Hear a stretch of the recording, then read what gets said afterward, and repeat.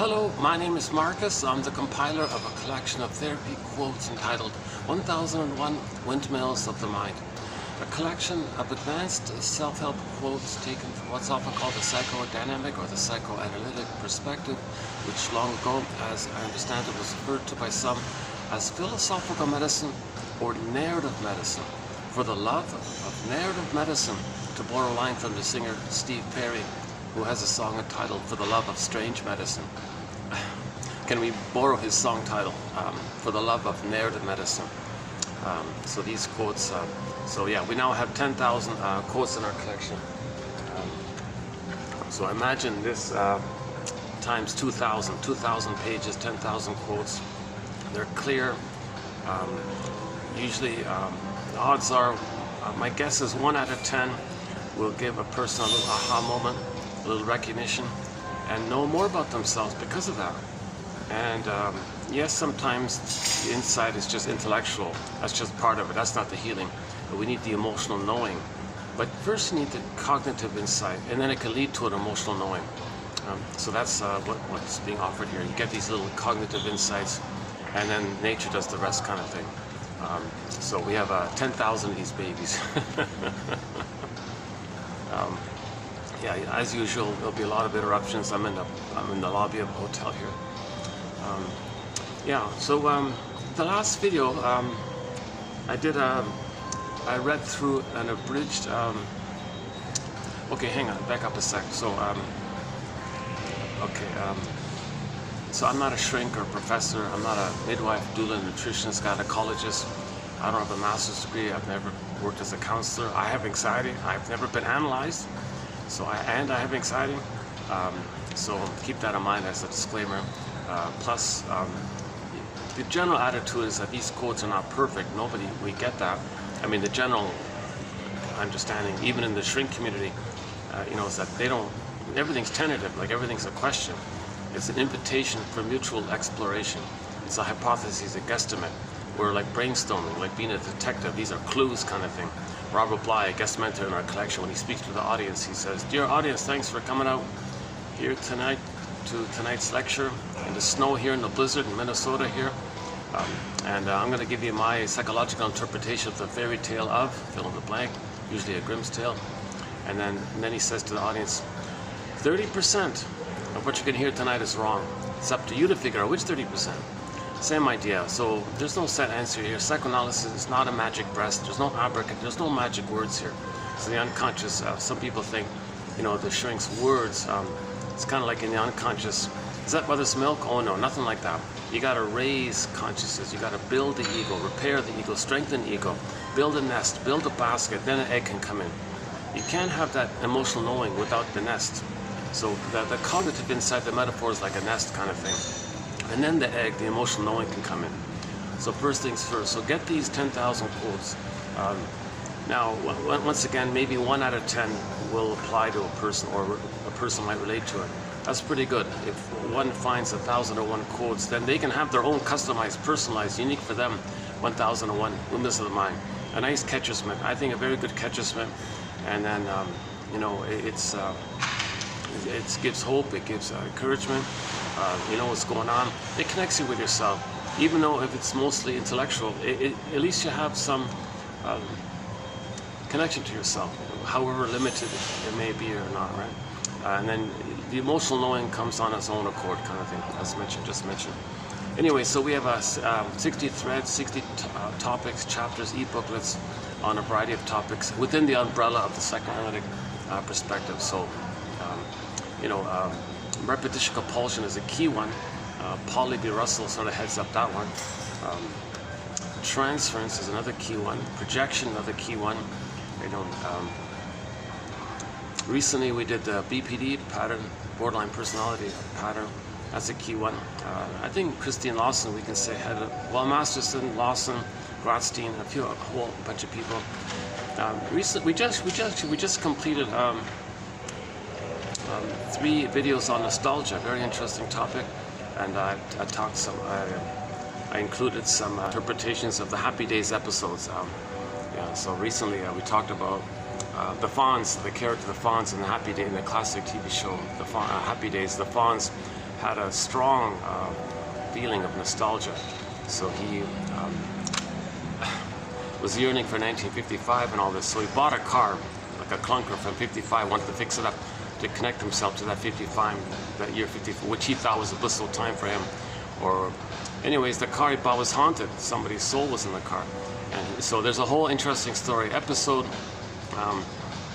season 11, episode 14, called The Spirit is Willing. So that's a very good episode for the topic of nostalgia. So I did a discussion on that topic about a week ago. In the park, the last time I was in the park, if you find that video. I don't have the reference here. Anyhow, so the last video was on Karen Horney. And then the 3 prior were on nostalgia. So in those 3, we did it. Our linked song was a song called Dreaming by the Santers Band, the live bootleg one. Santers bootleg Dreaming, that's a pretty good one. And hold on a sec.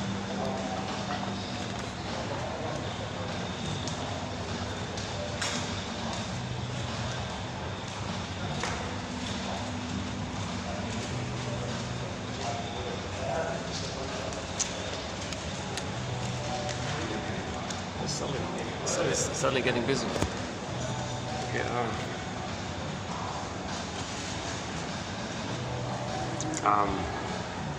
we did 26 videos on the work of the famous 70s psychologist Arthur Janoff. That's from 2745 to 70. Now he himself synthesized psychology, and out of his synthesis, I plucked out the top 300 quotes of his, and those top 300 quotes are in this collection here. Once again, 2745 to 70. That said, I think is a very good introduction to psychoanalysis. Okay, and anxiety is a topic, and passive aggressiveness is a topic.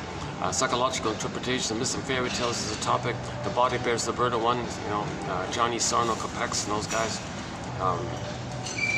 Mysteriously between mind and body, and how symptoms are a continuation of the baby's cries and screams to the mother. Just went detour through the body, that whole topic. And then, so our mentors, sort of our guiding mentors in this collection are Karen Horney, whom we're discussing today as well. Actually, another good one of hers. So yesterday I read an abridged a transcript that she gave at a town hall. Luckily, someone wrote it down, and it comes from a book called, oh, there's a stray cat. All right. Love seeing the cats here. I don't know if I'm getting in the camera there. Love the cats, yeah. The unknown Karen Horney. And he did a great thing. He managed to find somebody's notes and transcripts and they were never like published before, kind of thing. So it's called Unknown Karen Horney. So so she gave, like, just before she passed away, she gave some like little talks and things. One of them was about how do humans change and all this. So that was discussed yesterday. Another one of hers, also towards the end of her life, is the one we're doing here, paucity of inner experiences.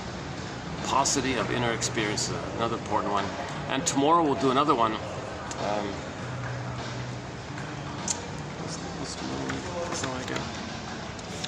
About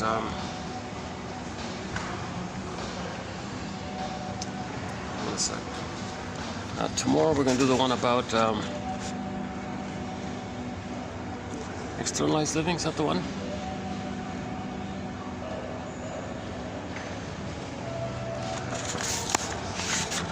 Oh, I forgot what.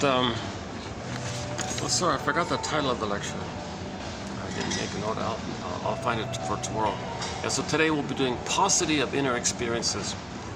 So I'm going to read, the lecture is about, I don't know how many pages, so I just kind of abridged it. So I'm just reading an abridged version. It's way better to read the whole thing because you get her kind of analytic mind at work. You get exposed to her way of thinking, kind of thing. She's got a very compassionate, analytic mind. She's really, it's good to read her books. Our Inner Conflicts is a very good book of hers. Her most famous one is the last one called Neurosis and Human Growth, popular book of hers. But I quite liked the previous one called Our Inner Conflicts. That's a great book. So anyways, there are, I think now 3 or 4 books based on notes of her work, like articles and lectures and things. So that's what we're sort of covering. Masterson's another mentor, James F. Masterson. He synthesizes object relations theory and developmental theory. He did a great service. He half seriously, half jokingly calls it the Masterson approach. You know? But he did a great thing. He brought together in clear terms object relations theory. Okay, that's just a revised, updated term for psychoanalysis. Object relations theory or psychoanalysis is the study of the internalization of interpersonal relationships. So the baby has an interpersonal relationship, baby and the mother. That's an outer interpersonal. He's going to lay down some kind of intrapsychic by that. Okay, and that's what we're studying. What memory system did he create? What kind of blueprint, schema, working model? Because that's going to influence his life, and that's what we look at, kind of thing. That's it, you know. And yeah, so a lot of great quotes from Masterson, Karen Horney, Edmund Berger, another key mentor in our collection here. 24 books, 300 papers. Brilliant man, and he wrote mainly in the 40s and 50s, and we got a lot of great quotes from him. Melanie Klein, another quote-unquote mother of psychoanalysis. Karen Horney, Melanie Klein, and Margaret Mahler are sort of like the mothers of psychoanalysis, in my opinion. So yeah, so Melanie Klein, her various theories about projective identification and the positions, splitting mechanism. That's she's sort of like provides sort of like the key kind of key points, you know. And it links in with Fairbairn, another one of our mentors. He kind of like really kind of made it clear that there is this endopsychic structure. So the intrapsychic model, he calls it the endopsychic structure, and he's got little points that are important. So Fairbairn, Klein, and Margaret Mahler about the developmental process, psychological birth. So those are the sort of the main mentors there. Okay, Mahler, Klein, Fairbairn. Okay, Berger, Masterson, Horney. Now, Bly, Robert Bly, I consider him like a guest mentor. He's not like a shrink, but he has a lot of great material. So I consider him like a guest. I've been calling him. A lot of his metaphors are in our collection. You know, a fun one is the psychologically minded TV show and film quotes. That's a very fun thread. You know, like for example, Route 66. If you go to TQ 2599, we got 11 quotes from that classic TV show, Route 66.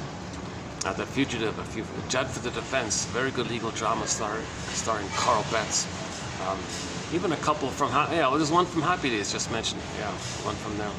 And there's like one or two, like a sprinkling from a variety of shows. And there are, you know, these are quotes that no one's really highlighted or wrote down. Like you don't find it, right? So it's kind of unique that we have this here. You know, like every sort of set of videos on a topic, I feel kind of like, oh my God.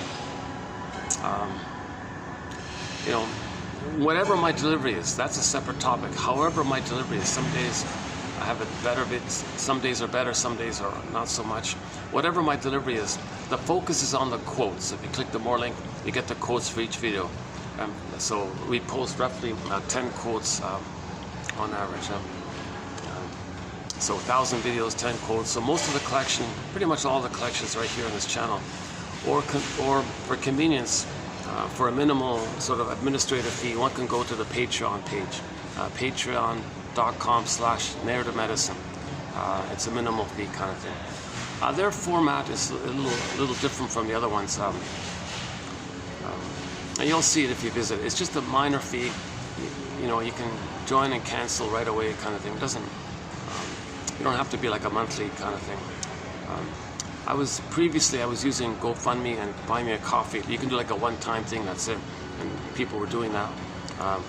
Because of the location issues and things, I can't use those anymore. So I've just started using Patreon.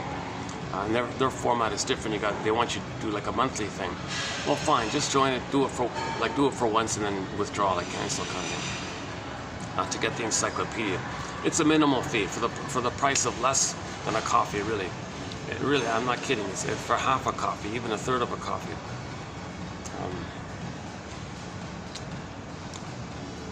I haven't yet cooled off yet. I should have waited. Problem is I got a late start. Let's see what time I get here. I'm kind of half sweating. What is it? Let's see. 3 o'clock, 2:55. So we'll do about hopefully I'll get at least a good 2 hours in here. What I normally do in the videos is give some kind of overview of some of the key points. Like Morton Keeson's point about how dysfunction is loyalty to the mother. Identification with the aggressor, a key point. Repetition, compulsion, transference, the stingers and the clingers, the primary process mentation, secondary mentation. A lot of the sort of practical, the splitting mechanism, projective identification mechanism. This identification with the aggressor is a very key one. Sandra Frenzy.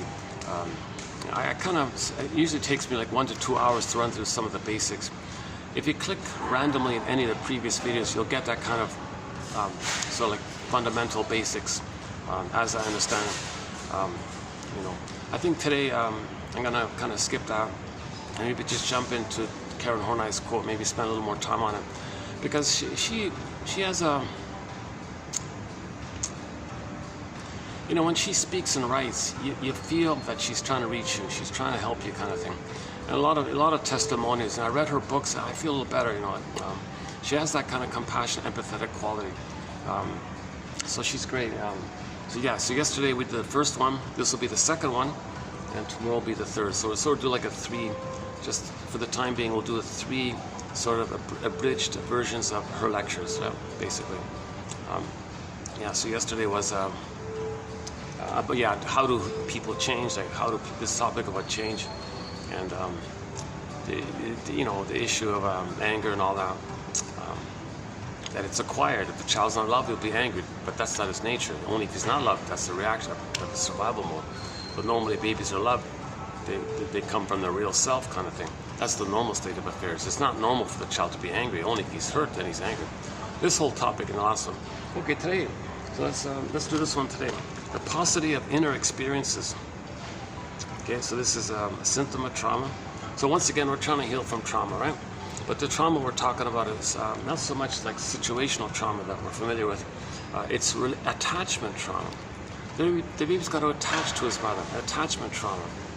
Like he needs a safe, secure attachment with the mother. Her attunement, her reverie, her rhythm of safety, her warmth of tenderness. And there's like a flowful rhythm with her holding the baby safely, the baby suckling safely, skin-to-skin contact, natural feeding, loving gaze. Baby needs like a paradise with the mother.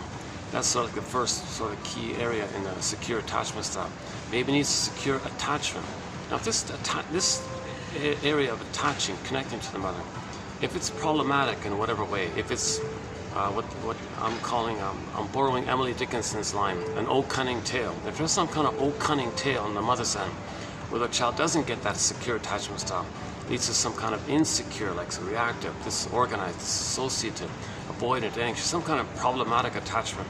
That's also known as attachment trauma, relational trauma, interpersonal trauma, betrayal trauma.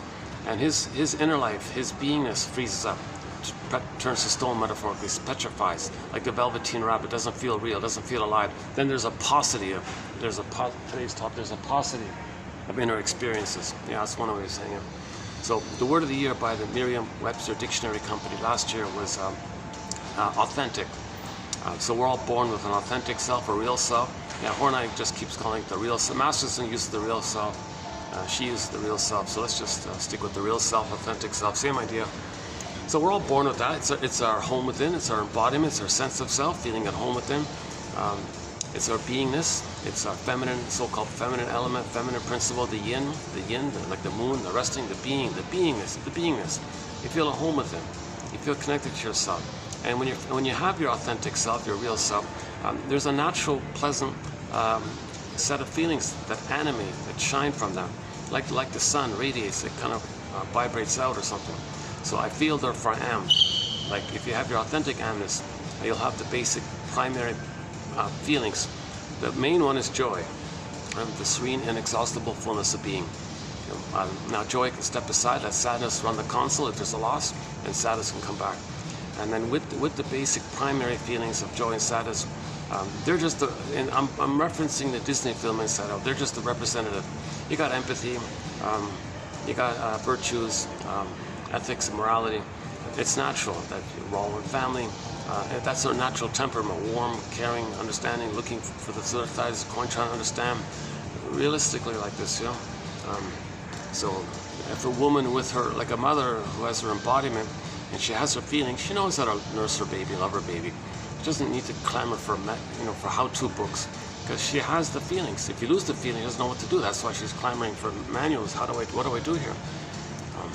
So the natural ethic of a motherly, being a mother and connecting, being aware of understanding the baby's signal, because she has feelings. She can feel what the baby's feeling. She knows the baby needs an attachment, so she gives that attachment for the baby, and then with that attachment, she picks up the baby's signals and knows how to respond. That's like a normal state of affairs, right? Yeah, so just quickly again, in the original Disney film, 9 years ago, what's that again? 15, right? 2015, is that right? Yeah, 2015, the original first Inside Out film. We see the two types of feelings, okay? The two groupings. Like you got 5 characters, right? Joy and sadness. That's from our feeling self, our embodiment. That's the basic ones. Okay. Now, when the needs for the child are not met, they zoop away, and then the person is triggered up back to the survival brain. That flares up fear, anger, and the third one was disgust, which was mainly distaste and dissmell, or sometimes it played the role of shame. But like physiological kind of areas, right? But when the person's embodied, they feel joy, and then there's trust and empathy and caring, and you're going to be an elder late in life, and you enjoy the present, and you take delight in things. And when you have your authentic self, that implies that your ego's there, your consciousness of it's there, because we're conscious, right? And if you're, see, in trauma, that consciousness of uniqueness is not available. But if without the trauma, the person is going to be unique, going to be aware of how the Great Spirit makes everyone a little unique, kind of thing. That's the theory, right? And then if we're aware of our uniqueness, which we express, there's loving life, meaning, pleasure, path with heart, and everyone's better off for it, kind of thing. What's that?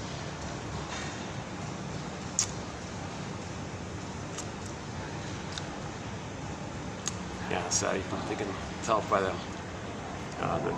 fellow passing by looked pretty tense and kind of thing. A lot of Johnny Sarno, a lot of body tension, all this, like a lot of back pain and hardened shoulders, hardened back, very stiff. A lot of this,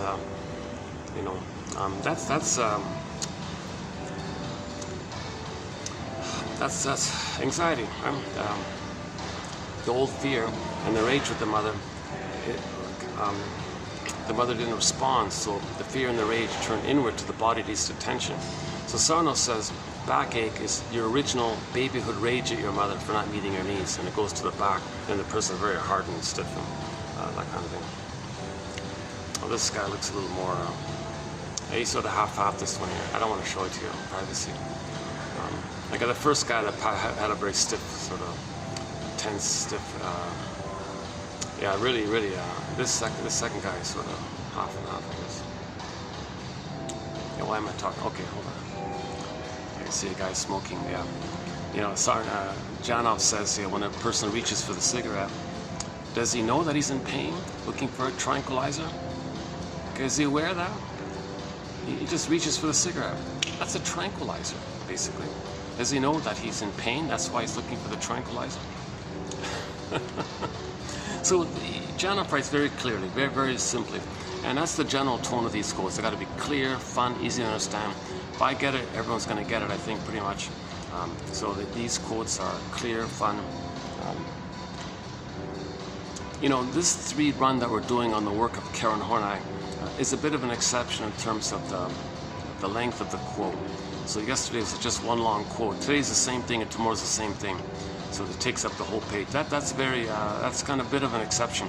Normally the quotes are very short, like 1 line, 2 lines, maybe 3 lines. That's pretty typical, like a one-liner. Sometimes just like a bunch of one-liners, even just like a half a line or something. That's pretty typical. Occasionally there's like short paragraphs, but what we're doing here is a rare exception where we're doing like the whole page kind of thing. That's because it's Karen Horney. Her gift is just reading her, so you don't really. It's different with her. Like she's trying to help you to feel, right? So it's a little bit different with her. Hans Lowald has that a little bit. Hans Lowald a little bit has that quality. He's trying to make you feel when you read his thing. He's trying. Like he didn't quite. The little moments there, you get little moments. So I posted that quote from Hans Lowald about 2 years ago or something, about laying the ghost to rest and all this. He talks a lot about transference. So when there's trauma, we repeat, called repetition compulsion, and due to the repetition compulsion, we transfer that interaction with the mother to the present. So the present, just like a new edition of the past, or a new staging of the past, a reenactment of the past, a psychodrama, melodrama of the past.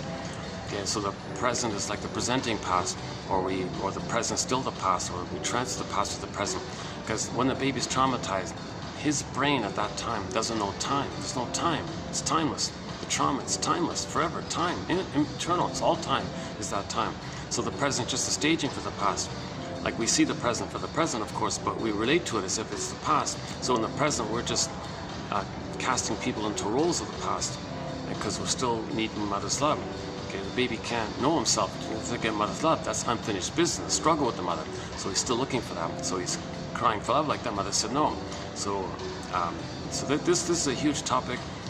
We use Berger's metaphor of the record in previous videos. Again, I'm not going to do the whole thing, but yeah, why am I not doing it? Yeah, I guess I'm having a little. I'm not fully rested today, so maybe that's part of it. Yeah. Depends on my mood, right?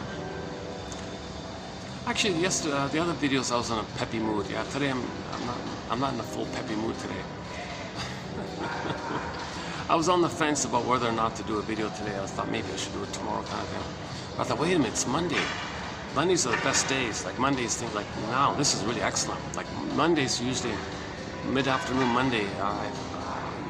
There's a good chance it's kind of like this. So yeah, so it's worth doing it if I can get a little piece like this. You know? Okay, so key points: repetition, compulsion, transference, identification with the aggressor.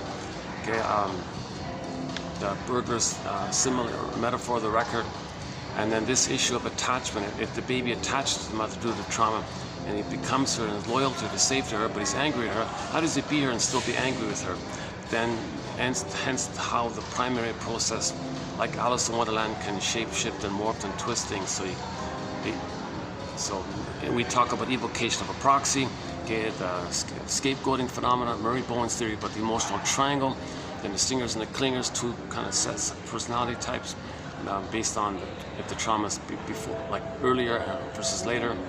And then the stingers, we talk about their sense that everything's in survival mode. They think like they're the jungle slogans, right? So, and then the clingers are a little childlike, but they're still on development. The stingers, they forget about their soul. They find proxies to play their soul to shame because the mother shamed them. But they're angry at the mother. Then the proxy they see is their mother, and then they fight with the mother, thinking they're using the proxy as their mother. So they're flipping and twisting, and so that's why it's perverse thinking, psychotic thinking. Doesn't make sense what they're doing. But they're still in that battle, crying for love. But the stingers don't directly cry for love. They find proxy to play them, cry for love, and reject them the way their mother rejected them. Then see the one that just rejected as the mother who rejected them. Then they play themselves to fight against the mother. This whole topic is an important one. So we spent a lot of time on that topic, actually. And then the issue of if stingers get together, a lot of tension there, so they gotta, find a scapegoat to discharge the tension on, because they don't feel. There's a paucity of inner feelings. You know?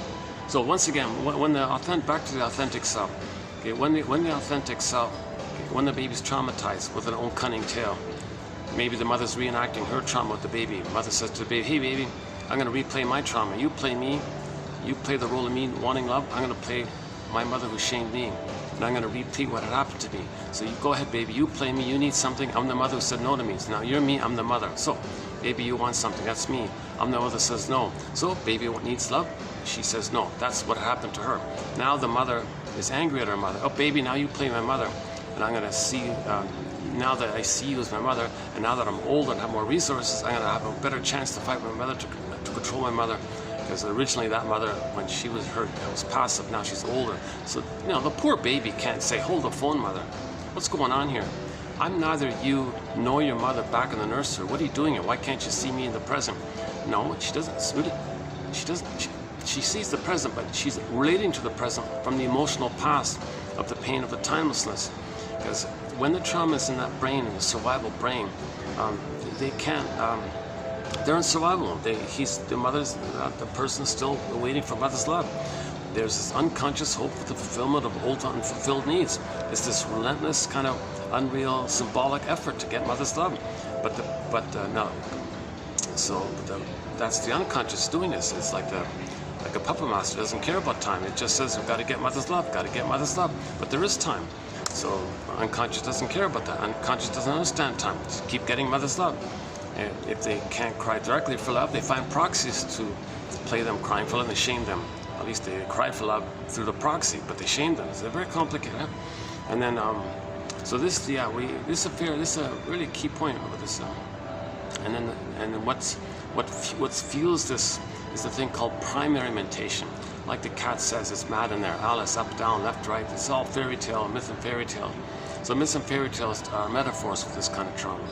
So okay, and then we talk about the various jungle slogans, the BPD amalgam with the survival anxiety we talk about, and some of the songs they might like,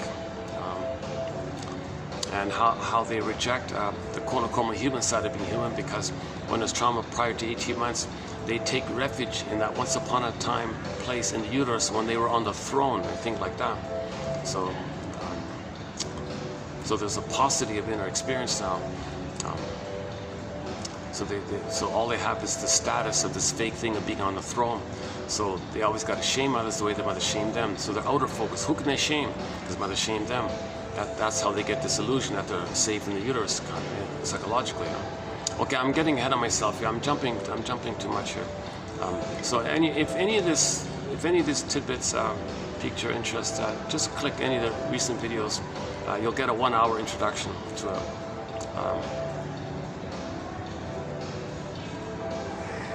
Yeah, part of me would like to offer it in a very condensed way. I don't know how to, I'm not quite there yet where I can present all that material in a condensed way. I feel like a part of me is trying to do that. Like, can I present all that material like in 20 minutes in a nice, crispy little, neat little.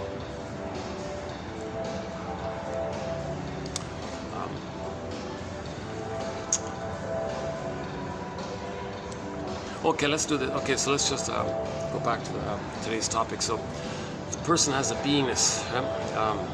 If the baby's traumatized, the baby says to himself, "Oh, I gotta protect my beingness." Okay, so the image for this is the beingness.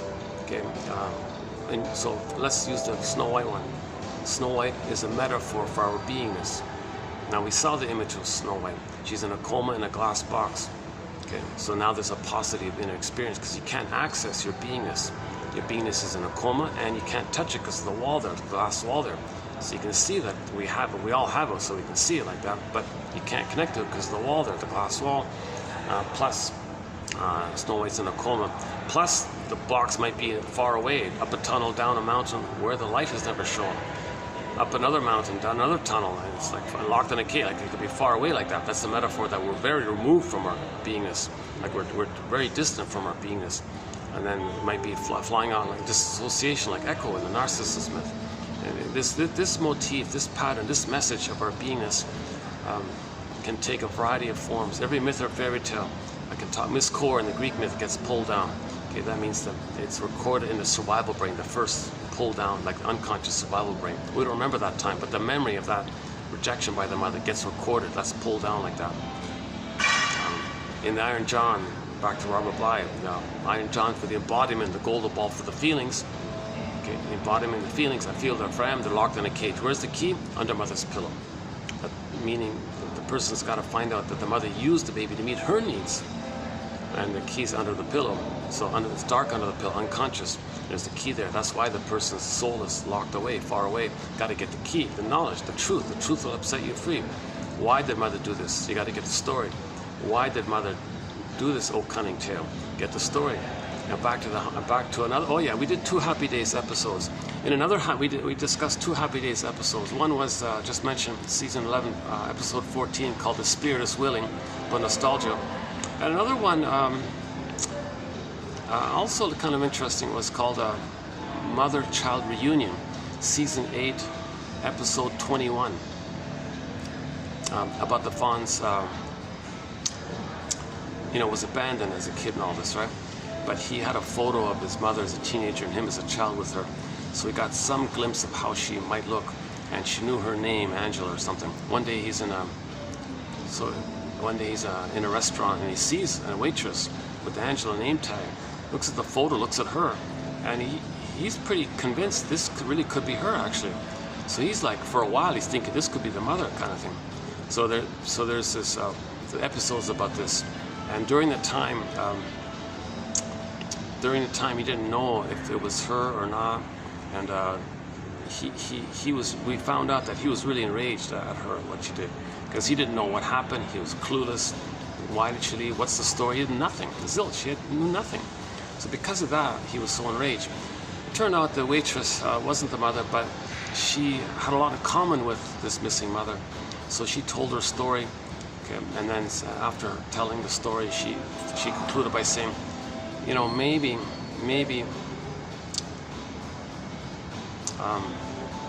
what was going on with your mother was kind of like what was going on with me. A teenager on one, couldn't handle a scare and all this. So he got her story, thinking she's a lot like him, and so she got some sense of a possible story of what happened to him. So the act of getting the story of why she did what she did helped. Then he wasn't so angry anymore, right? So when you get the story, you can forgive and heal and all that.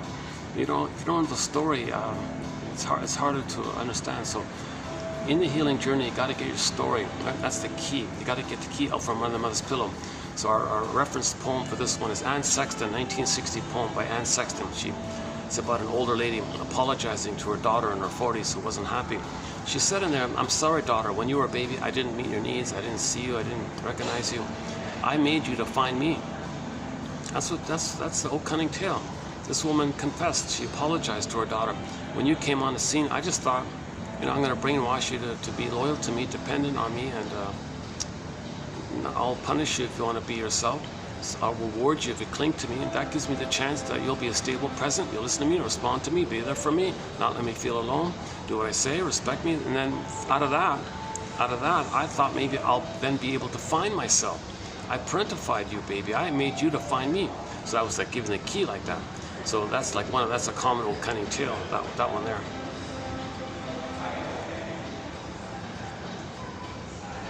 Okay, so but back to this today's topic, inner paucity of inner life.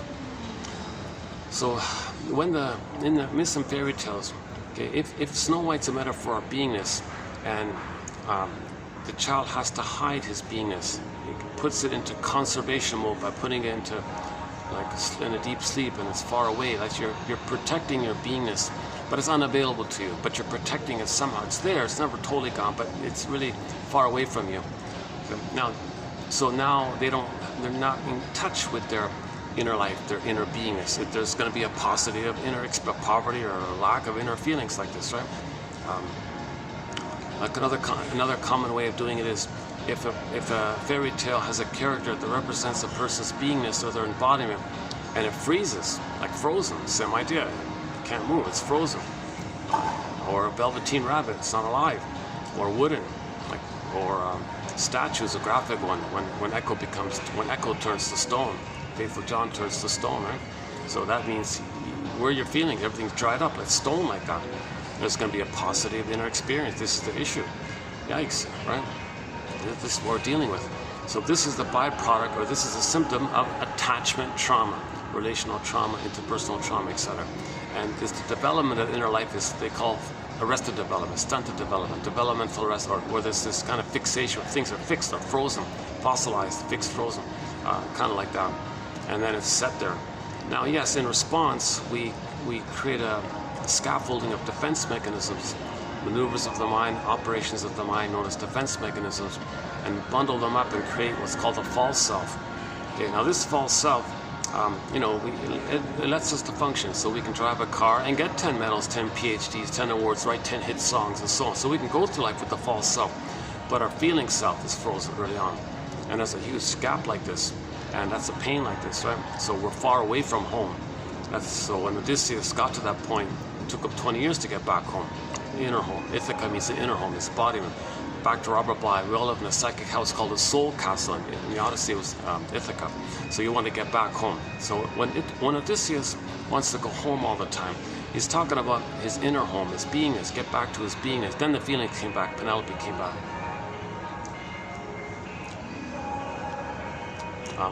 Now while the person's living with the false self, there's going to be a paucity of inner experiences.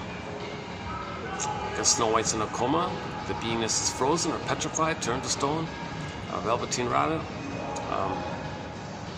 Person doesn't feel real and alive.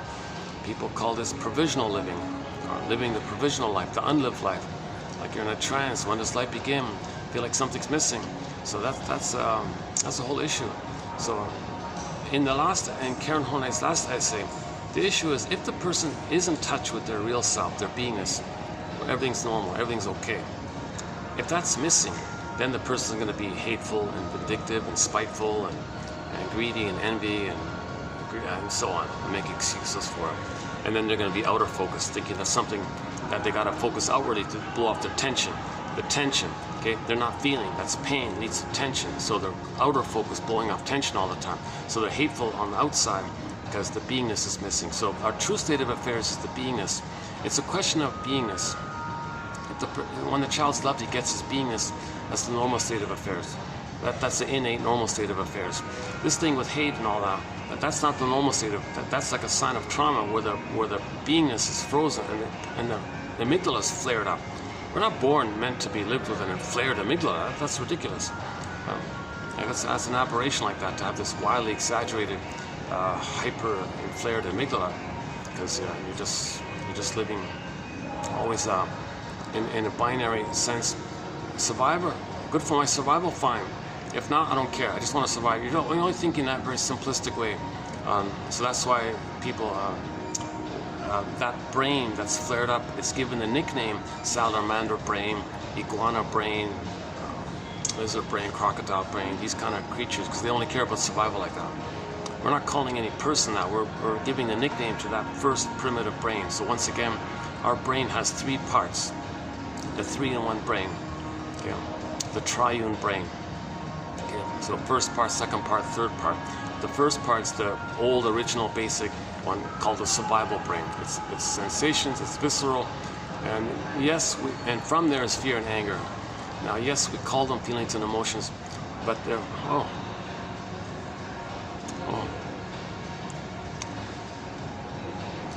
someone did a strange thing. Someone walked by.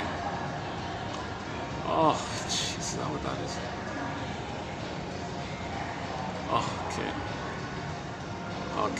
That's something I've always tried to avoid. I think I missed it. See, I'm facing, like I'm filming here, right? But when someone walks across me, I always avoid. I always try to turn the camera so they might not misunderstand and think I'm filming them or something. But while I was just now talking, I didn't see that a couple was passing by, kind of thing. And then, as they passed by, the lady took a photo of me, thinking, well, if you're filming me, I'm gonna find out who filmed. Like this, that's what I want to avoid, these kind of worries like this. So she's passing by, I'm taking a photo of you, because I think you just took a photo of me. Why are you taking a photo of me? So I'm gonna find out who took. No, I'm not filming you. I'm not looking at you. I didn't even see it. Jesus. I've always been. That's the first time that's happened. I've always been so vigilant. Like, talk about amygdala. I've always been very careful to make sure that doesn't happen. But she wasn't like angry or anything. She just kind of calmly did it, kind of thing.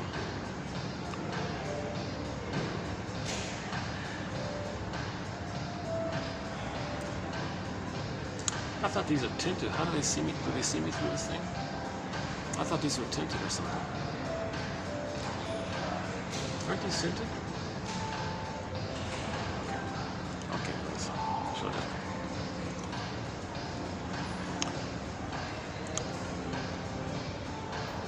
Well, she's smart enough. She saw me babbling on. She saw me talking into the camera, right? Like she never, in no way was I ever like consciously pointing it at her. So she clearly knows I wasn't filming. Yeah, that's pretty obvious.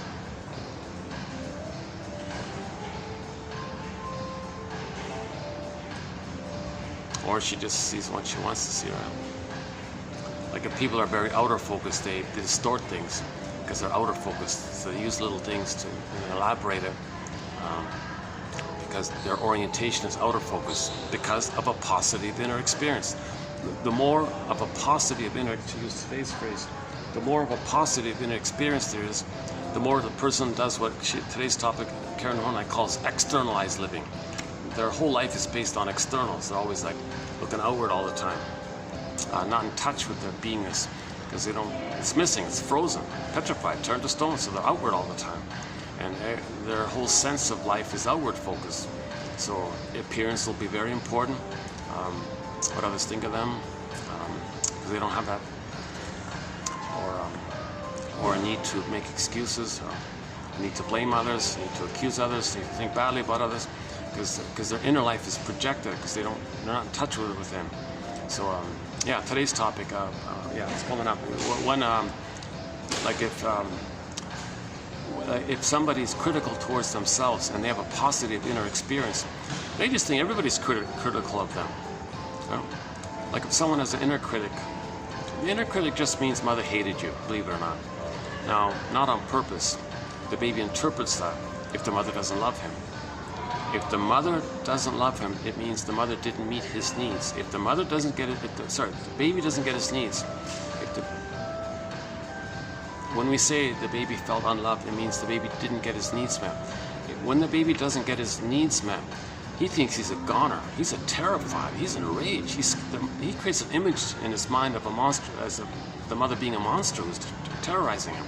It's wildly exaggerated for the poor baby, right? It's not like a simple thing, mother makes a mistake, oh, baby will understand. No, he doesn't. He thinks he's a goner. He can't make it on his own. He's totally dependent on the mother. He doesn't know time. The mother's not around, for example, or the mother's hurting him, or mishandling him, or not making him feel safe. Everything's elaborated. Everything's elaborated. He's a goner like that. So he remembers, he records this, and that becomes the inner critic. Mother was misunderstood, mother rejected him, that's criticizing him, that's called inner critic. So now if you're later on, you're unaware of this inner critic. You know, you're no good, you're no good this, you're no good that, okay, whatever. The baby, you're rejected, you're shamed, all that stuff. Then they think then they tend to see that and make it up to fit that. So they always see the inner critic on everybody outwardly, and they think like in those kind of terms. So if that lady has that, for example, she might misinterpret a little benign little thing. Oh, I don't care he's talking on the phone. I need to see that other people are criticizing me because I have a positive inner experience. I gotta make it up. I gotta see that others are criticizing me. Others are not liking me or something. Others are suspicious of me, whatever. Or others are looking at me badly. And, oh, he's filming. Maybe he's looking at me badly. Now she's fighting back. Who's looking at me badly? So she's outer focused. No, I'm not your mother who you believe rejected you. Like she's kind of outer focused. It's called externalized living. She's too focused on it's too much externalized living.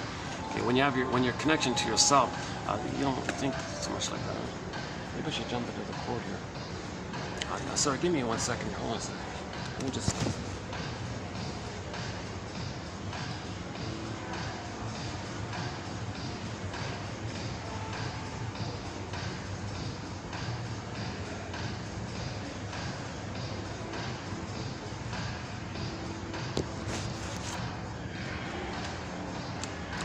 Despite the little hiccup there, it's a nice afternoon here. I did a recent video in the mall. It was kind of interesting. I was bouncing. I was in the mall. Right? I bounced on several layers of floors on the mall. I did the video, I think, on three levels on the mall. I bounced around 3 levels on the mall. That video turned out to be okay. It was a fun kind of video, I thought. Yeah, I was in a lighter mood, I think. The mall one. And we talked about the Disney film Inside Out 2, the trailer, because the ads are out for the trailer for the sequel. So later this month, mid-June 2024, I'm posting this in the first week of June. So yeah, basically next week it's coming out. Yeah, so come to this channel next week. You'll get a full review of the film.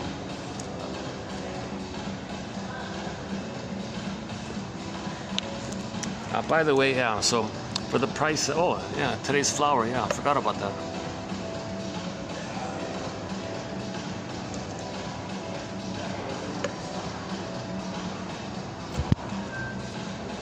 Yeah, really nice touch with this hotel. They have fresh flowers each day. They change them every day, fresh flower.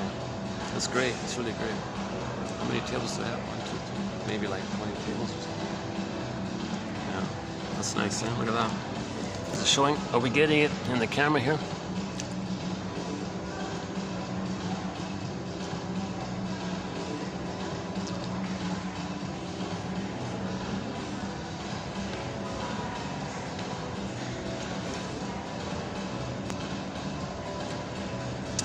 It's on the back of my mind, that little interaction there. It's on the back of my mind.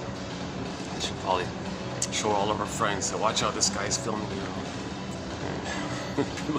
People look for excuses to get angry at somebody. Well, the mother's angry at them. No, others are angry at me. So they got to externalize what's internal, because they don't know the internal. So they externalize their psychic structure, their memories. Oh, really? That's coming up. Yeah, that point's going to be made here. Oh, I remember, yeah, Karen Horney gave that similar example. She was giving a lecture. She said that if she's going to give a lecture to people, and if she projects her inner critic onto the audience, and she calls it the tyranny of the should, like the inner critic, oh, you should do this, you should do this, and she projects that should voice, and if she's not aware of it, she'll project it onto the audience and think that the audience is critical of her. Now, if she does that, that'll affect her delivery. It'll make her nervous, kind of thing, and that'll affect her delivery. Then she won't do a good job, you see, and that'll confirm the voice inside, because you're kind of self-fulfilling it. So it's helpful to be aware of your projections, right? Some people project their innocence onto others and then treat them the way their mother treated them. You know,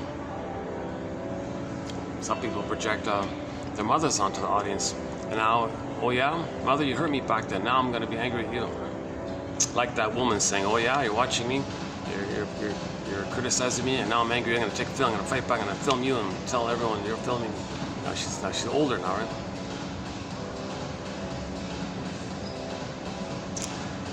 There's no. See, whatever. I completely didn't even see her. I was oblivious to it. Yeah, I missed it. Son of a gun. Okay, let me count this. Let me up. So now I need to dip into our self-help thread. We have a self-help thread in our collection. Just little things to calm you down, kind of thing, right?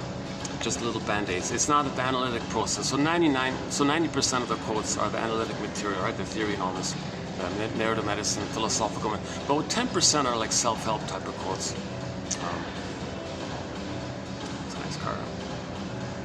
Yeah, brand new all electric car. They're nice and quiet, those cars, eh? Nice and just smooth and quiet, yeah. Yeah, the self-help, a common one is, well, first of all, give yourself a little empathy. Well, you're feeling a little uncomfortable. Well, you must have a very good reason, Marcus. So I'll talk to myself. Marcus, you must have a very good reason for feeling a little upset, let's say, a twinge, a little.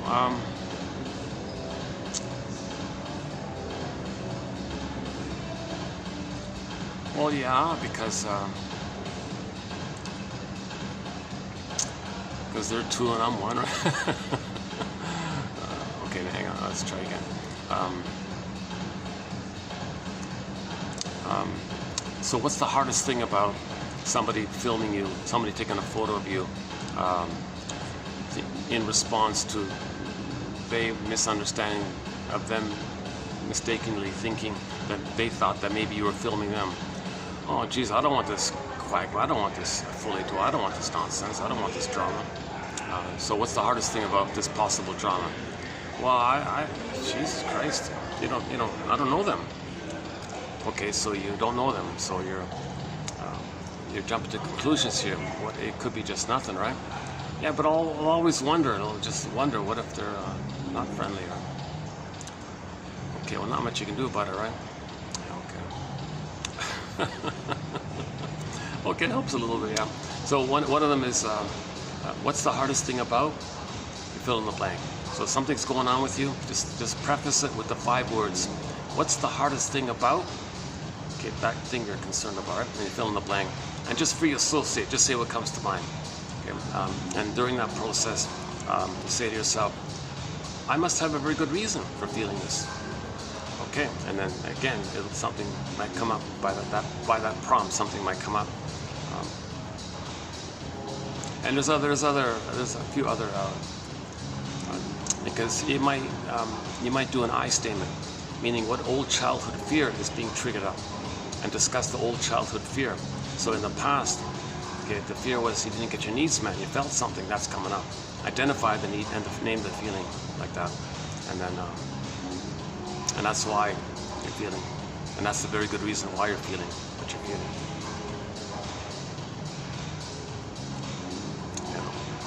Our I statement is headed up by Susan, self-help author, not a shrink, just a regular self-help author, Susan Campbell, 2360.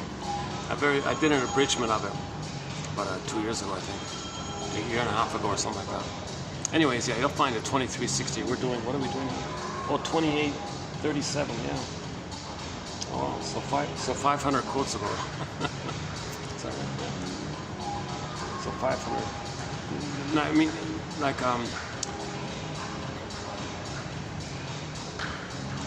like some videos are like this, just one TQ quote with multiple parts. Some videos have like 10 TQ quotes, sometimes 20 in like one video. It varies, right? But however the TQs are done, on average, each video has 10 quotes. Put it that way. Now let's jump into today's essay here. So this is Karen Horney. One of her last lectures, like a talk she gave to the last one was a town hall, I think, like an open for the public. That's why it was very easy. It was easy. It was a very easy one, right? So go to yesterday's one. This was the town hall one she gave yesterday. So we did this one yesterday. A good one. I think it's a good one. A basic one, but good one. This one, I think she spoke at a conference or whatever it is. Anyways, she gave a talk somewhere, and somebody recorded it, kind of thing. And here's the transcript. Now, out of that, I just abridged it. So this is just an abridgment of it. This was. So here we go. It's entitled "Paucity of Inner Experiences," 1952, I think. Yeah, she passed away in 52, right? 1952. Born in 1880, something like that. Okay, paucity of inner experiences. One person called it a kind of haziness. Another would call it like living in a fog kind of thing. All of us have an interest in not being aware of certain feelings, wishes, inner conflicts, qualities within ourselves. A person, for instance, who persistently keeps himself down is unconsciously interested in being unaware of his assets. Now that right there, right? So if the person's not successful in life, they unconsciously want to be unaware of their strength and assets, because the pain will bring up. So let's enter Masterson. Real his axiom, famous axiom, real self-activation triggers abandonment, depression, massive pain, massive anxiety, which leads to defense. I don't want to know it, right? Or eat some ice cream. Okay, so the baby was real in the beginning. He was real. He was authentic. Had needs. Mother, I'm reaching out to you. Mother, oh cunning tale, shamed him, hurt him. He froze up inside. The emotions for that, Masterson, his jargon is abandonment, depression, an umbrella term for helplessness, powerless, shame, rage, fear, the whole thing like that. His phrase, abandonment, depression. He was abandoned, he's depressed, he's enraged, he's scared, helpless, powerless, abandonment, depression. So the baby had initial self-activation. He was growing and being and relating to his mother. Hi, mother, where are you? I need you. Oh, you're missing my needs. Well, let me communicate it to you. Oh, you're rejecting my communication as well. Oh, boy. Then, oh, that's a real pain to freeze up the soul. There's a pain so utter, it swallows substance up, and then the person's in a trance, you know. The endorphins kick in, and the pain was so great, the brain sent endorphins to numb it all. That's equivalent to the gazelle running in the forest and the lion biting him, you know, while he's running, and to survive, the gazelle's brain sends him endorphins to make him unaware of the pain, to keep running so he can escape, kind of thing. Like, that's pretty painful like that, right? There's a pain so utter, it swallows substance up. So his beingness got, his core got pulled down, that kind of thing. Also, Emily Dickinson, the baby had a great hope. It fell. The baby had a great hope for a secure attachment stop. It fell. You heard no noise. The wreckage was within. The trauma, the freezing, the petrification, Snow White in a coma. The wreckage, the damage was within. Oh, cunning tale. Oh, cunning tale. What a cunning tale. The mother thinks she's going to use the baby to take care of her so she can find herself. She's going to use the baby to blow off steam. She's angry at the husband. She'll take it on the baby. Oh, cunning tale. The mother thinks the baby's her mother. Now she's fighting with the baby, thinking the baby's her mother. Oh, cunning tale. Mother just ignores the baby, thinking she can use her new sexy appearance to tease the guys at the office, to have power over them. So she neglects the baby. Childhood emotional neglect.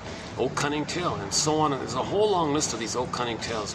It's kind of shocking to learn how so many mothers are not attuned to meeting their baby's needs because they have a positive inner experience. They don't feel that the baby is a little human being with needs. Oh, don't worry, they'll forget it. Oh, it doesn't matter. Just give them the powder stuff, they'll be fine. Oh, don't worry, you're making a big deal out of nothing. Positive inner experience. They don't know it themselves, so they're not in touch with their feelings. So they don't have a sense of what the baby's feeling. Baby has feelings, come on.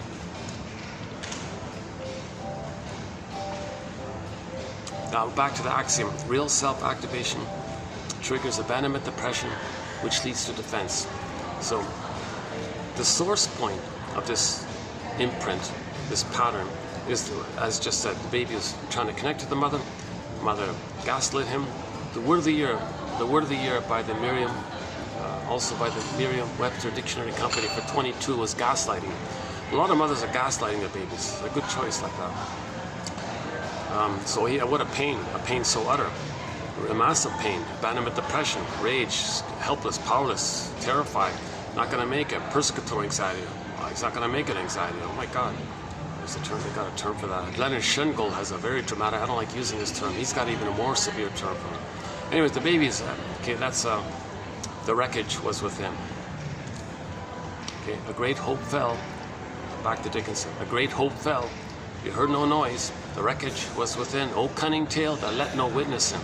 So this is called the unthought known. Something happened, it's amnesic memory, but he'll never know it. That's the scarecrow looking for a brain. We don't know it. Something happened, we don't know it. Lack of the brain. Okay, we'll finish up the scarecrow. So the ego is undeveloped, it's submerged and frazzled up like a scarecrow, no brain. Okay, now the child's not loved, so he's not going to love life. That's the Tin Man with missing a heart, not being able to love life and feel the heart, the positive inner experience. The Tin Man is the positive inner experience. So the Tin Man and the scarecrow being like that, that means the person's going to feel disembodied, lack of embodiment. That's the cowardly lion. Okay, so you see things are soul's damaged like this, and now this is like a fairy tale. So Dorothy's a part of the system that's a part of nature that's trying to heal things. So Dorothy's trying to line up, okay, mind, heart, and body, get it lined up, get it connected, lined up, right? Someone said, well, be like Dorothy. Recognize that if you feel disembodied, like the lion. Kristen Wilson says, yeah, if you don't feel embodied, you're not making sense anymore. You're grasping on the outside to change the past, not making sense. You're treating others the way your mother treated you, thinking your mother's going to, some magical time machine will appear and change the past. You're not making sense like this. Okay, and then if you're not loving life, that's the Tin Man. Okay, so normal development, the child loves life when he expresses uniqueness, but if he doesn't have his uniqueness frozen, then he's not going to love life. So there's no path of heart or meaning or feeling or loving life and all this. That's the Tin Man. Well, what do? Be like Dorothy. First things first. Okay, start with the scarecrow. Start with the straw man. Start with the straw man. Give him a brain. Okay, this is an attempt to give the straw man a brain. These 10,000 quotes, okay, for each person it might be 1,000. These 1,001 quotes are kind of like trying to give the scarecrow a brain. Bit by bit, give the scarecrow a brain. Strengthen the ego. Give them the ballpark. Yes, the ballpark approximations, theories, models. Okay, object relations theory, developmental theory, master synthesis of them all. Okay, intrapsychic structure, Althea Horner, and so on. Dorothy MacArthur, and all the other theorists. It's helpful. It's kind of like giving some encouragement, some ideas and knowledge. It's a little hopeful like that. Could be this, maybe this, or maybe it's that. Like the Fawns, oh, maybe that. Oh, maybe my mother was just a frightened teenager and panicked and ran away. Maybe like, just like, maybe like, and it helps. Just, so you want the straw house to be a brick house, in other words. You want to firm up the ego. Okay, so remember with the brick house in the children's story, with the wolf poofed away. The wolf is just a made-up fantasy image that the mother wants to eat him. Nonsense. With a strong ego, you know that's nonsense. That's why the wolf poofs away. But with a weak ego, you're frightened of your own image that you made of your mother being a hungry wolf that wants to eat you, or a devouring monster that wants to eat you, or like the Cyclops in the Odyssey, like the Boar Queen in White Bear King Balaam, or the angry witch in Hansel and Gretel, or the witch in Wizard of Oz. But with a strong ego, you know that's just a metaphor of how you felt. You just projected and made that image. The baby felt like a hungry wolf. The baby had rage or oral greed, created an image like that. So with a strong ego, you know that's why the thing poofs away. So you need a strong ego. This gives a strong ego. Likewise, simultaneously, these quotes are giving us a lantern. A lot of this is unknown, so these are like giving us a lantern, night vision, to see and bring back, okay, a lantern. Or another one is a catcher's mitt, so we can catch the ball. Okay, another one is the psychoanalysis looks for an egg in a basket that's missing. This is weaving the basket. That's why we need this stuff. This is good stuff.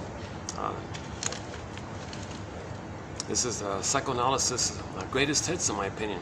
I've waited and waited through so much muck and confusion and plucked out the few gems. So, nothing like it out there. So I'm kind of excited that this is available either through the laborious way of clicking through all the videos, or through the massively convenient way of just, chip in a couple of bucks for the at the Patreon, and you get the encyclopedia, and you can have it's a lifetime resource. And you can pass it on. And I think everybody in the second half of life over 40 is will benefit from this. When they realize that something's dysfunctional in their lives, they'll start to benefit from it. You got to get to that point where you realize something's missing. Okay, all these Freudian slips or psychosomatic symptoms, or the delayed onset of PTSD. Like, whoa, sometimes people have a nervous breakdown in midlife. That's the trauma. But the onset of the PTSD symptoms of that trauma, the developmental trauma, attachment trauma, is still a trauma, but you don't get the symptoms of it. You get because the false self is like a sponge to hide it. But the gap of growing, the gap gets wider, so the pain increases. So then the symptoms appear. Okay, then you start this second journey, or the hero's journey of midlife. Then you go on this investigation, this midlife audit, this midlife examination period. Coffee's kicking in. I'm not a coffee drinker. If you see me speaking quickly, it's because I'm not a coffee drinker. So one little half a coffee speeds me up. Even decaf might, have an effect. I normally drink teas and things, and juices and things. Egyptian licorice mint tea is a companion beverage to our collection here by the Yogi Tea Company. Very hard to find now, but I haven't seen it in a long time. But specifically that flavor, you need the 3 parts. Egyptian licorice mint. That's a great tea by the Yogi Tea Company. Now that company's still in business, and I see their other brands. They've got one brand, Licorice Schmidt. That's not it. They missed it with that one. It's got to be the Egyptian Licorice Schmidt. I forgot the missing ingredient, cardamom or nutmeg or whatever. Something's in there. I forgot. That's a great tea. Yeah, my goodness. That's been a real comfort throughout this project. So guava, another companion beverage is guava juice, like the fresh, good guava juice, if you can find it. Very hard to find. Okay, tangerine juice is okay. Polliners, 0.0% non-alcoholic beer by the Polliner Beer Company out of Munich. That's a good one, right? Okay, and there's a couple of other companion beverages as well. So that's a sort of just a fun little side thing I'm doing here. We got companion animals, you know, like blue jays and pigeons and crows and things, and stray cats and geckos and mosquitoes and bees and herons and loons and okay. Oh yeah, self-activation leads to abandonment depression, which leads to defense. So one example, one typical example is the baby is a mother, I have needs. I don't care, baby. I don't care about your needs. In fact, if I don't meet your needs, you're going to need me even more. Trauma bond. That's true. The more the mother doesn't love the baby, the more the mother hurts the baby, rejects the baby, the more the baby clings to her, sticks to her, because he needs her even more. The less love she gives, the more he clings to her, needs her even more. Some others do that on old cunning tale. Some others do this. They're afraid to be alone. They're afraid to be abandoned. And they enjoy this blissful feeling of the two of them. Now this blissful feeling is meant for the baby to swim in, not meant for the mother to swim in using the baby as a mother for her. But some others flip it, they do that. And they say, you know, baby, I like this oneness here for myself. I never really got it when I was a baby. So baby, I'm gonna maintain this status because it keeps me young, keeps me feeling excited like this. It's a blissful kind of feeling for her. She's turning it on herself like this. So, but the child wants to develop and have his real self and initiate. And back to Alice in Wonderland, the lady said, Alice said, I had to fight for the right to have my own thoughts. So the mother says to the baby, oh, you have initiative? You want to be separate from me? Oh, you're with me or against me, baby? Are you going to betray me like that? Okay, well, I'm going to abandon you if you do that. Don't worry, mother. I'll sacrifice myself so you can indulge in this youthful, blissful feeling. So I won't have my own thoughts, and I'll just stay in this orbit with you, and for your comfort. Good, baby. Then she rewards this rejection. So she punishes or withdraws the child's initiative and real self, and is frozen as a result, and rewards this regression. Another old cunning tale. Okay, so let's say the baby starts off self-activation, real self-activation. He has this embodiment. Mother, I have a need for extended paradise with you. You know, the paradise I had in the uterus. Thank you very much for that. Thank you for not smoking. Thank you for not drinking. I thank you for reading Le Boyer's book, Birth Without Violence. Thank you for not taking pills and things while I was being born. All this. Thank you for the natural birth. But you know what? I really appreciate that. I'm so grateful for that. But as a continuation of the paradise, Garden of Eden, Shambhala, Shangri-La, Nirvana, Paradise, Avalon, etc., I need an extended blissful period with you in a blissful oneness for the first 4 to 5 months. I need that blissful psychological mother-infant dual unity where we're still one and I'm in a blissful phase with you. I still need that kind of thing. Okay, now once again, if the mother fails, does an old cunning tale on the baby. Okay, so he's abandonment depression. He's going to feel the abandonment depression, to use Masterson's term, right? Now, when the baby is down and out and crying like this, Jesus, maybe he's got to comfort himself. That's called defense. Do not feel the pain. So he'll feel the pain. So the defense will be the brain will send him endorphins. Okay, or the baby comforts himself by sucking his thumb or something, or the baby screaming too much or something, and the mother finally comes in with a pacifier. Baby doesn't want it. Mother puts honey on the pacifier to trick the baby's brain to release serotonin from the excess of concentrated sugar, fooling the brain that the baby's saved by the concentrated food, not by mother's presence. So now he's dependent on this defense to deal with the pain. So mother taught him to use this defense, so the baby had something happen like that. It's some kind of numbing. It's some kind of a. It's usually some kind of numbing kind of thing. So self-activation leads to abandonment depression, which leads to some kind of numbing type of defense, whatever it's going to be, to get you away from the pain. Whatever it is to get you away from it. So the baby can suck his thumb thinking that's the mother's nipple. That's child abuse. If the baby has to use his thumb, the baby expects the nipple, and not there. He's got to turn to his own thumb. That's abuse. The mother's abusing. That's trauma like this, obviously. That's a betrayal. Baby's betrayed. Mother, you betrayed me big time. We got to get to this point later on that the mother betrayed the baby. You know, the greatest hurt of all, mother failed me like this. And you got to get her story in order to forgive her for that, because that's something very unexpected for a mother to traumatize her own baby. And you know, people look the other way. Father says, "Oh, mother knows best," and everyone looks away, kind of thing. And then she exploits the power that she has because she's got so much tension in her life. Child's passive, nobody's watching. She has full immunity, so she does what she wants, and no one calls her out on it. That's a huge betrayal of the trust like that. So in response to the pain, either the brain sends endorphins, or he turns to something that's a trick of some kind. He lies to himself or something, the thumb or something, or the mother gives him the honey on the rubber nipple or something. Okay, then he becomes an emotional eater if that's the case. So some kind of defensive kind of thing, or he just blanks out, or disassociates, or daydreams, hallucinates, or just collapses, I don't know, or just gives up kind of thing. He does some kind of defensive thing, like he does something, mother's betrayed me, or he acts like her, he identifies with her. He's going to be rude to others because mother was rude to him.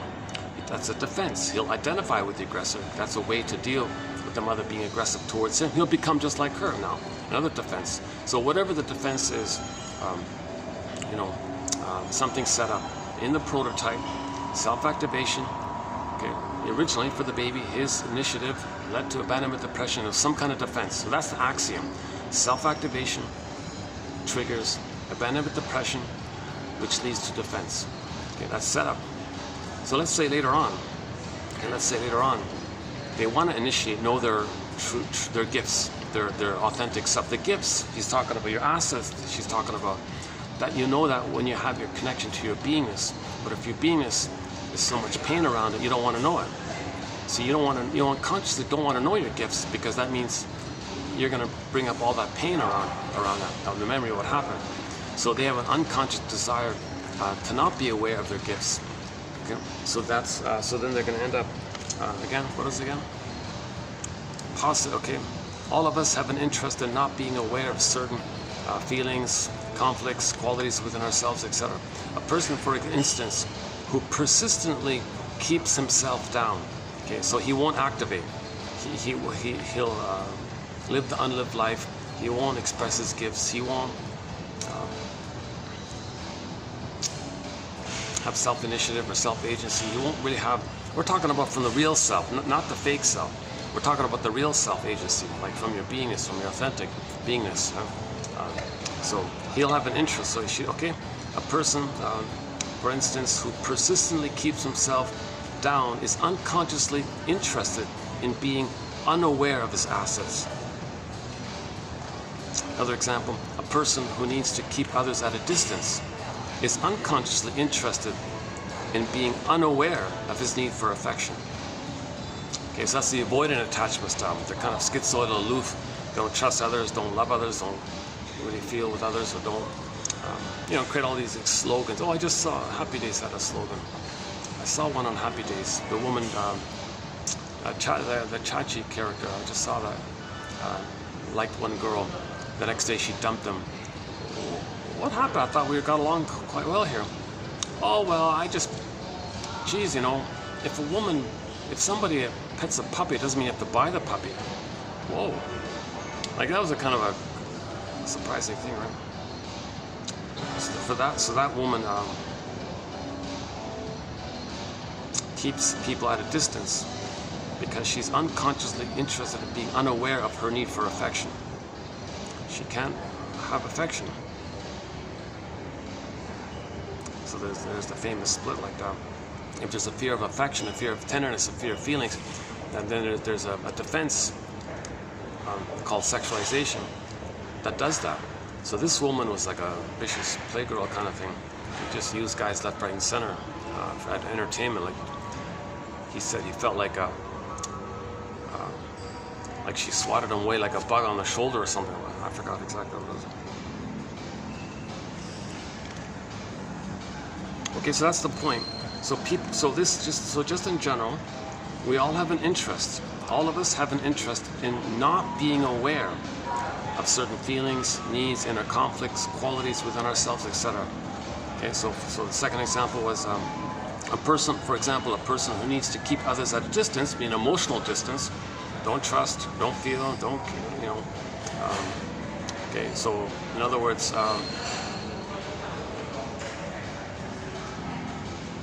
and however they're doing it, however they're keeping people at an emotional distance. Let's play the song "Constant Tourist" by the Lunatic band. Jail was the lead singer, Lunatic. She said to the fellow, you know, I'm dating you and all this, but I feel like a constant tourist.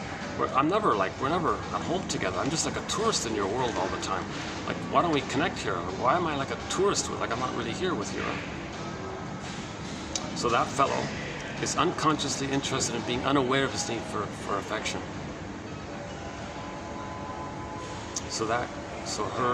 That fellow keeps her at a distance, makes her feel like a constant tourist. Okay, let's go on. I'm gonna update this one. Yeah, and this is my first reading of it, so I'll update this one. The person who is numbed to his inner experiences. Okay, Snow White's in a coma. Okay, petrification. Inner life is frozen, turned to stone, petrified. Think about the petrified. Oh my God, Jesus Christ! The velvet stuffed animal. Jesus Christ. It's pretty clear, huh? So they're gonna feel numb, obviously. And right, when there's trauma, you get the endorphins, the swoon. Oh, back to the swoon, yeah.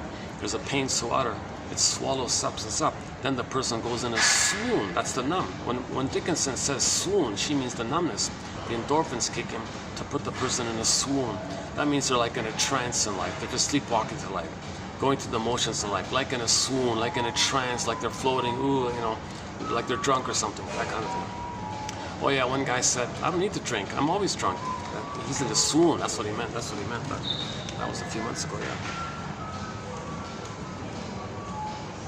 We're okay here.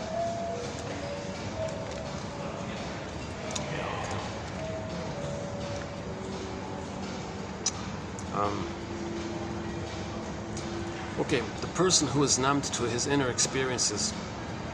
Okay, then there's going to be an emphasis from inner to outer life. So he won't care about his inner life anymore. He won't care what he feels. He's numb. Doesn't care what he feels. Doesn't want to look at his patterns. Doesn't want to look at his intrapsychic structure. Doesn't want to look at if he's identified with the aggressor. He doesn't want to look at if his humor is dark. That means his mother hurt him. He doesn't want to look at if he's got hate running the show all the time. That means he didn't fulfill his real self. He doesn't want to look at inner life. Now so if you don't look inwardly, then you're looking outwardly as a defense against not being able to look inwardly. Back to Masterson, he said to a guy, I remember, in a book, you have trouble looking inwardly, focusing on yourself, free associating, saying what comes to mind. That's a real, I notice you're having, I know there's a trouble there in this area. And I notice, it seems to me that what you're doing is to soothe yourself, defense, to soothe yourself. You blame me. You just attack me and criticize me. What do I have to do with your child? Like, what do I have to do with all that? That's defense. He can't look inward, so he's attacking the therapist in the present. That's defense against not looking inwardly. Okay. This Masterson calls this line of feedback mirroring interpretation of narcissistic vulnerability. That's a good one. Yeah, it's in his books, James F. Masterson. Mirroring interpretation of narcissistic vulnerability. Okay, it's all explained in the book. Yeah, let's not do it here. Okay, so if the soul is frozen, they're going to be outer focused. Externals dominate the picture when the inner life is dimmed out. Jesus Christ. Oh man, what a dramatic sentence there. Externals dominate the picture. So these are people who are always like, they can think about two stinger personality patterns. All they do is talk about others and say how bad others are, mock others and shame others, and that's their bond together. The act of looking outwardly to say bad things about others. Like they might be, maybe I don't remember the Muppets. Was it like that? Those two guys on the balcony, always mocking others and saying silly things about others. They never like. That's what united them. They couldn't talk about each other. They were outer focused all the time. I don't really remember them too much. Maybe like two narcissistic buddies in a bar or something, or in a place or something like that. And they never talk about anything authentic between themselves. Everything they talk about is about scapegoating someone. Oh, who are we going to hate together? Okay, let's discharge all our tension, all our pain on someone we agree to hate. So they'll invent somebody. They'll just make up somebody. The guy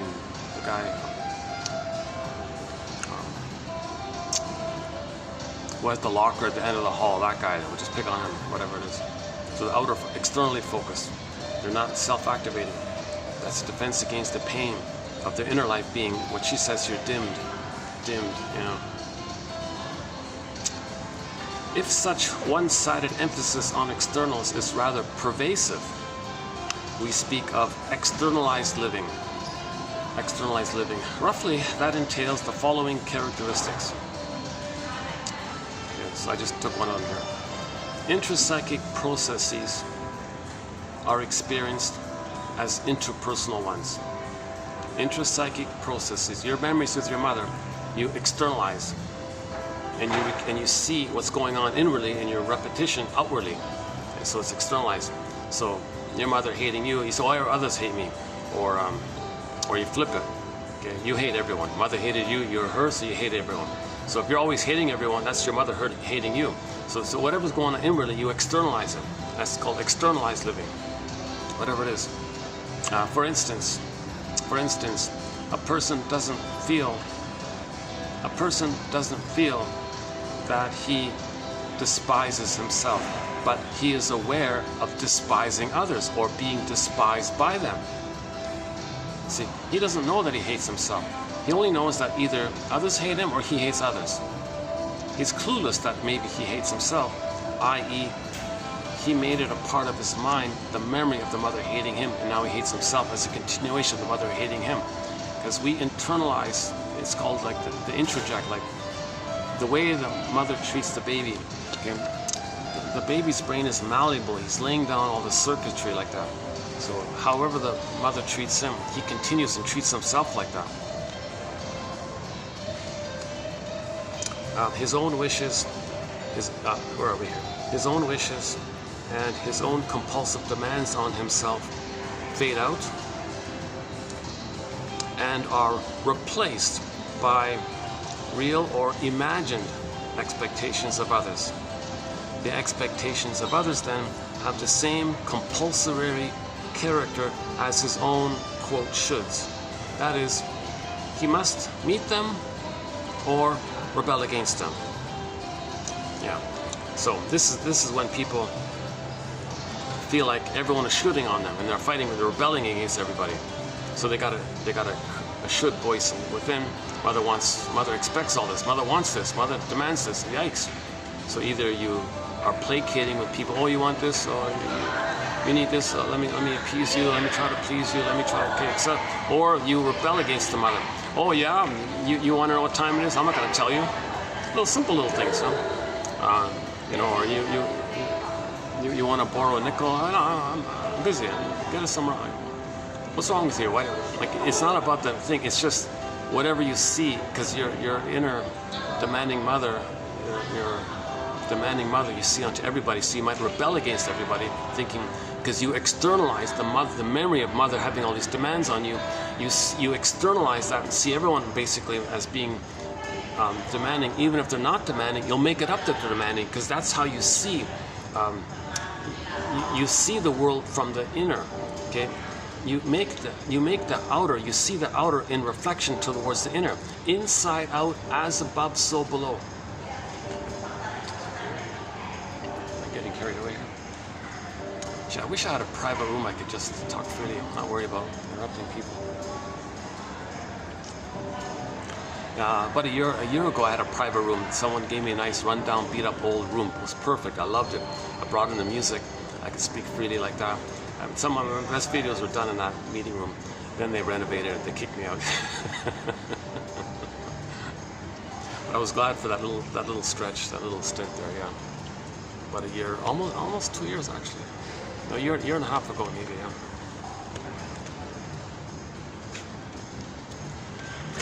Okay, let's go back. So this is a key point.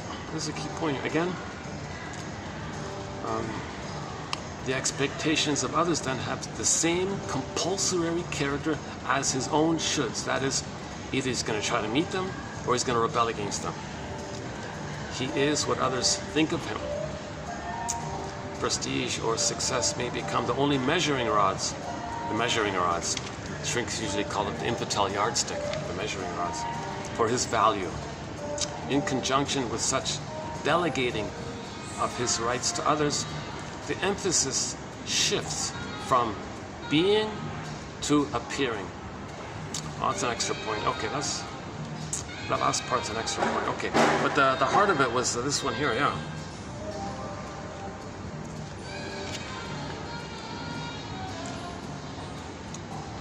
Okay, object relations theory is the study of the internalization of interpersonal relationships. So the baby has an interpersonal relationship. Let's say the mother's demanding and all this. He internalizes this. Now there's a demanding mother in there. Now that demanding mother becomes a part of his own mind. That's a part of him now. Now he may feel this is alien or something. He may feel this is strange or something. He may feel possessed or something, because it isn't. It's not natural for the baby to have this in his mind. So he may later on say, I don't know, something, I'm possessed or something. That means the mother hurt him. And he remembered that, he's hurting himself. And then Janov says, yeah, people who are fascinated with aliens and all that, that's code. That trauma for a baby is an alien thing to happen. It's out of this world. It's out of this world for a baby to be traumatized by his mother. That's outer-worldly. Come on. That's not supposed to happen in this world. The mother hurts the baby. You see it all the time. It's even, Jesus Christ. Even in the happy days, so when, what was it, Richie's wife had a baby, right? And then they showed the scene where the baby, they didn't hand the baby to the mother. And it was all wrapped up and clothed and all that. It was given to, actually Fonz held the baby first before the mother. They already broke the bond like that. And all these, every time you see in shows and films, they never show you, they always imply that the cord was removed. They never show you, I've never seen it once, where they leave the cord, leave the placenta, hand the baby to another, skin to skin. Now you don't have to show it directly, but imply that's what's going on.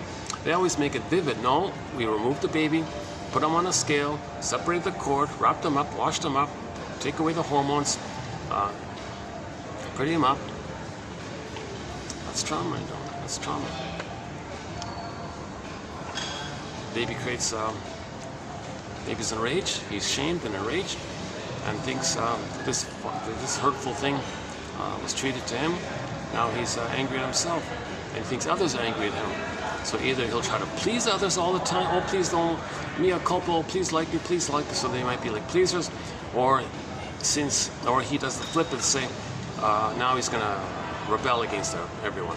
So Karen Horney's line is either we like placate or we're against, either like move towards, like pleasing, or you're against. And the third one is just to withdraw, like to shut down the withdrawal, the schizoid. That's covered in our book, yeah. People move either towards, away, or against. Towards, away, or against. That's sort of the title of our book, or the title of our chapter.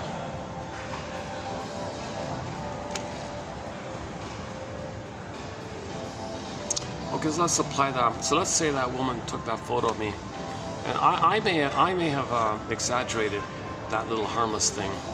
So she's taking a little precautionary kind of thing, right? I don't think it's going to be any kind of malicious thing, right? But for a little while there, I was like a little edgy like that. I was a little like, so that's my memories within. I've externalized something in me onto that woman just doing some benign little. Well, let's just make sure. I'll take a photo of him just in case I find out that he took a photo of me and says something about me and posted it on YouTube or something. Like maybe she's thinking, hey, I saw you on YouTube, some guy was talking about you. You know what you would have said? It's ridiculous. I'm not filming her, right? Okay. So that's a clue. If I had that first thought of that her doing that benign little security thing on her end, okay. See, she's protecting herself. Like if someone does something you don't like it, they're protecting themselves. That's their defense against fear. Okay, enter Lucy Freeman, 2822. Usually the things you dislike in a person are their defenses against fear. That one there. So if I didn't like her like directly, like I'm gonna stare at you and you look at me, take a photo and snap, I got your phone. I kind of didn't like that because it makes me feel like okay, so anyway, that's her defense against fear. So what possible fear might she have? Well, the fear is maybe she thought I was filming her and posted or some other permission or whatever. So she had that kind of fear like that. Okay, that's one part. But the main part is inside me is some memory of some kind of trauma in my childhood. So there's some kind of frightening image on my end.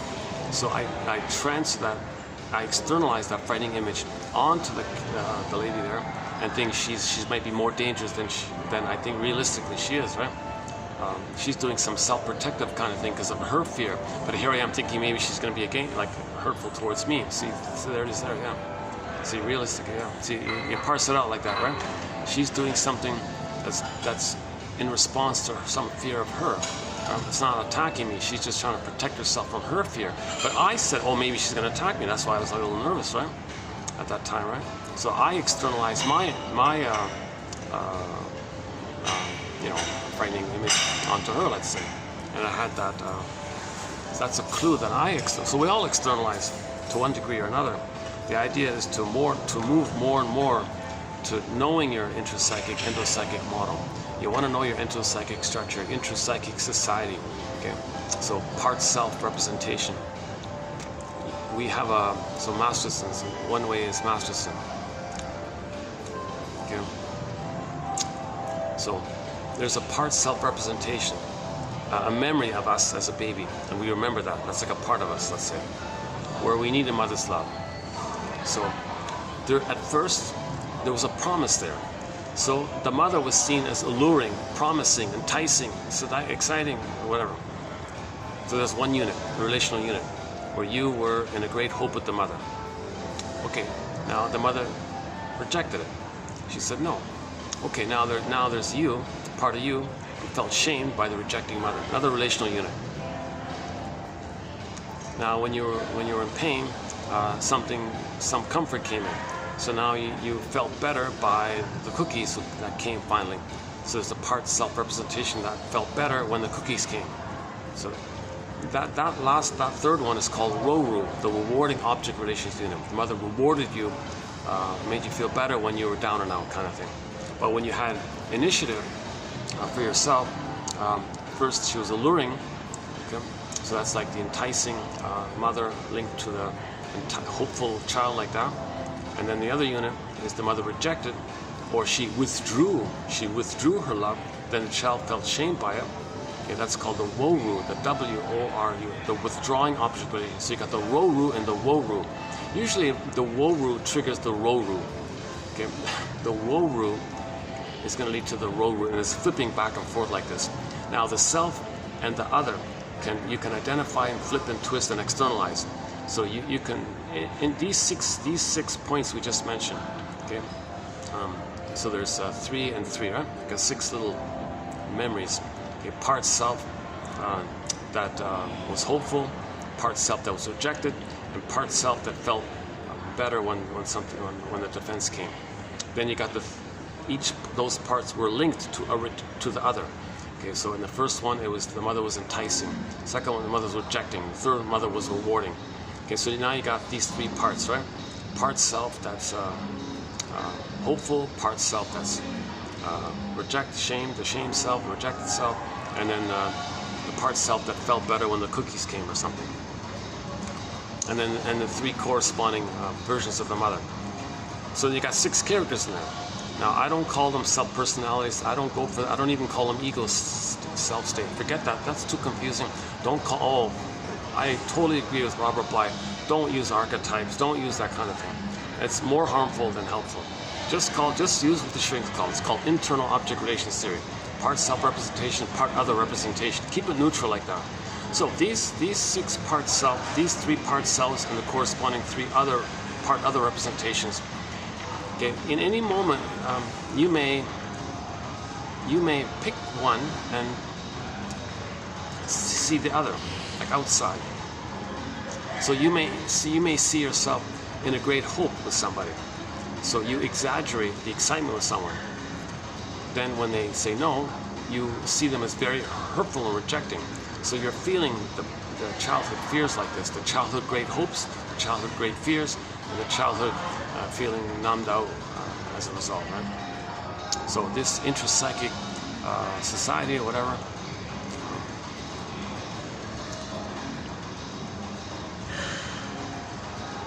distorts the present to fit that society. It's like a lens. It's like a lens. We distort the present according to that lens, or you see yourself. So in other words, so if you're too excited about something, that's you've activated the enticed self, okay? And the other one is the alluring object. Now, that person in reality is not your mother, but if they said no to you, you're going to feel the pain that you felt with the mother. Ooh. Right? Yeah, back to that Chachi character in the Happy Days. He liked some girl. He was very excited and all this, and she said no. It's not a life or death matter that she said no. But he's acting like it's the end of the world for him. He said, I'm never going to date a girl in my life again. I'm going to shut down. I'm going to withdraw forever. And there's another defense. I'm going to withdraw. I'm going to just work and just focus on my career. They get this exaggerated kind of thing like this, right?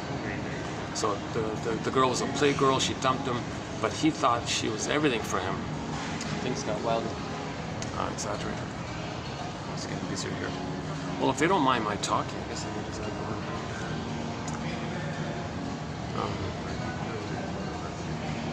why don't I just take a little half a minute break here? Good.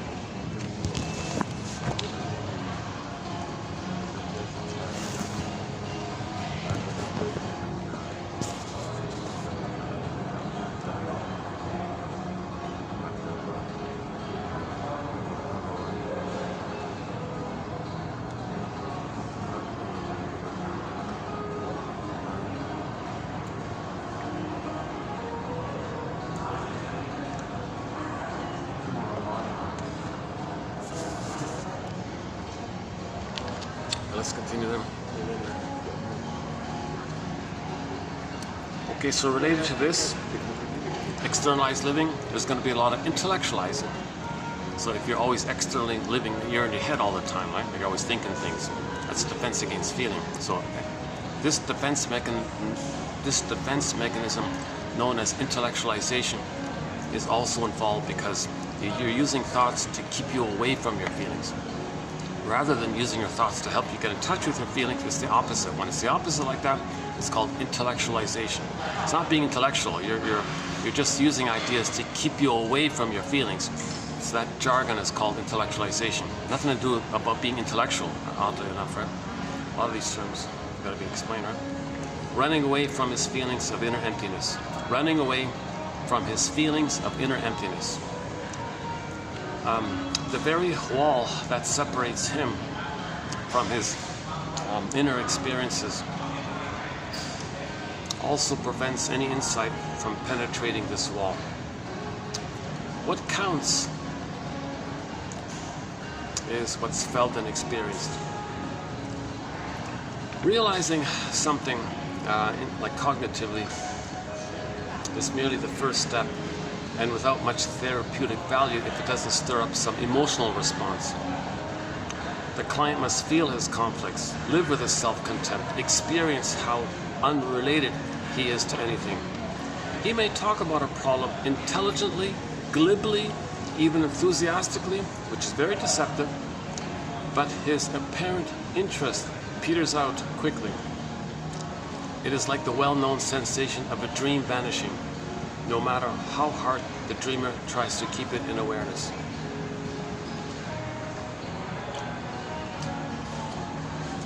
Okay, so sometimes you might get a moment of knowing, but it might not last, because just the way you tried to remember a dream when you woke up and it fleeted away quickly. Maybe you tried to get a feeling and it fleeted away quickly. So we have to be more honest with ourselves, in other words. Okay, that's not a big one. This is the next one. The analyst's first aim.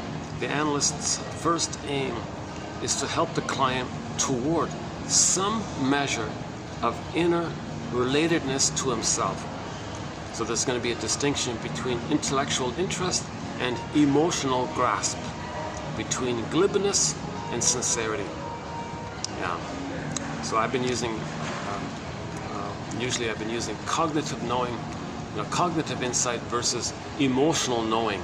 The image is the firebird. The protagonist hops on the back of the firebird, rides the firebird up. That's like the feelings coming up. That's the emotional knowing. She calls it here between intellectual interest and emotional grasp. Like grasp, feeling. You get it, the grasp. Between glibness. That's the whole point of that story. Portney's Complaint, a famous novel, 1960 something, I forgot. He was glib the whole time.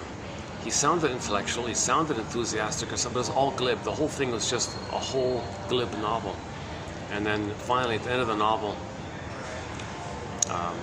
6 hours of ranting or whatever, the shrink said, "Now can we begin?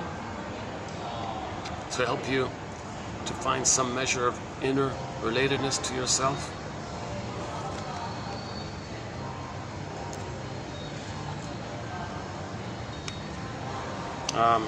The metaphor is vegetating versus living. Oh, I included that because I mentioned a song, and maybe we should include that song, the logical song by the band Supertramp, right? When I was young, it seemed the life was wonderful, beautiful, a miracle, magical, all these wonderful things, birds in a tree, so on. Then they took me away to the school, and the school system taught me how to be cynical. And now I feel like a vegetable. I feel like a vegetable and I'm cynical. Thanks a lot, school. Could somebody please tell me who I am? It is altogether desirable to be alive in one's inner experiences. That's what we're looking for. I feel, therefore I am. Now, when we say I feel, therefore I am, we mean the basic feelings of joy and sadness area, not the sensations of the fear and anger. Although we call them feelings, it's more like visceral sensations of the stress response. So I think that's the distinction between the basic feelings, I feel, therefore I am, and the sensations of I'm anxious and angry because my amygdala is flared up. There's a difference like that. The dread of facing his feelings of nothingness instead of running away from it. So we have to feel, if we feel this emptiness or nothingness inside, then we got to feel this kind of thing. If, however, and only if, he fully experiences his feelings of emptiness, then the possibility opens up for something constructive growing out of such a step. To some clients, this word emptiness doesn't mean much, but the word futility or unrelatedness might be better. He begins to realize feelingly that his emptiness is not a plain, unalterable fact. It's not a fact. But there is an alive core, this core coming up to Persephone, this core of himself that wants to live. Innate drive for healing. It's innate drive for healing. Okay, Odysseus kept going forward. Innate drive for healing. He wanted to get back home. This innate drive for healing. That wants to live and that reaches out for a meaning. One must first recognize the spurious the spirit, the fake or tenuous nature of one's relatedness to things and people before something real and genuine can go. Okay, so it's the death of this fakeness that's the birth of new life. Janoff's line is the death of unreal hope that's the birth of new life. So when they talk about something dying in a myth or fairy, that's the false self. It's not the person, it's the fake self, it's the false, it's the mask. Then the new life comes up. So we had it, we lost it, want to get it back. So the death of the fakeness, then the new life comes. That's the return to ourself. Common motif in myths and fairy tales, religious stories, of course. Okay, sidebar here. Anytime we mention religious stories or religion, psychology, religion, it's only in the specific context of when religion is being used as a tool of the pillaging, the plundering system, which is discussed in 2725 part 3 of 3, a 7.5-hour video. We're not talking about victims of it.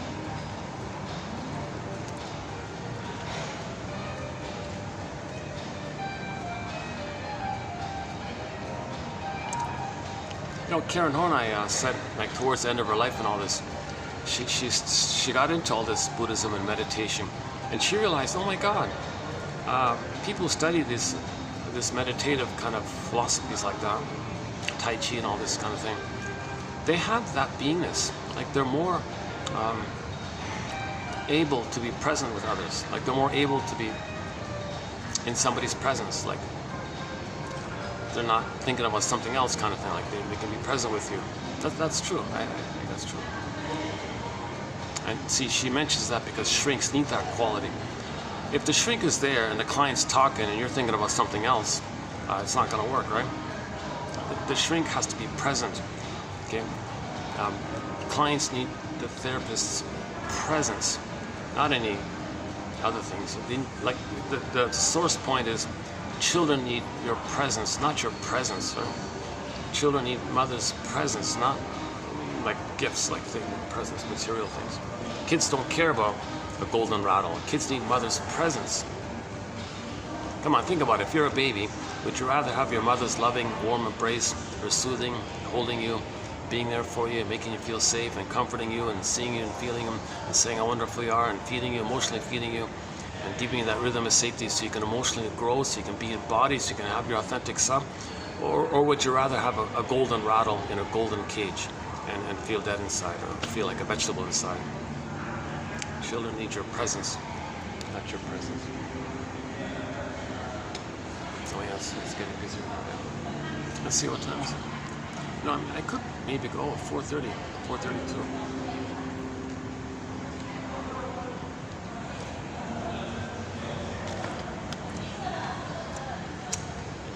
Okay, try not to get people on the camera.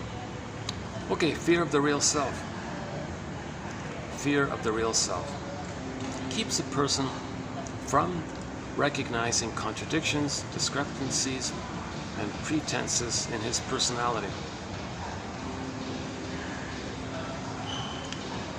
Yeah, so you give somebody feedback, they're afraid of the real self, they'll attack you. What are you talking about? Nonsense. Psychobabble, because they're afraid of the real self. 5 minutes ago you said that. Now you said that. Don't you see the contradiction? I'm a survival anxiety. I said that 5 minutes ago because I wanted to survive in that moment. This is a new moment. I said this, I made this new lie to survive in this moment. I don't see the contradiction. Because, well, okay, in the unconscious, everything's true. Because every moment, there's no time. So there's no contradiction because there's timelessness. So whatever it is, it's timeless. And it's timeless. Whatever it is, it's timeless. Whatever it is timeless. Whatever, like that, right? So later on, they don't see their contradictions. So if they're in that mode, they can't feel the true self. They're not connected to the true self. If they don't want to admit that, what you said was hurtful to somebody. Your baby needs your love. The mother might say, well, the powder stuff's fine. No, the baby's hurt. Can't you see he's crying in pain? Oh, let him cry himself to sleep. Don't you see that's child abuse? So how would you feel if you're alone in the dark and you're only a few days old and you're crying yourself to sleep in a dark room like that and you don't know where your mother is? how would you feel if you cried yourself to sleep every night after night? Don't you think that's painful? Oh, you're criticizing me. Like she won't admit a feeling, because to admit a feeling, to have empathy or feelings for the baby, okay, it's going to remind her of how once upon a time she did have a real self and the pain around it. Doesn't want to feel the pain of it, so she's in survival mode. So that mother herself doesn't recognize the empathy for others, for her own baby even, because she's in survival mode emotionally, as if the baby were fighting within a mother who's hurting him. Like, so let's imagine the baby nursing and all this, right? The mother's doing it wrong, misattuned, malattuned, baby's frustrated, and the baby bites the rubber nipple, bites the let's say the real nipple, let's say. And the mother says, ouch, oh, baby, that hurts. And somebody said to the baby, hey, baby, don't do that. Don't you see your mother's in pain? You got to be kidding. He's in survival mode. He's trying to survive. He needs to feel safe with her, to be fed and warmed. You're putting the demand on him to have empathy for the mother. He's not there yet. He's still in that survival place early on like that. So that's the source point of later on. The person doesn't want to admit anything about themselves or anything real about themselves. Fear of the real self.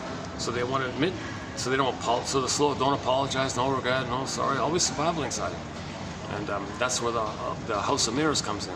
Okay, now I see, that's another topic. So go to the BPD quotes, the Grotstein's theory about the Grotstein and Christine Lawson, her book, Understanding Borderline Mothers, about the Hall of Mirrors, House of Mirrors, now you see me, catch me if you can issue.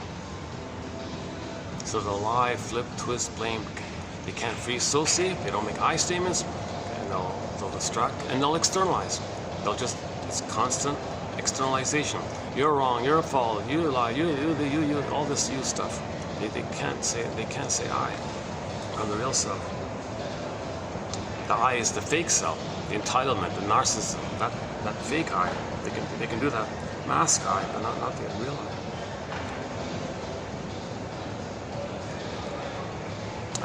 Okay, so because of this, because he can't accept anything real, this fear of the real self makes it possible not to let his left hand know what his right hand does.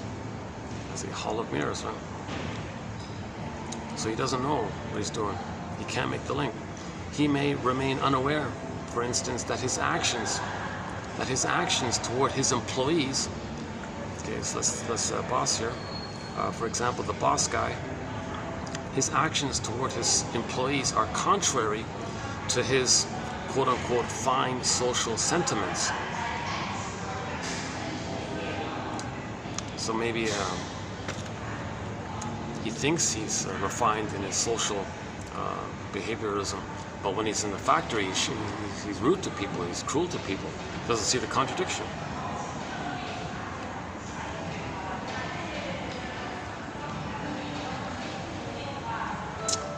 Even the guy who, or that his so-called fun, or that his so-called cheesy charm, let's say,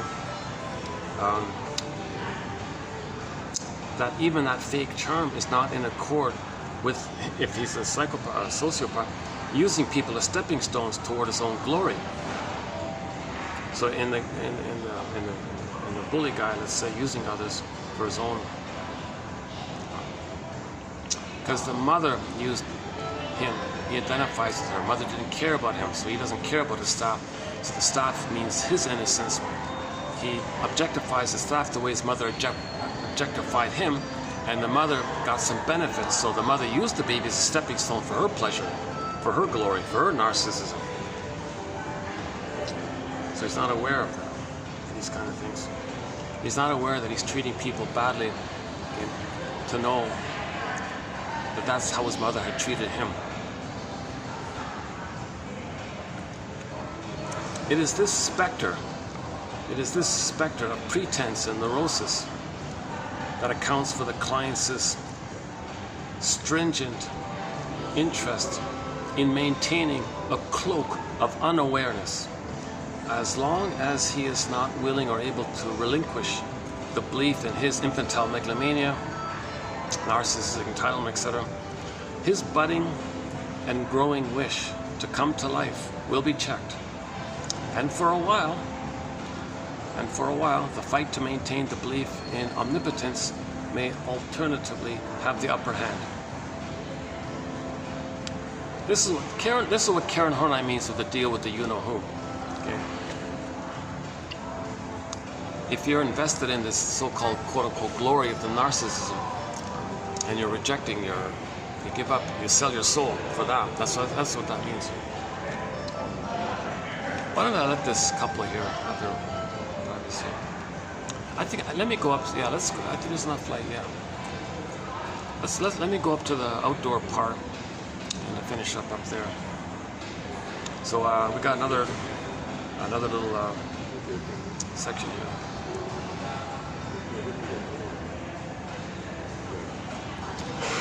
Okay, let's just finish it. The belief in omnipotence and the havoc it causes goes on and undercover. He must experience his humiliation of not being able, that he's not a little god, okay. He must feelingly realize that he has beaten his head against the stone wall of the impossible. Okay, this is the relentless hope, the unreal hope, as something external is going to change your trauma in the past in the nursery. That's a relentless repetition compulsion, that something in the present is going to,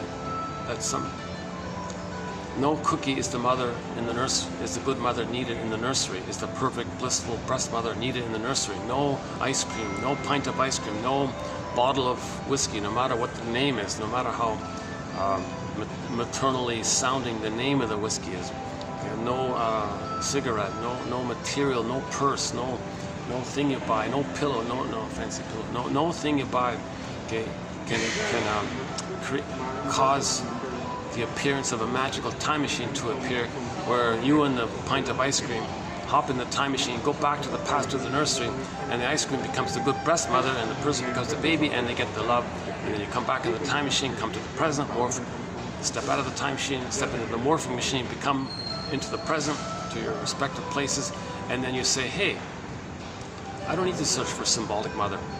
I don't need to shame others to tell the world how my mother shamed me. I don't need to see everybody as my hurtful mother and fight against everyone of them. So it's not going to happen, right?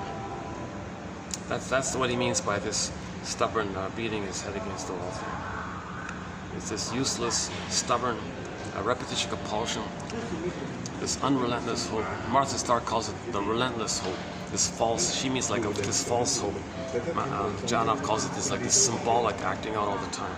The symbol of mother is not the actual mother, but emotionally we think it is the actual mother.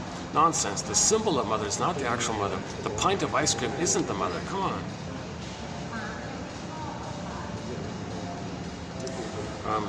Then as he accepts the confines of his limitations as a human being,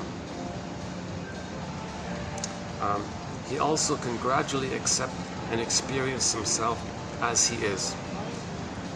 To put it in terms of Kierkegaard, the philosopher, it seems that only if we do,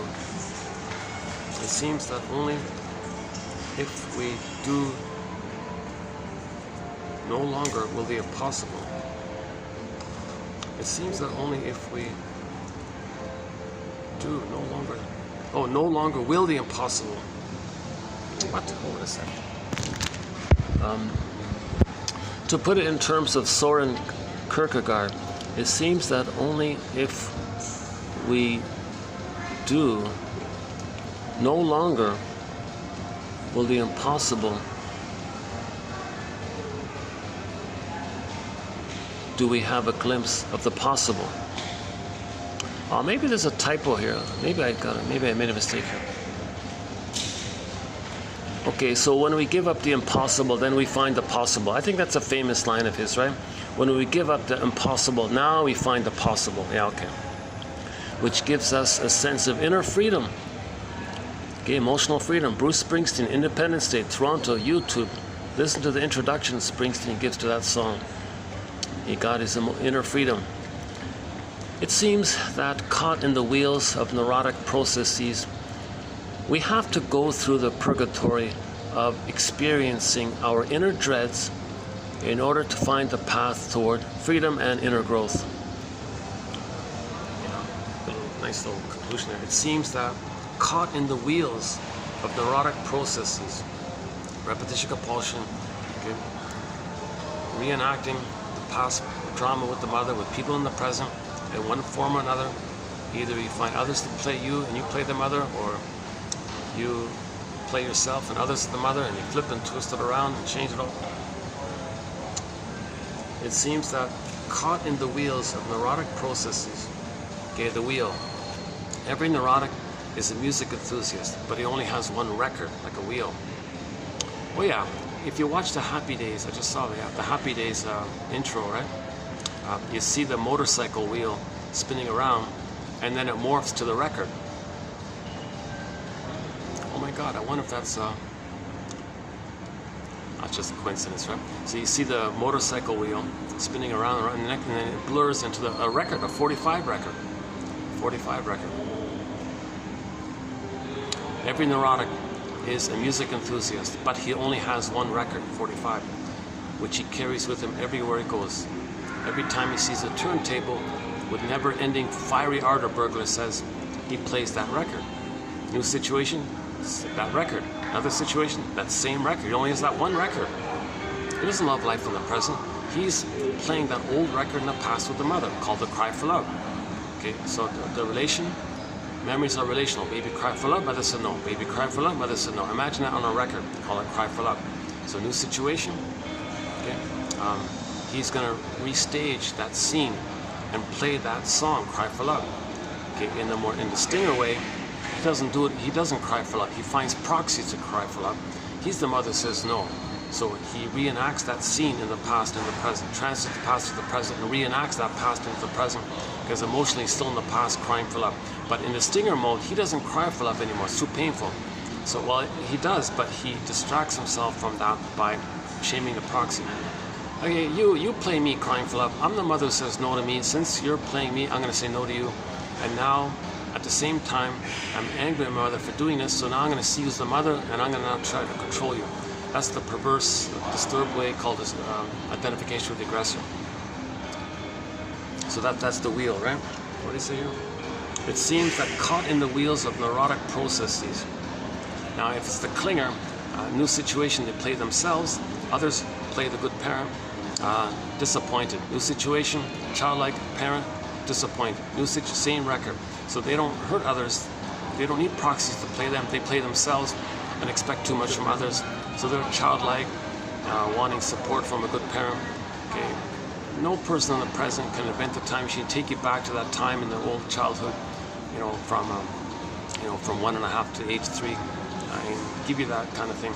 You can't. The imprints are laid down. You can't think that in the present you're going to change those imprints. It doesn't work. You can have 20 lifetimes trying to change those imprints. It doesn't work. You got to identify the imprints, mourn the loss of the love that was needed, the love that would have prevented those imprints. Identify the imprints, and identify that there needed to have been a loving mother to not have those imprints. So you mourn that loss. Now things loosen up. Okay, now things loosen up. Okay, now you can connect with yourself and birth of new life, right? It seems that caught in the wheels of neurotic processes, we have to go through the purgatory of experiencing our inner dreads, our inner fears, right? In order to find the path toward freedom and inner growth. That's the purgatory. That's what she means by the purgatory, right? So this midlife audit is a purgatory, right? Reading these quotes is a kind of purgatory, I guess. The truth will upset you free. That's the purgatory. The truth will upset you free.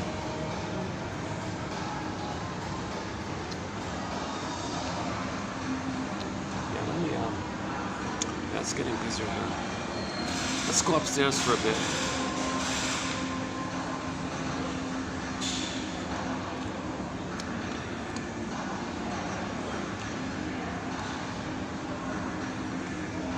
Let's see, how's the battery holding up? Battery's holding up. 449. Give me a minute to just pack up here and we'll go upstairs.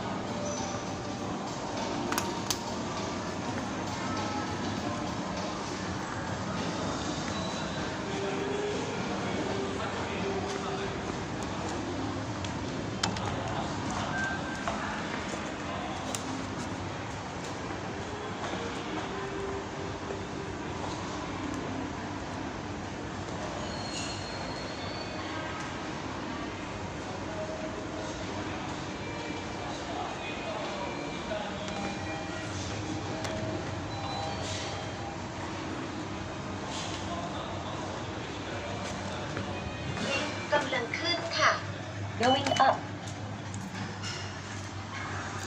Okay, so we're posting this in the year 2024. Door closing. June 10th, yeah, okay, oh my goodness. Yeah, in a few days, the Inside Out 2, the sequel is going to be available. Yeah, that's exciting. So, I've discussed it a fair bit already. So, anxiety, NU, envy, and embarrassment, the new characters in the film. And, ชั้น6 ค่ะ 6th floor. and possibly nostalgia as well, yeah.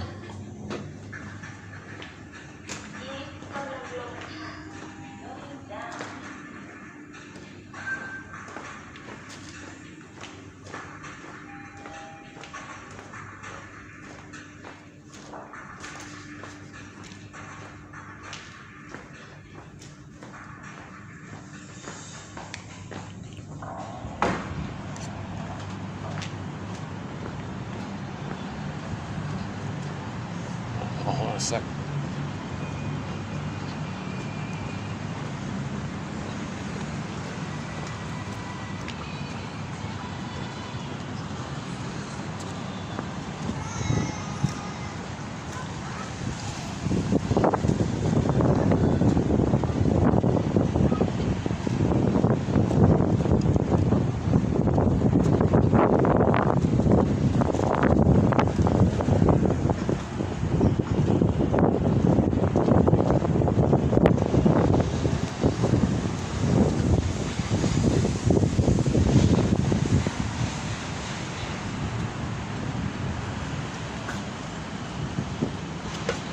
All right. We just stay here? We just stay here. Lighting's okay here, right? Lighting's okay here? Yeah, okay. Let's see.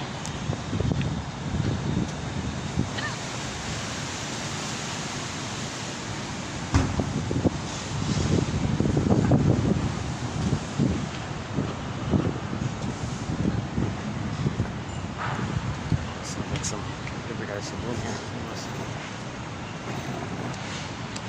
Yeah. Let's see. What did I miss? Let's zip through it again. Hang on a sec.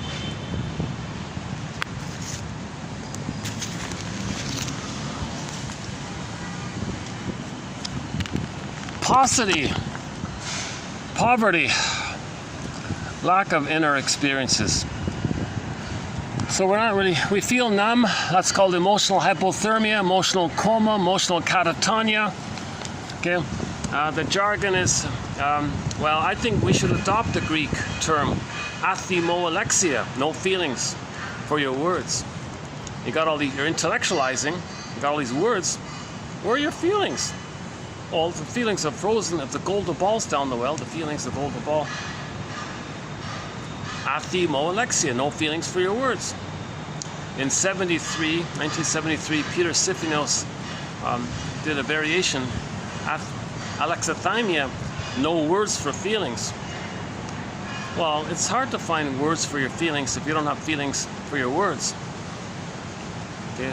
Affect phobia, emotional illiteracy, low EQ, a paucity of inner experiences. Okay. All of us have an interest in not being aware of certain feelings, needs, inner conflicts, qualities within ourselves. A person, for instance, who persistently keeps himself down, look at that, eh? Is unconsciously interested in being unaware of his assets. He's afraid of his assets. He's afraid of his gifts that he was given. The Great Spirit gives everybody assets, unique, something unique. Everyone's unique, right? That's your gift.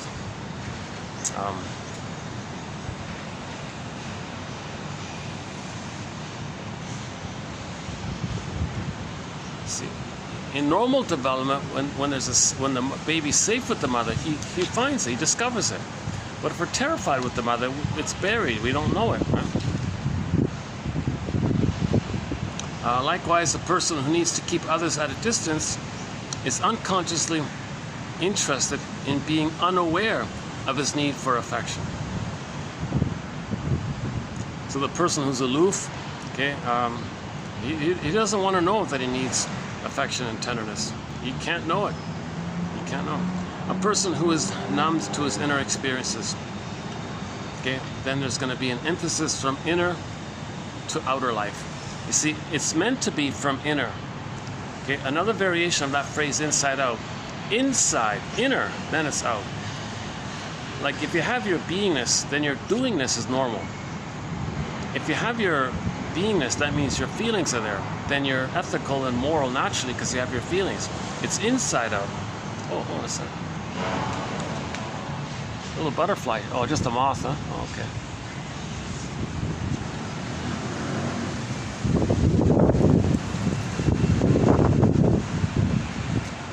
What about this? Can I sit here? How's that? Does that work okay?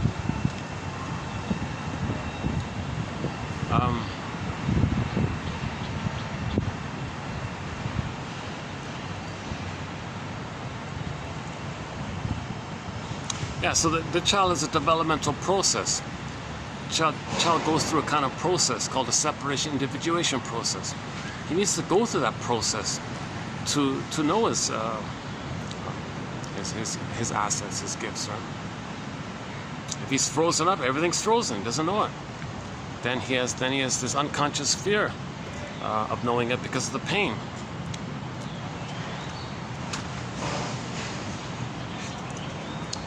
All right, today wasn't so bad after all. I wasn't feeling the best today, but how was today's video? Was today's video okay? I don't feel like fully present, or I'm not in a really fun mood. Or today's half. Yeah, maybe today's half. Overall, my delivery's getting a little better. I think. I feel it myself. There's a little improvement in my delivery. Again, I have anxiety. I have been analyzed. I've never done the thing. If I had the funds, I'd be on this flight tonight. You know, play Dan McCafferty at this flight tonight, written by Joni Mitchell. I'd be on this flight tonight. Do analysis. See, the idea about the shrink having presence and feelings, in their presence, when you're trying to bring up your feelings, him having his feelings, it has the pulling up effect for yourself, because he accepts his feelings, then you can accept your feelings. Okay, so he's not going to squelch your feelings because he's triggered of the feelings that are coming up with him. He doesn't do that because he has his feelings. He accepts his feelings. If he accepts his feelings, in that presence, you'll accept your feelings. Okay? Plus, grief is healed when it's witnessed by a caring other. So you feel safe with him as well.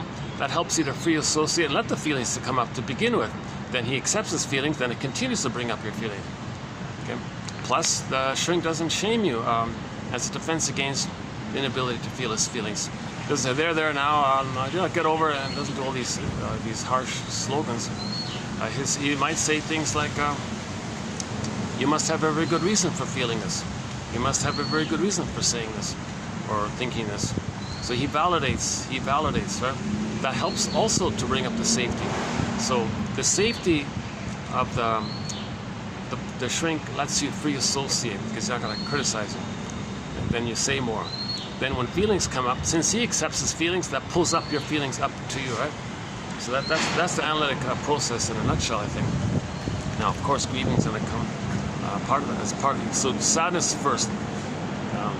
So the singer Vonda Shepard has a song. All of the joy that you seek is 100 tears away. So first the tears. In the Disney film, sadness first, then joy. It's all about mourning. All of the problems in this world, somebody says, is that we're not mourning. All therapy is about mourning. But that means you got to get ego for that. You got to strengthen ego, which is this is about strengthening the ego. That's why we have these quotes here to help strengthen the ego. It's very helpful. It brings up dreams, and when you wake up in the morning, you got a dream. You say, oh, it's like this. This is a letter from my soul. It's a letter from me to me, telling me it's like this in my soul today. All right. Now you're getting more aware of yourself. That's a whole topic right there about dream interpretation.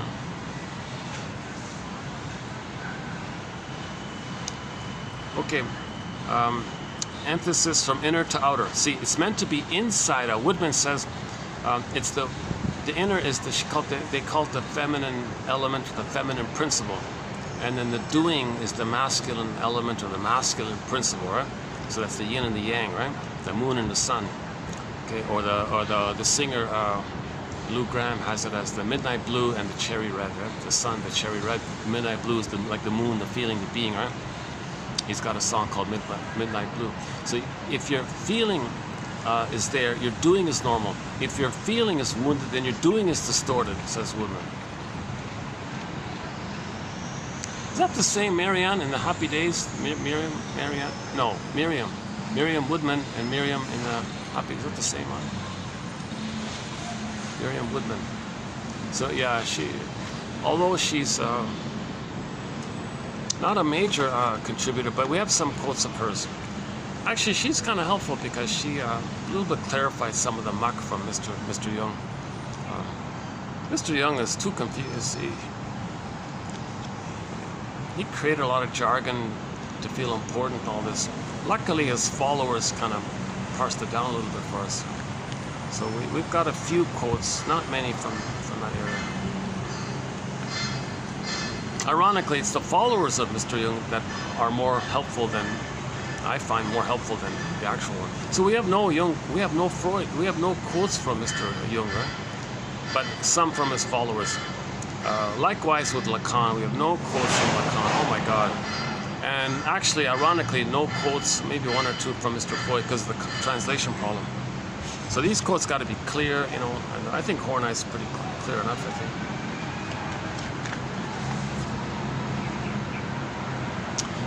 I recommend listening to her as well. Like, if you go to the Wikipedia page, Karen Horney, and then at the links at the bottom there, there's one audio of her. That's the only surviving audio of her. It's about an hour and a half. She's a little older when she's speaking, but it's still there. She's got a thick German accent, but charming. Is there an Is there? It's a little funny actually. It's okay.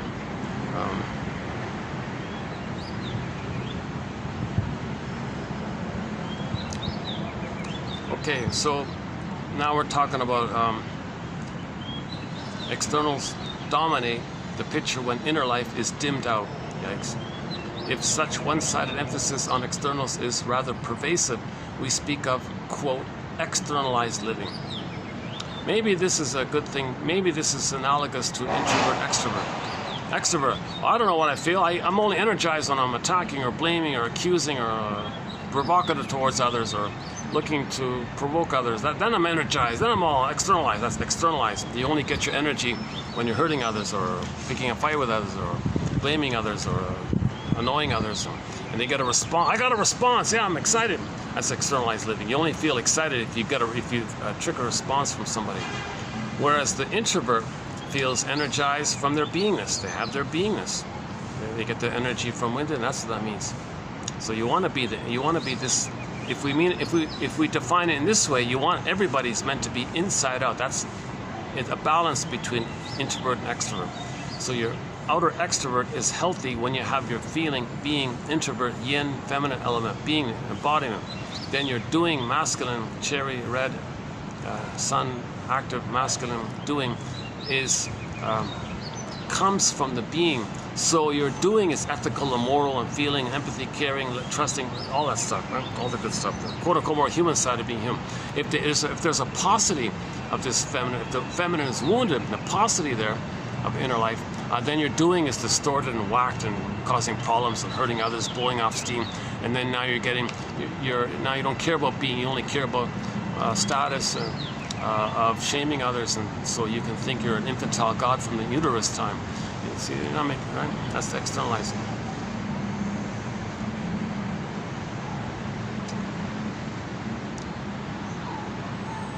Roughly, that entails the following characteristics. Intrapsychic processes are experienced as interpersonal ones. That's a key one, huh?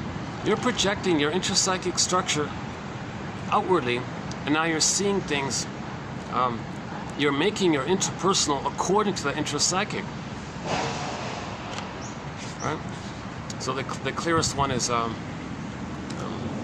if you don't know that if your mother hated you, then that's something within yourself. Now you're hating yourself. Then you think, well, everyone hates me. I hate everyone. Everyone hates me. You're thinking, no, that's you're projecting your internal externally. Intrapsychic processes are experienced as interpersonal ones. So what you're being triggered up within, you think it's actually from the outside. No, the outside just triggered the past. Think about the guy who sees a girl who reminds him of his mother, and he feels very excited like that. That's an intrapsychic. It's not real with the person in the present. The jargon is transference, like you transfer the inner to the outer.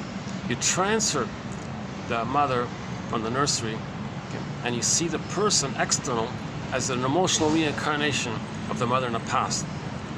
So you think what you're feeling is interpersonal from that person. No, it's intrapsychic. Your feelings are intrapsychic. The person in the present reminds you of the mother, so you're feeling that all the problems of the mother, and then you now you think the person in the present is a mother substitute or mother surrogate. Disappointed. Oh, don't be cruel. You're a heartbreaker. You're a cheater. You're a liar. You're fake. You're a deceiver, and all this. No, that's how you felt with the mother. That's intrapsychic. That's how you felt with the mother. Okay, so when the baby lays down circuits with the memory, it's frozen there, unfinished business. He's stuck there. So it's timeless. If later on somebody has the same psychology like the mother, it triggers up and flares up that wiring you laid down with the mother. Nothing to do with that person. They just happen to remind you of the mother. Then you think the person in the present, interpersonal, is the cause of what you're feeling in the intrapsychic. No, the feeling of what you're feeling in the intrapsychic is intrapsychic. What you're feeling is that blissful oneness of the mother. Babies have a blissful oneness of the mother. So the person in the present reminds you of the mother. It flares up the blissful oneness of the mother. Now you transfer that person in the memories to the outer interpersonal and say, oh, you in the present, you're the one. Oh, you're Miss Right. I've been waiting for you all my life. You're my first. You're my last. You're my everything. Play Barry White's song. So you're spellbound like this. And then you're going to be disappointed, obviously. And now you're angry at that person. No, you're angry at the mother. Now, by the way, this whole exercise is for you to know this.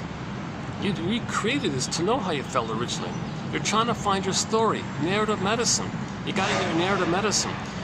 You engage in all this to know your story. Now, if you're blaming the person all the time outwardly, no, take it to the source. It's inward. It's intrapsychic. Right? And all the angry things you're saying about the person in the present, no, that's how you felt as a baby towards your mother. So you're exaggerating the thing in the present. Okay?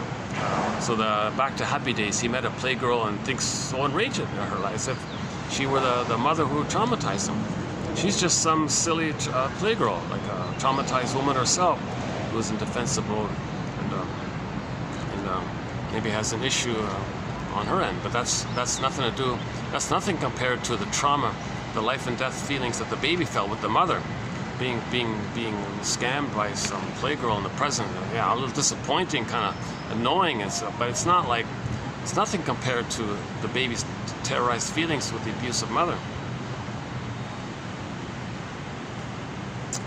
Okay, again, roughly that entails the following characteristics. Intrapsychic processes are experienced as interpersonal ones. There's a key line right there. Intrapsychic processes are experienced as interpersonal ones. These interpersonal things you're feeling, no, that's intrapsychic. The present just triggers the intrapsychic. You're trying to know the intrapsychic. Inference, you got to make the inference. For instance, a person doesn't feel that he hates himself, but he's aware interpersonally of either hating others or being hated by others. It's everything's external, everything's interpersonal, external. He's not aware of the internal self-criticism that he's shooting on himself. He says, "Are you shooting on me?" No, wait, he's shooting on himself. He's shooting on him. Like that's what Karen Horney said. She shooted on herself, thought the audience was shooting on her, and then in rebellion to them, did a bad job. She thought because of the externalization. Same thing with the expectations. His own wishes and his own compulsive demands on himself fade out and are replaced by real or imagined expectations of others. The expectations of others then have the same compulsory character as his own shoulds. That is, he must meet them or rebel them. Okay, finally, his shift of emphasis from being to appearing. The appearing, he's got the false self, right? The false self, this idealized self, this glorified self. He thinks he's a perfect, self-sufficient God like that. He thinks he's one with his own made-up image that he made of himself. Okay, running away from his feeling of inner emptiness. It's the second part here. Okay, we did that one already. Okay. So the difference between sincerity, glibness, and sincerity. That one there.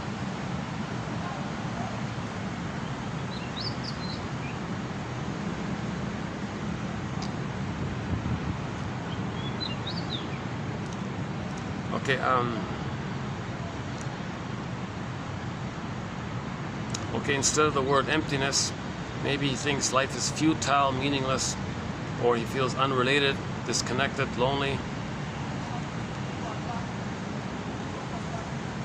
This links to the nostalgia topic. If somebody does feel like this, they may be deeply engaged in pathological nostalgia, where you look to something in the past of some old unmet dream and imagine that the dream was met and dwell in there.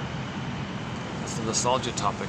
That was a pretty good run of quotes. I recommend those 3 videos about the nostalgia. That's a very interesting stuff. I got a lot of dreams from that. My goodness, I had to take a break. 3 videos is overwhelming. I immersed myself. Sorry, never mind myself. I had to limit it at 3 videos because I was getting a lot of triggered feelings by this nostalgia topic. Jesus, it got me thinking about the past all the time, and it's even more than I need to, like more than I normally would, right? Like, whoa, that's a so-called.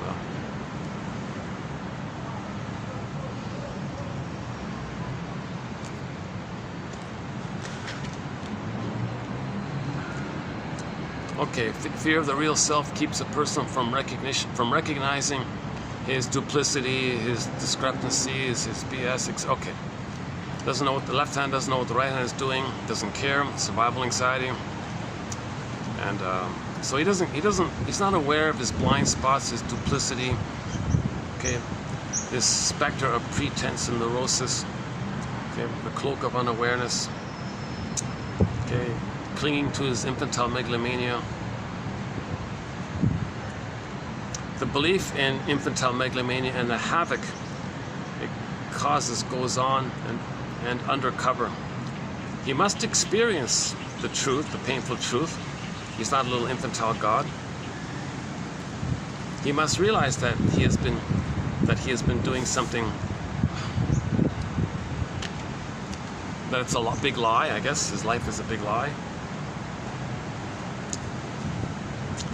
Then, as he accepts the confines of his limitations, we all have limitations, come on.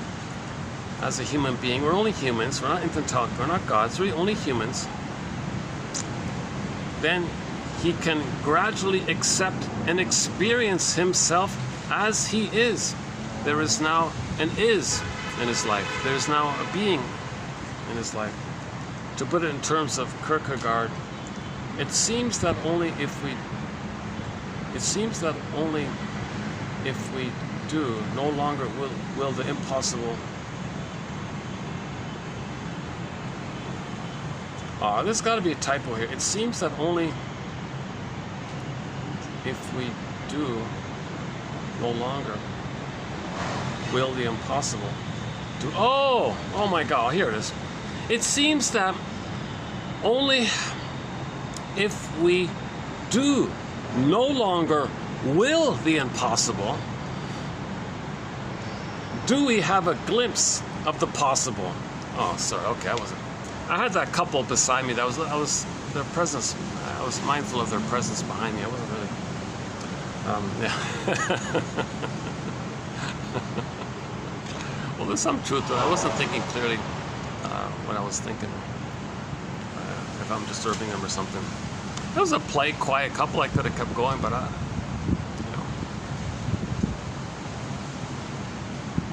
no, but I realize I spent 2 hours there already, so let's move on. Yeah. Okay, here we go. Here, yeah.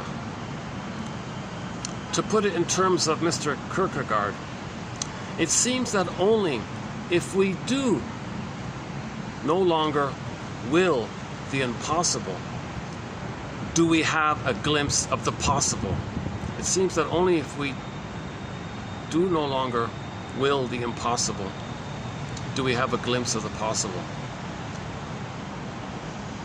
So it's impossible that any pint of ice cream is going to be the needed love that you needed back in the nursery. So that's the impossible.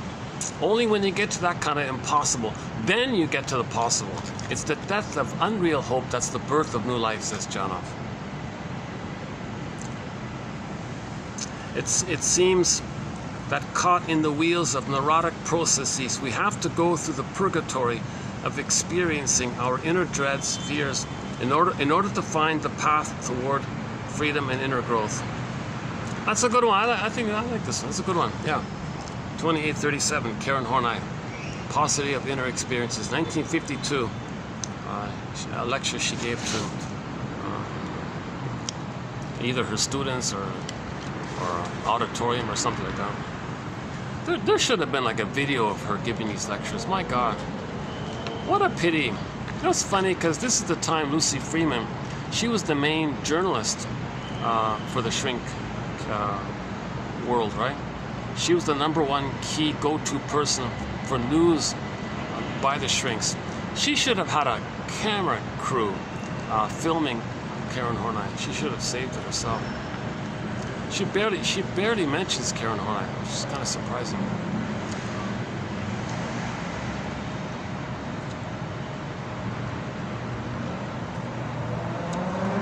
I think the good example is the Stingers. When two Stingers, if they're buddies, they take turns playing big shot. How are they going to take turns playing like omnipotent, big shot, omnipotent? You get a turn playing big shot, I get a turn playing big shot. But there's a lack of real self. They only have this dream that they're a big shot. You get a turn playing big shot, I get a turn playing big shot. What about all the rage and pain and trauma and hurt? What do they do with all that? It's coming up all the time. It's externalized. So the two buddies say, all right, who are we going to hate? Pick a third. Make it up. I don't care. Who cares? Just pick up. They got to have a third. They got to have a third. That's the emotional triangle. Scapegoat. They got to have a scapegoat. They got to find someone to hate, to discharge their tension on, so they can calm down and then take turns playing big shot. So if it's so the two Stingers, so Stinger A and Stinger B, the first thing they say to each other is, hey man, yeah, look at those idiots over there. Yeah, fun, ha. Because they'll pick. The first thing is identify some idiots they're going to hate. Right? Now they agree that from now on, any anger, any shame, anything, any tension they have, they'll say something negative about them, because that's their soul. They're shaming their soul. They got to find their soul. The person they're hating, that's their soul. They've identified the aggressor who hurt their own soul. They become the aggressor. New situation. Find a proxy to play the soul which they shame. Not tension in this. So that's how they get. That's part of how they play infantile God. So they're actually, ironically, they're trying to stay in touch with their soul by shaming it. Like people who have all this prejudice or something, they're trying to stay in touch with their soul. So all these negative things they're saying about others, that's code for their soul, actually. Ironically, right? That's how they're trying to stay in touch with them. It's called projection, externalization. Anyways, they find someone to play their soul and attack their own soul. So because they're the mother who did that to them. So they feel some relief because they're safe being the mother. It's better to be the mother who hurts the baby than be the baby being hurt by the mother. Well, actually not, but the baby's desperate, so he identifies as the aggressor. Actually not, but he's got no choice finally, right? He's got to identify with the aggressor. He can't take all that pain of the mother hurting him again and again. All right, stop this, mother. Or to himself, in his own mind, trick. Find proxies to play him and see others no good, to distract him of how he says he's no good. So the stingers get together. All right, yeah, those idiots on whatever over there. So then after they blow off some steam, then they can take turns playing big shot. All right, you tell me how amazing you are, and I'll listen. I get a turn playing how amazing. Now, if they ever make it between them, like if they, you know, you were late, man. What's up, man? Oh, you broke the deal. They don't you don't have anything real between them. It's anything real between them. It's got to be hated on the third, the scapegoat. Anything authentic, anything real, anything about human, they got to hate it on the outside. It's externalized living, centrifugal living. It's externalized living. Karen Horney calls it. Right?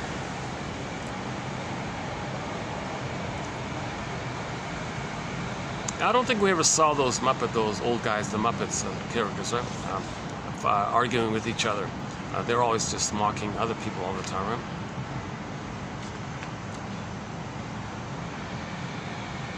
I don't really remember that. I didn't see much of that show actually, for some reason. Yeah. But Kermit the Frog does a cover of Windmills of the Mind. Can you believe it? Our encyclopedia of quotes is named after Katja Epstein's German cover of the song Windmills of the Mind. She does an incredible job. It opens up with the bass tubas. My favorite English rendition of the song Windmills of the Mind is the one done by Barbara Lewis. Excellent. That's pretty much it. Very difficult song to sing, I notice. A very, very distant, I mean like really distant third place would be Jose Feliciano. It's tolerable, okay, I'll listen, that's fine, but it's nothing really exciting. Everyone else, forget it. I personally, I couldn't. Difficult song to sing.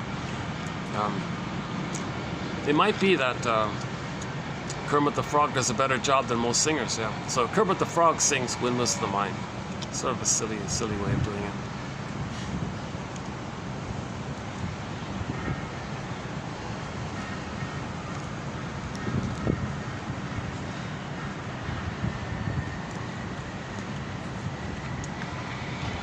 Yeah, okay. And yesterday we did a similar one yesterday. So if you like today's one, go to yesterday's one, and go to tomorrow's one. Go to tomorrow's one. This one. Tomorrow's one. So we got three. We got 3. 6, 7, and 8. Yeah. 6, 7, and 8.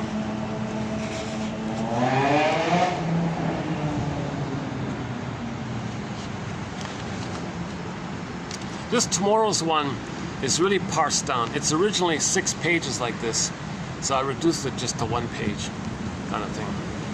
But it's hopefully I captured the best part of it.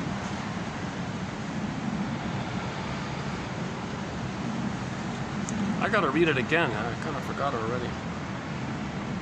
Oh yeah, feeling. This. Oh, okay, right. This is about the idea of people who always feel the need. Some people who are rude to others, they're a victim underneath, of course. They don't feel it. It's a defense against feeling vulnerable and victimized. So, or some people admit that they're victimized. Either way, either you accept feeling that your soul was shamed, or you find proxies and attack it in the proxies. Either way, both cases, stingers and clingers, the commonality is that their soul is wounded. So her article is feeling abused, or something. The feeling of being abused, or feeling like a victim or something. Now the stingers who hate others, I'm not a victim. No, yes they are. The proxies, them. They see their wounded soul onto the proxy and attack them. See, I'm an aggressive mother. That's the identification with the aggressor. That's some guys here. All right. Oh, maybe I'm talking too loud. Can they? No, they don't hear me from here. Oh, I've had this. No, I've tested it. They don't hear me from here. That's okay. It's just there's the smoke canvas over there. Yeah. Maybe I can go back a bit. Yeah, hold a second. Let me let's put this. Okay. Yeah. By the way, for the price of half a cup of coffee, one can get this encyclopedia.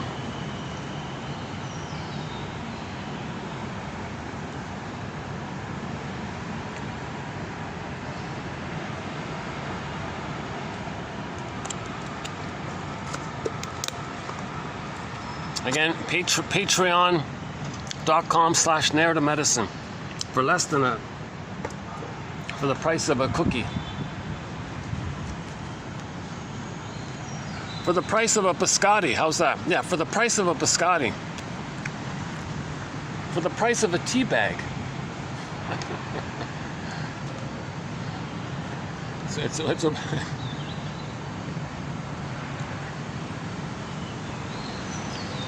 If it were printed out, if this encyclopedia were printed out, it would be almost 1,000. It'd be hundreds of dollars. So it's not. Oh, what's this? A new thing here.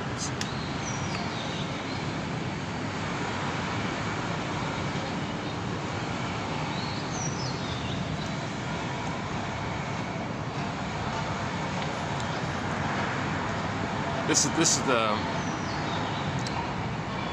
Yeah, the weather's okay now. Yeah. It's nighttime. Let's see, what time is it? 5:27. Yeah, the reason this is a much shorter video because I didn't do the usual 2-hour introduction. That's why it's a much shorter video. But I want to focus on Karen Horney's quotes. This point about externalized living. Jesus. See, in the previous one, the issue is whether or not we're connected to the real self. That's the one core issue. Are we, to what degree are we or are we not connected to our sense of authentic real self? That's the issue. If we are, everything's normal. We're loving, we're creative and playful and caring. We're normal. We're one family and we're normal like that. We see the third side of the coin. We see three-dimensionality. We see that we're traumatized. We have empathy like that. If we're disconnected from the real self, if Snow White's still in the box, okay, then anger's at the console. Okay, that's not the normal thing that's supposed to happen. It's an alien thing to happen. That's why John F. was saying, people who believe in aliens, that's code for trauma. For a baby to be traumatized, that's an alien thing to happen. No baby expects. That's out of this world for the baby to be traumatized. So they might be fascinated with aliens. That's code for, gee, this. Being abused by my mother, that's like an alien, because the baby creates a monster in his mind. It's a frightening, unknown, scary thing, like an alien. Right? So this image of the alien, that's analogous to the boar queen, or the monster in the mind. Right? Still there. Oh, still there.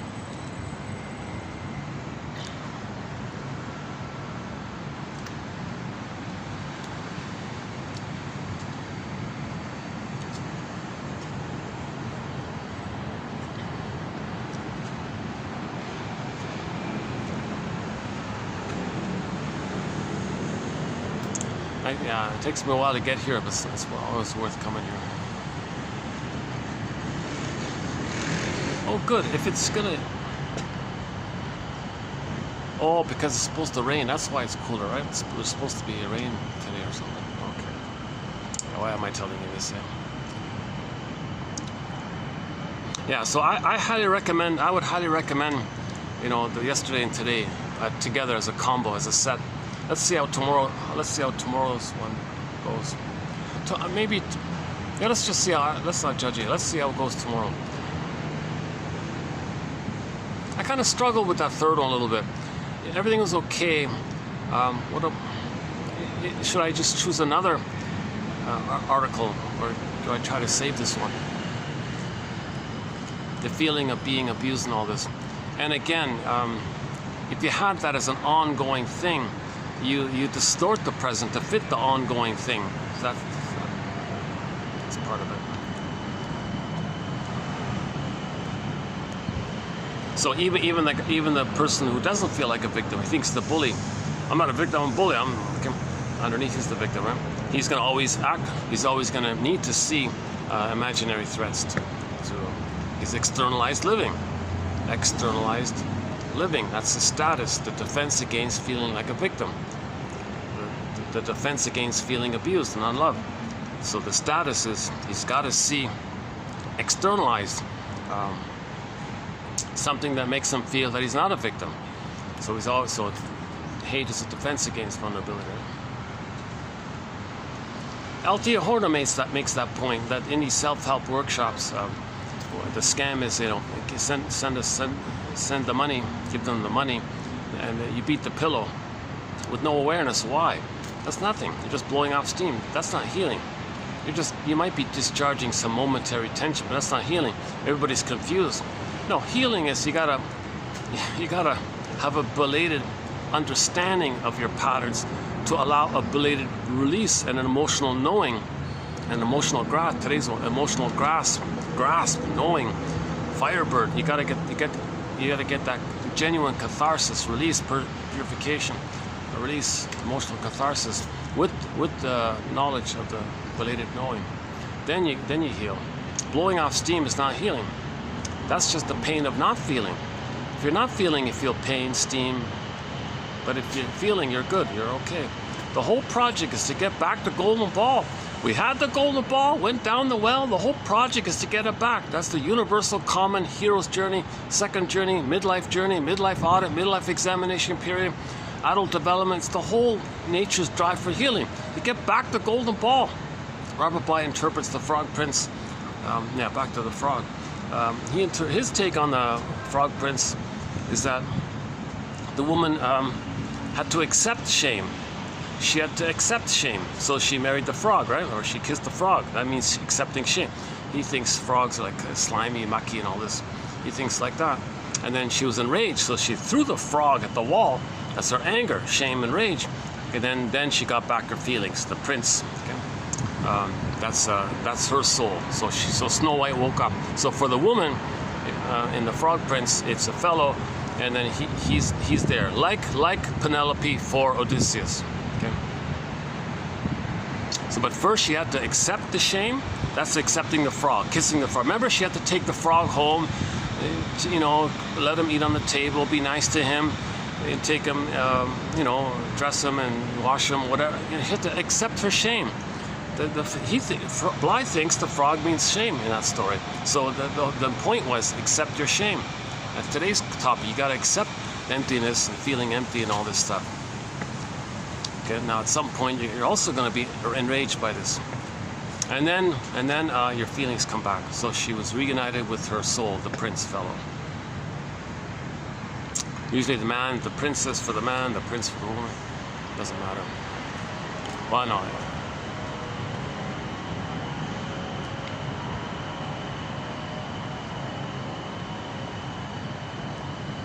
Same thing with Inside Out. In the first Inside Out one, the original one, 2015.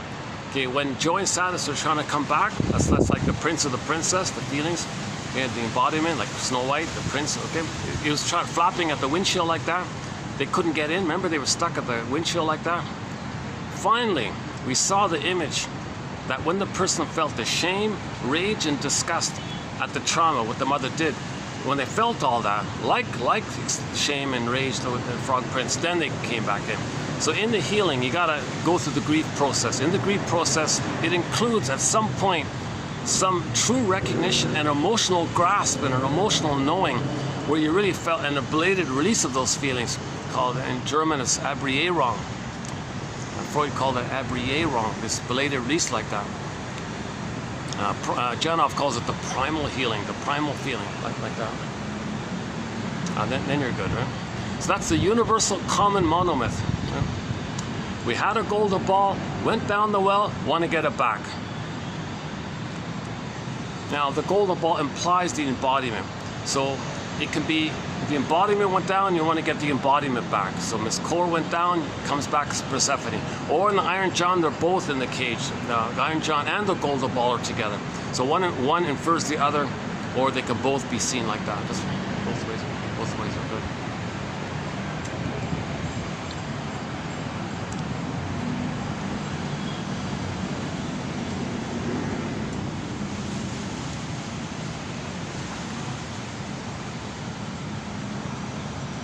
Oh, this is perfect weather. Oh, finally, yeah.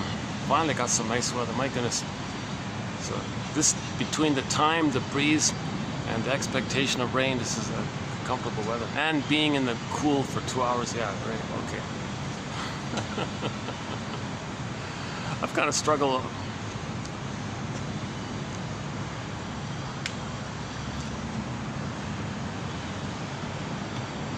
So Karen Horney, in yesterday's video, yeah, Karen Horney said it's up to each person to make the effort to get back their golden ball if we're gonna live functionally and normally. What was it again? Should we dig it up?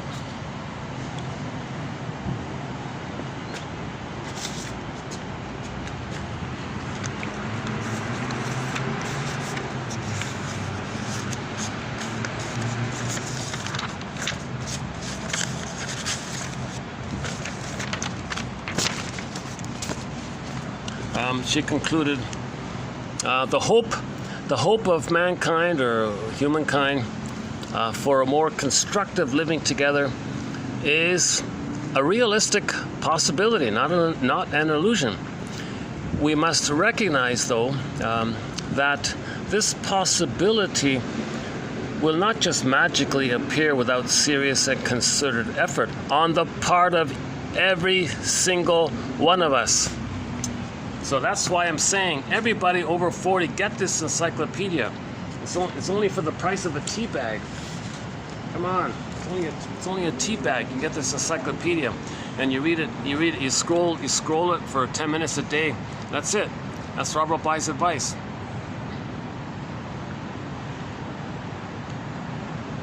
"10 minutes a day, read psychology." Now remember, the heart and soul of psychology is psychoanalysis.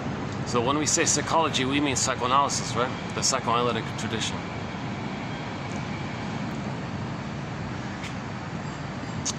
Which includes yin and yang, Confucius's proverbs and stories, and so on.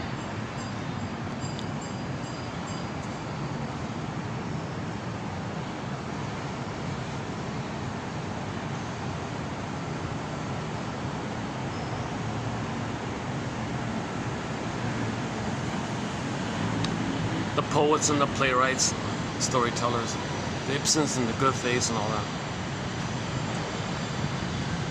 Yeah, Karen Horney says that about the Goethe story. So Goethe was frustrated in all this, so he made that deal. So he was searching for more status and fame and all this, right? But then he realized he got out of it.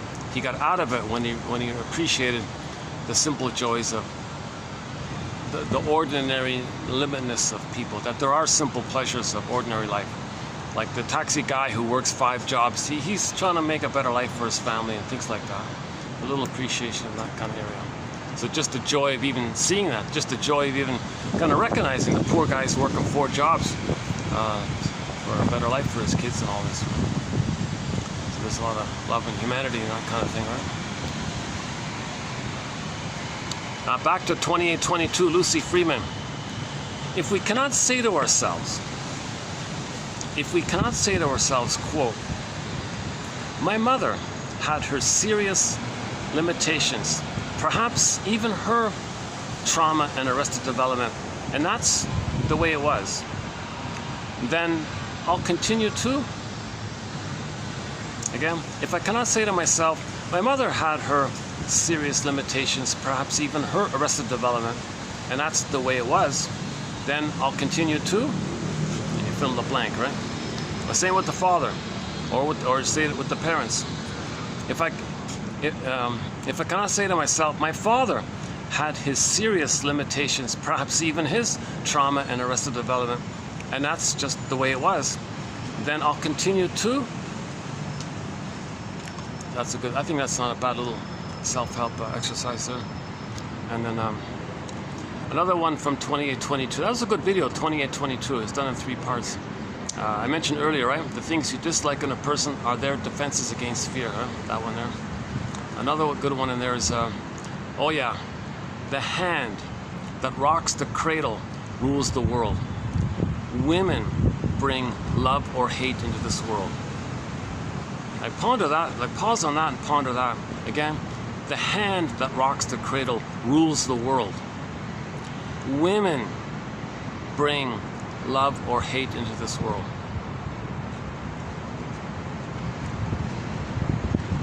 If the mother is able to meet the baby's needs, she brought love into this world.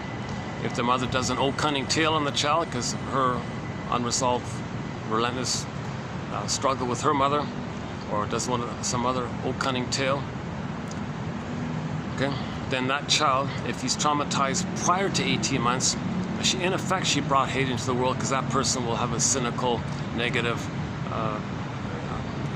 unfeeling attitude towards it. The stingers, the main emotions are hate, greed, envy, grenvy, spite, vindictiveness, schadenfreude, grievance collecting, injustice collecting.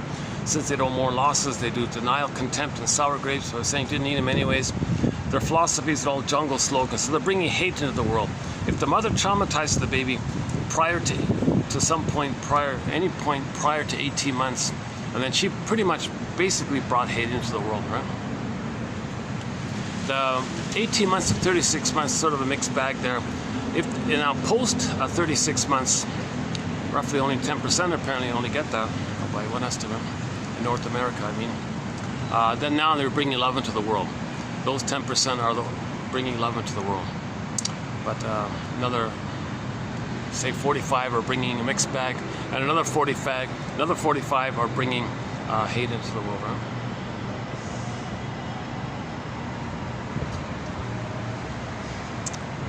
Karen Horney talks about the difference between pride and neurotic pride. That's another interesting topic of hers. What's the difference between pride, like from the real self, pride, and neurotic pride? See, neurotic pride. This neurotic pride is also the deal with the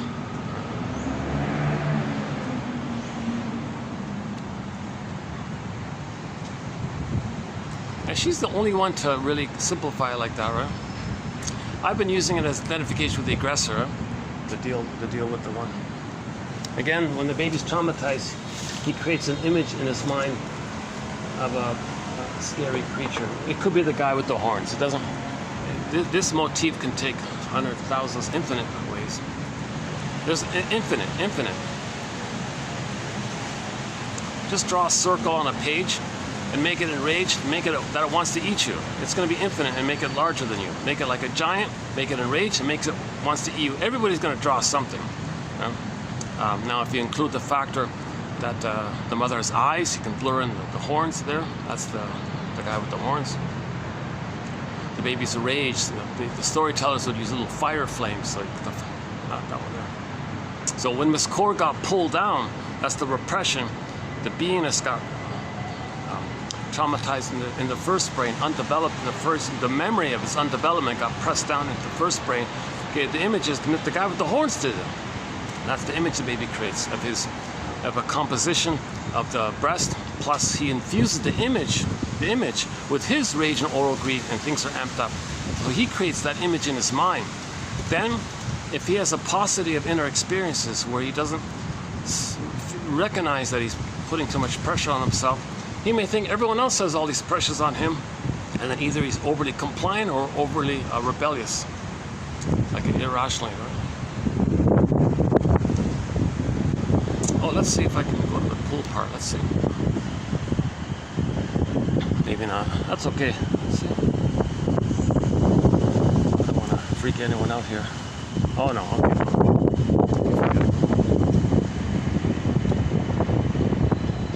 Oh, it's a nice little breeze here. All right, yeah. That's great.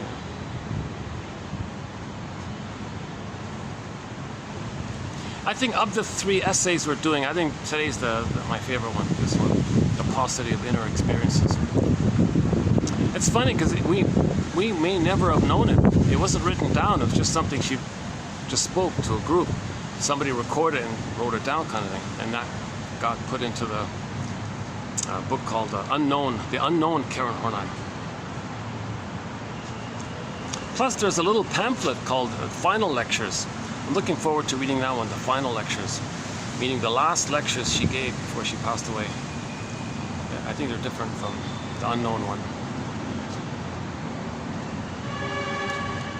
And there's even another collection of essays, The Therapeutic Process or something, that one. Plus her core books, right? Our Inner Conflicts, Neurosis and Human Growth, New Ways, and Psychoanalysis. And I would say those are the main ones, yeah. Her book called Self-Analysis, yikes, I think she kind of, she was being too, I think she was trying too hard. I think she was maybe taking on too much or something. I don't recommend that one, to tell you the truth. it doesn't teach you how to analyze yourself. There's no technique, nothing like that. It's just a discussion about if it's possible or not. What are the limitations? That kind of like a philosophical.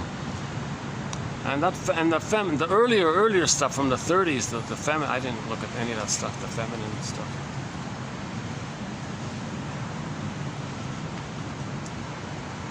Yeah, born in Hamburg, I think, Hamburg, Germany.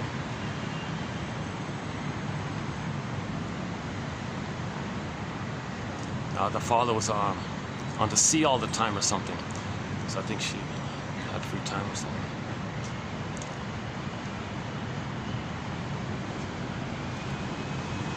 They said he was the captain of a sea merchant or something. Maybe the father was plundering, I don't know. Don't know much about that. But he did one good thing. He gave us Karen Horney, yeah. So the three mothers of psychoanalysis, in my opinion, are Karen Horney, Melanie Klein, Margaret Mahler, and they're three of our mentors in our collection. The other two that people refer to, it's political. It's okay.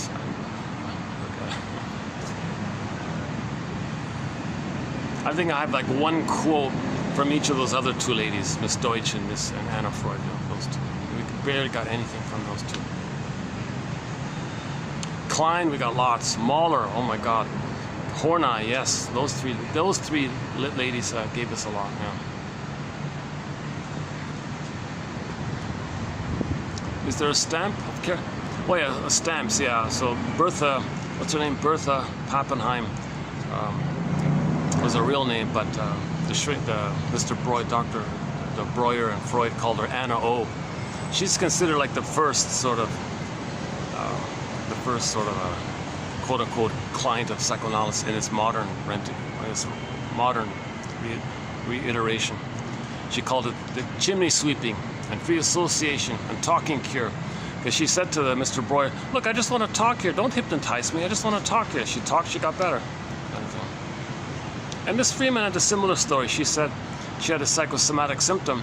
And when the shrink asked her, you know, you're a very good journalist. You have a lot of why questions, but you're missing the most important why question of them all. The why question that's at the root of it all. Oh my God, she said, which why question are you referring to, sir? Shrinker man, shrinker man.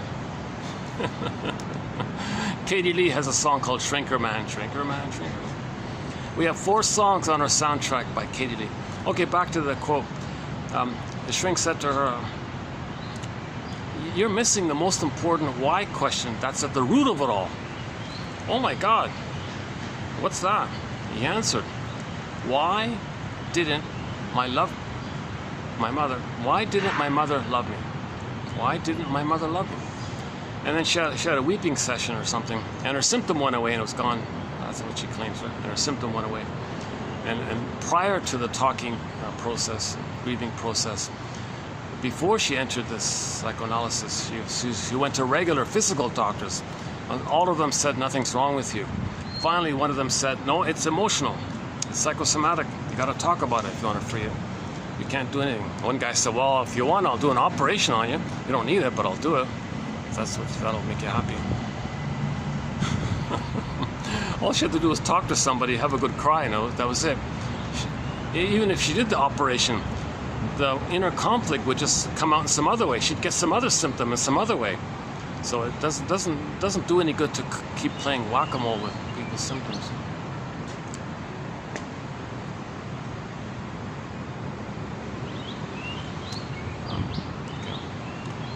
I love these nice little bamboo trees. These are awesome, eh? Man, bamboo's awesome.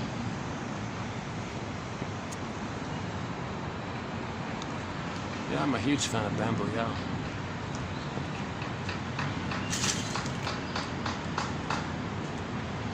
I used to eat a lot of like bamboo shoots, like the stir-fried bamboo shoots. A little hard to find, right? No, you can still get it. Like the fresh ones. And the chopsticks are made out of bamboo, right? Is that right? Chopsticks. Bamboo. Did I get that right?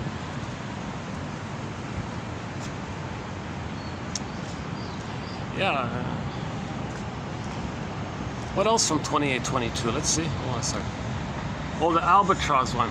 I like the albatross quote of hers. She said, my anxiety, she said, my anxiety was my albatross.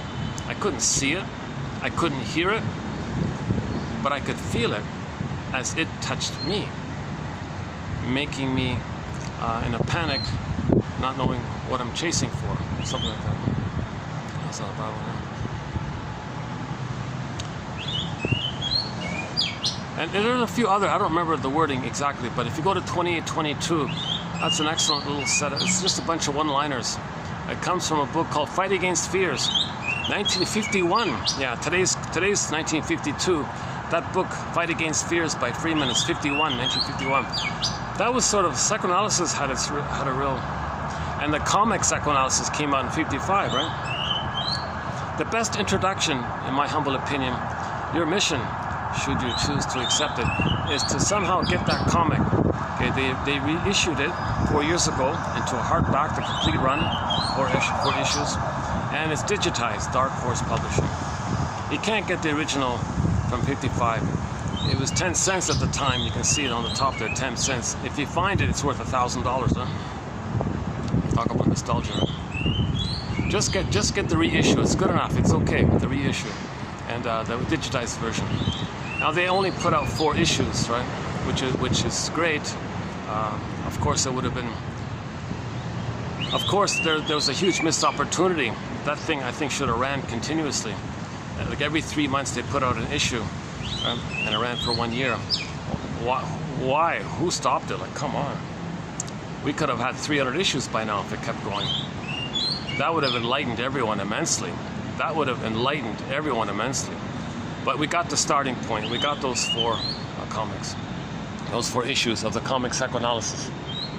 It teaches self-defeating behavior, repetition, compulsion, overeating. Okay, the womanizer guy's in there. The emotional, the triangle is in there. Family systems theories in there.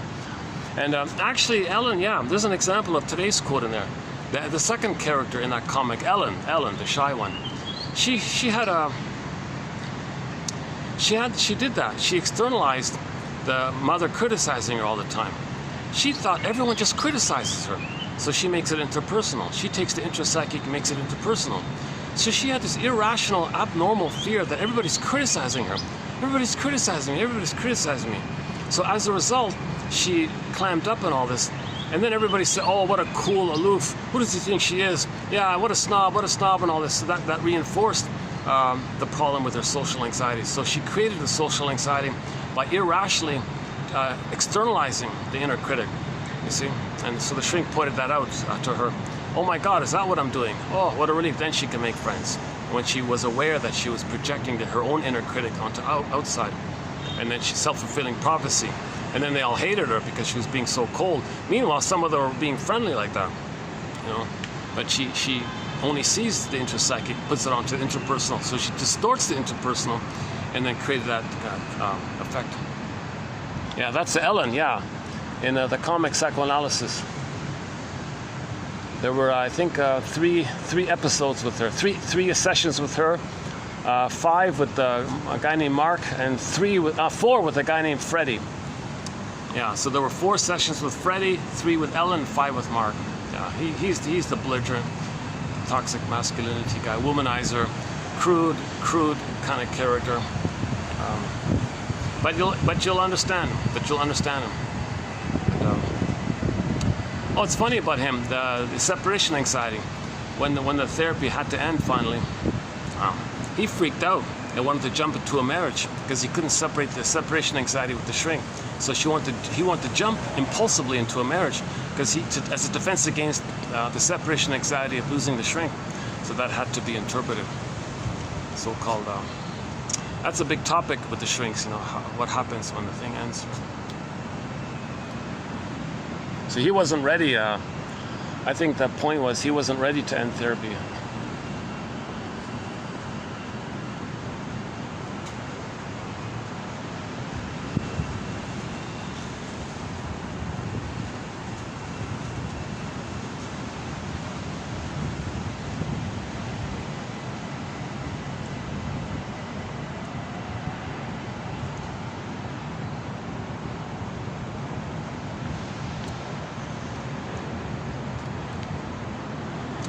Yeah, a newly added song to our soundtrack is like a modern techno thumping.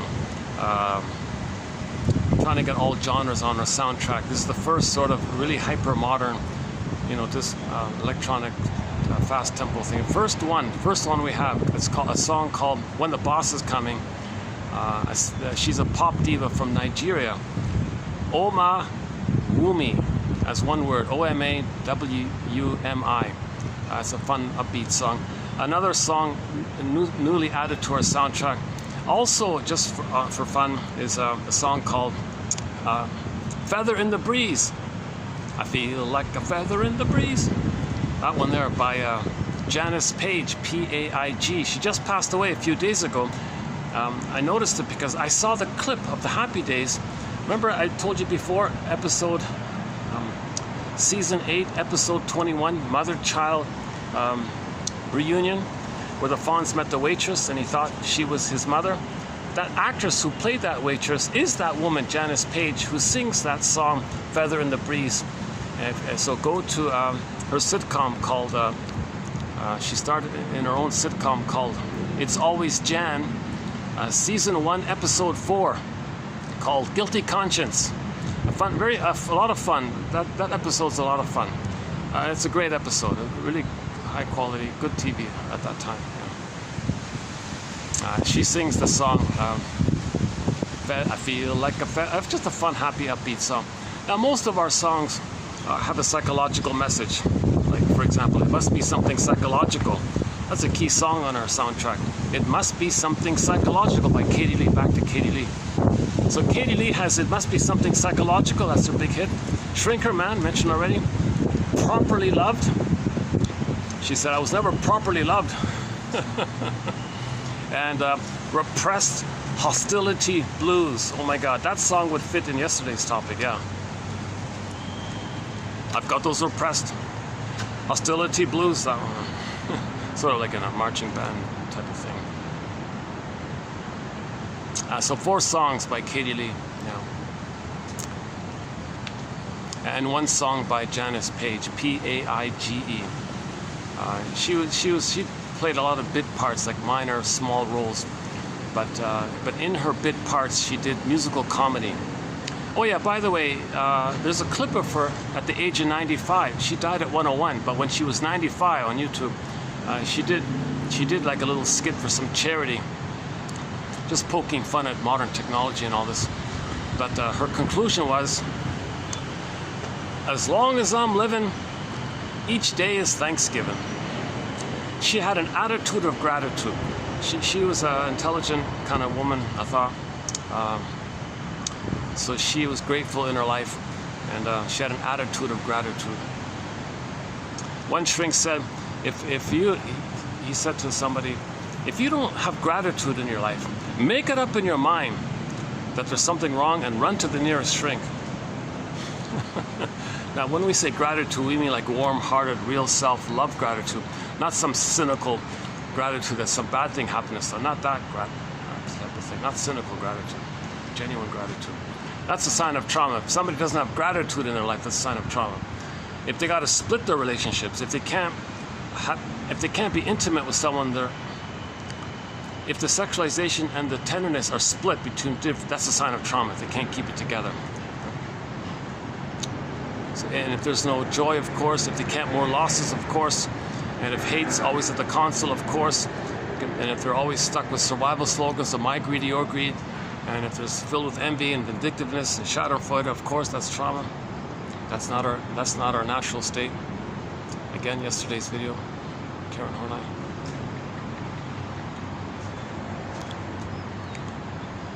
Oh, this is I missed this. 2 years, was it 2? Yeah, 2 years ago, I was on the shoreline for a little while. I could walk along the shoreline and talk to you guys and gals, my imaginary audience. Here's a strange thing. Those videos got deleted somehow. I think somebody must have either there's some kind of accident or somebody took them out. I don't know what happened. 17 very good videos done in the summer of 22 got zooped out. And the commonality of those videos that they were all done on the shoreline. Like, what the hell? What was someone worried about? Like no one was in it. Like it's no personal things. Nothing. It's just me on the rocks. It wasn't a beach. It was like a rocky thing. A little bit beach. Yeah, a little bit of beach. A little bit. Yeah. Yeah, 17 beach. The quotes are saved. That's the key thing. The quotes are saved. That's really the primary thing. The quotes are saved. So yeah, so there's two ways to get the quotes. Right here on this YouTube channel, or through patreon.com/narrative medicine.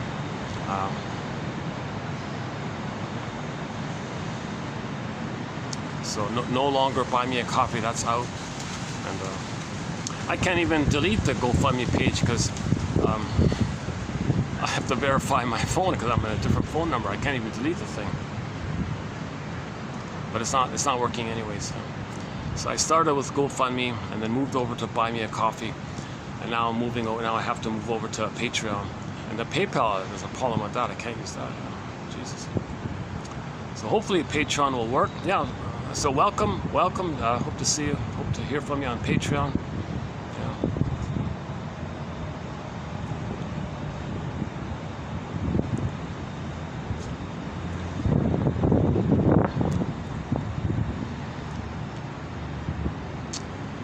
Narrative medicine, for the love of narrative medicine. And what Karen Horney said, it's up to each person to kind of raise consciousness like this. See, if we're not conscious of ourselves, we're not making sense anymore. People are being hurt to blow off steam because they're externalizing. Because others are them, mother hurt them, so they hurt others because they see their innocence onto others and hurt them. Then they see the one they hurt is the mother who hurt them, then they hurt the one they just hurt. We're not making sense. This is sick. This is disturbed stuff. You know, Karen Horney, in tomorrow's video, she makes a point. Is it tomorrow? It's either... I've got a few other loose quotes of hers for a future video. In one of the Karen Horney quotes, either tomorrow or in a future one, she says, one way to think about people acting out and all this is to notice if they didn't act out, they couldn't handle their feelings. Acting out is a defense against their fears around not having the real self. So she said, what was the example? Some guy was always very cynical and vindictive and all this, sadistic. Well, let's say you remove that. Let's say you remove his cynicism and the thought that he's going to succeed in shaming, get the serotonin, that he shamed his soul and identified with the mother. Let's say you take that away. Then what does he do with his infantile megalomania? What does he do with his externalization? Because he can't have a soul, doesn't have a soul. What does he do? You see? So the acting out puts it together, and it creates like a little system like that. So you got to look at the whole system, like a big picture, step back, bird's eye view, big picture. The acting out is part of the way to not feel the pain of his need for infantile megalomania. They need to externalize, they need to intellectualize and rationalize. Then he's got to. Then the clinch is that he's got to act out to fulfill those earlier pathological needs, neurotic pride needs. So to fulfill his neurotic needs, if he doesn't act out, those neurotic needs won't be met. Then he feels too much pain. So he's trying to not feel the pain. So once again, if you don't like what he's doing, that's defense against his pain. So why are so many babies being traumatized? Like, come on. Women bring love or hate into the world. Why are so many women bringing so much hate into the world? Well, they're trying to communicate that they didn't receive love, that they're agents of hate, in effect, if they didn't get love. So agents of hate bring more agents of hate into the world. Jesus Christ. That's one way of saying it, I guess. So why are so many women not getting their needs met? Well, intergenerational trauma. Her mother didn't get her needs met. So she doesn't meet her own child's needs to communicate and for her to know that her needs were met when she herself was a child. Then that child receives that and communicates that had happened likewise to her by not meeting her own child's needs the way her needs were met by the oldest. Intergenerational trauma. So Lloyd DeMause says, Alice Miller, all the shrinks, all the self-help people, all the arts and the humanities, it all comes back. It all, shall I compare thee to an onion? It all layers down to that primal need of the baby to have, drumroll please, a secure attachment. A secure attachment. Rhythm of safety, attunement, mother's reverie and consideration, sweetness, and the whole long list there. Okay, that takes an hour to go through all that. He needs paradise in the uterus, so no smoking and drinking while pregnant. Natural birth, okay, Le Boyer, Klaus and Kennel, Lotus, positions. You know, it's funny, I almost thought for a minute there in that Fonzie episode, when they were delivering the birth, they held her up a little bit. Maybe, I thought, oh, wait a minute, are they doing it right? To have a little gravity, and the mother can tilt the tailbone to give the maximum space to the pelvic to allow the proper enough space, and the gravity with the contractions means the mother doesn't need to intervene. It can happen naturally. I thought, is that what's happening? I wasn't sure. I didn't see it clearly. But the trauma took place afterwards. But you know what? Even if the child was a natural birth, let's say, yeah, from what I can tell, that's right. From what I can tell in that episode, in Happy Days, when Richie's wife gave birth and all this, she wasn't under she wasn't under pills or things. There was no forceps and anesthesia and these things, kind of things, right? So it was a natural birth, and the position almost applied her. They lifted her up to make the gravity thing, right? So that's huge. In the Disney film Inside Out, Riley got that. In the Disney film Inside Out, the mother was awesome. She did a great job, because the first memory of Riley was the golden orb. Remember, baby came out smiling and gurgling and happily and playfully and all this. So he was happy. The first memory was happy. So no birth trauma. So she did a great job. No prenatal trauma, no birth trauma. So that's huge. And that means you'll be good in athletics and sports and music and ambidextrous maybe. You won't have physiological issues. You know, so you'll be a good dancer, you'll be good in sports. So that's why it's interesting to watch people good in music and sports and dancing, because that implies, according to Jana, that they were not traumatized in the birth or pre-birth time. So the issue is after birth. Riley didn't get the secure attachment stuff. She didn't get it because we see anxiety has the gaping mouth. That's a symbol of oral trauma. The baby teeth, meaning the trauma took place very early on when the teeth started to come in. Or the gaps in the teeth. Riley had the thumb sucked because the mother wasn't there. The breast mother wasn't there. Okay, the boredom at the console. That means the breast never came. Envy means there wasn't the ideal breast. The envy breast was there, hence envy's there. Okay, and then what's the other one? For sadness, nostalgia is also wished for reunion with the breast. Pathological nostalgia is wish for reunion at the breast. So this whole topic we discussed 2 videos ago, I think, 5, right? 2835, I think. At the mall, the one at the mall, I think I covered it at the mall, yeah.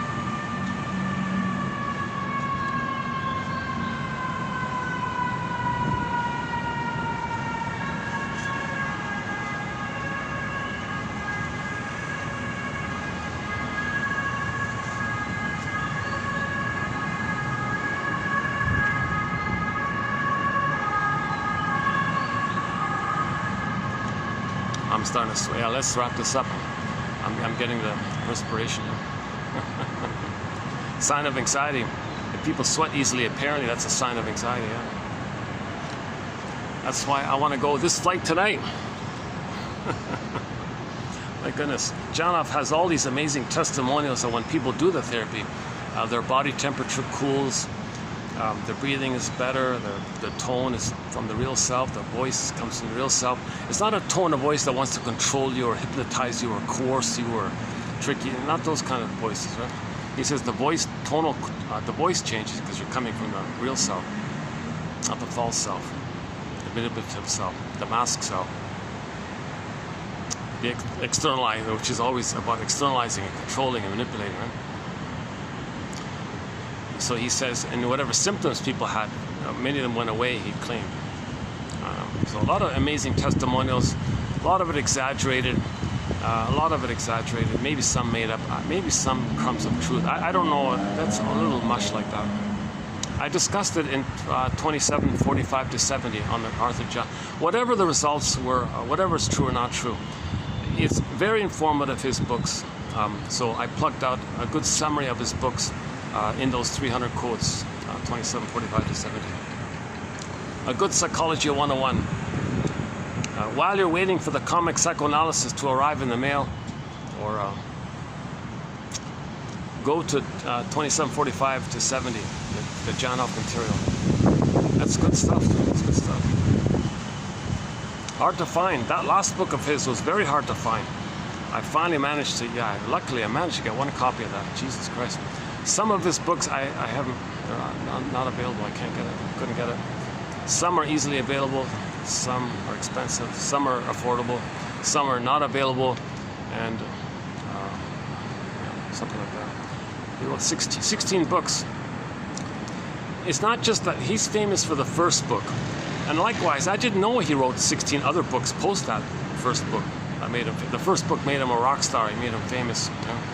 All the celebrities, celebrity endorsements. Everybody was flying to California. Mr. John, if I have prenatal trauma, I have birth trauma, you seem to know how to heal it. See, he was flooded and overwhelmed with demand.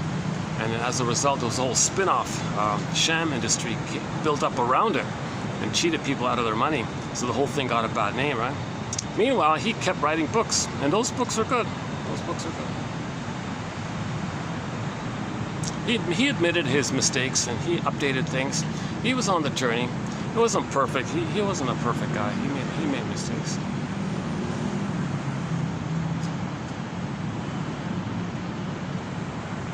I had mixed feelings about him reading his book. I'm not really a huge fan of him per se, but the writing's clear and informative, and I'm for that. It's I think what he did is offer a good psychology 101. Right there, those 300.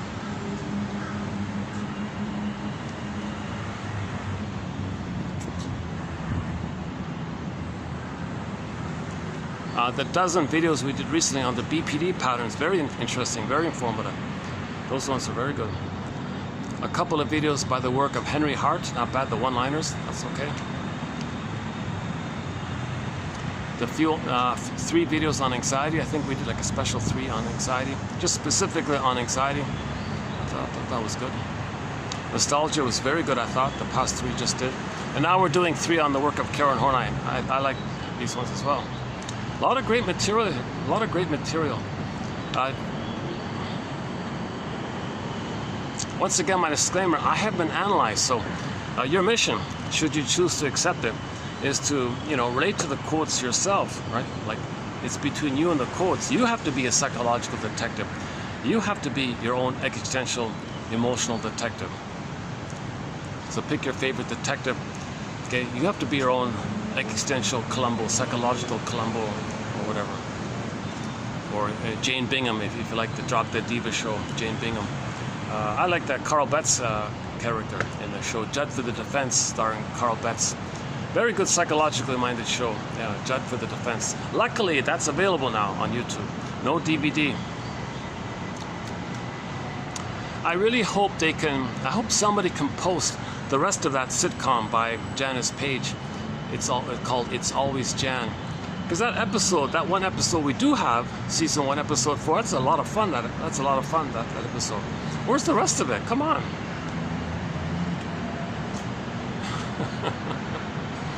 Jeepers, my goodness. And the show, another one, a similar situation with the show called Help Me Help You, about group therapy. That's not available, my goodness. And another one about called the Jim Backus Show, about a news guy. That seemed like a very informative kind of show. That's not available. But Judd for the Defense, boom. It begins, the theme song opens up with the big booming bass drums, that one there. Great theme song, yeah. Oh, we have one quote from the Barney Miller Show, yeah, another theme song. Another fun theme song, the Barney Miller, with the bass and the sax, right?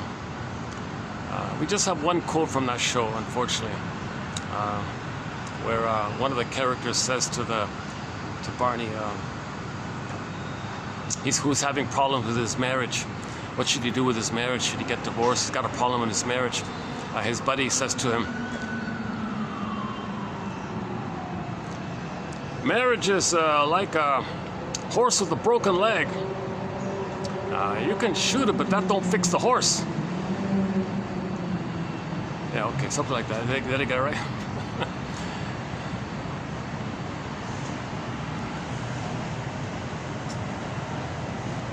So he saved the marriage, yeah, so he didn't get divorced. Divorce won't help. Burglar has a self-help book entitled Divorce Won't Help. Right? Burglar's one of his main lines is, if you think leaving your mate means you're going to leave your inner conflicts, oh no, your inner conflicts will faithfully follow you into the next relationship. So heal your inner conflicts, save your marriage, divorce won't help. Run to the nearest therapist.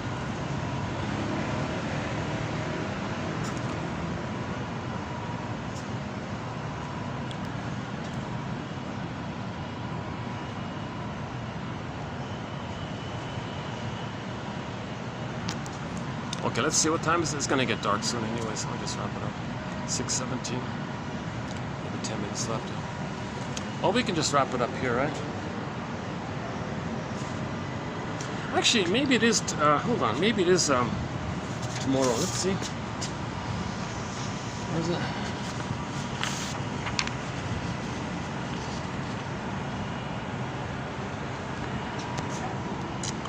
$38.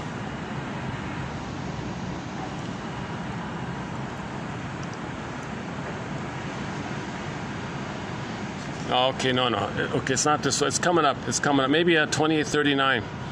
Go check out 28:39 about how Karen Hornite describes how acting out is a defense against the fears associated with narcissism, externalization, rationalization, and loyalty to the mother, things like that. And if he didn't act out, he'd be overwhelmed with pain. So tomorrow, the key line in tomorrow's one is this right here. As the client gradually realizes how his feeling of his own value, his hopes, concerns, fears, resentments, and activities are determined by others or by factors outside himself, he begins to wonder where he is. He wonders how little he is in his own life, how little he is the captain of his own ship. This wondering is the beginning of an interest in himself and a search for himself. And it goes on. No, it's not there. It's coming up. It'll be in 9. That's a good quote about. That's a good quote about understanding people. In other words, they don't know what to do with themselves if they don't blame or hate or act out and accuse. And they don't know what to do with them. They don't know. They have a paucity of connection to their real self. Their ego's damaged. They can't get in touch with their real self. It's just too much trauma. So that's an inference. If somebody's way too externalized like that and don't have any sense of inner home like that, that's a sign of trauma. You got to pick up the phone. Mother, tell me about the first 3 years. I want the key. Remember Robert Bly? You got to get the key out from under mother's pillow. Give me the key, mother. Father, same thing. Tell me about the first 3 years. Now we're talking about people over 40 calling their parents before they pass away, because when they're gone, they're gone. Bruce Coburn's Instrumental by that title. The original one, not the updated one.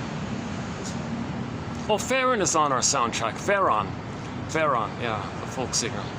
A song called Ain't Life a Brook. Ain't Life a Brook, good song. And her revised version of It Won't Take Long, that one. She's got a lot of other good songs. Her famous album is called Testimony. Misty Mountains on there, Testimonies on there. Something about the Purpose song is on there. The Cactus, I don't know, is that on there? She's got a lot of good songs. Interesting character. She's still around, yeah. Lives alone on an island in the woods or something.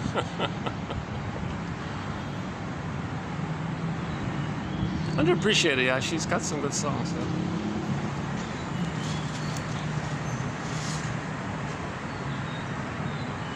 What else? Recently added to our soundtrack is Na Ying's revised live version of her song called Mo. Very nice song about admitting how you feel when there's a loss. Na Ying, so her family name is N-A, Na, and the first name is Ying, Y-I-N-G. The song is called Mo. I think in English it means silence or something.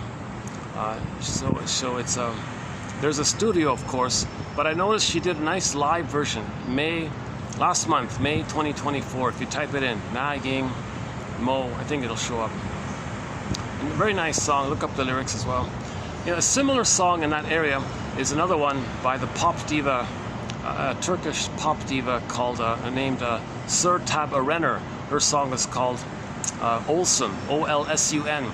Also about the grief process. So two very good grief songs.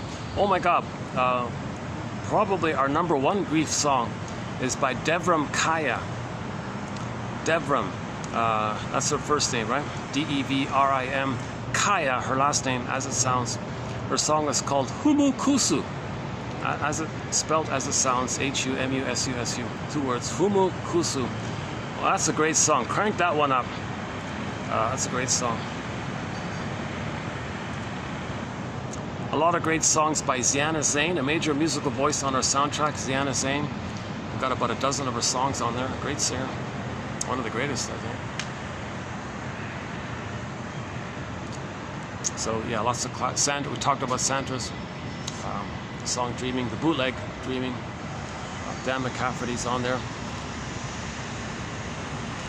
One by Zaz, yeah, one by Zaz. A Boule Parani, a live rendition that she did. I think in either Rio de Janeiro or San Paulo, somewhere, one of those two. Look up Zaz, A Boule Parani, either San Paulo or Rio, one of those two.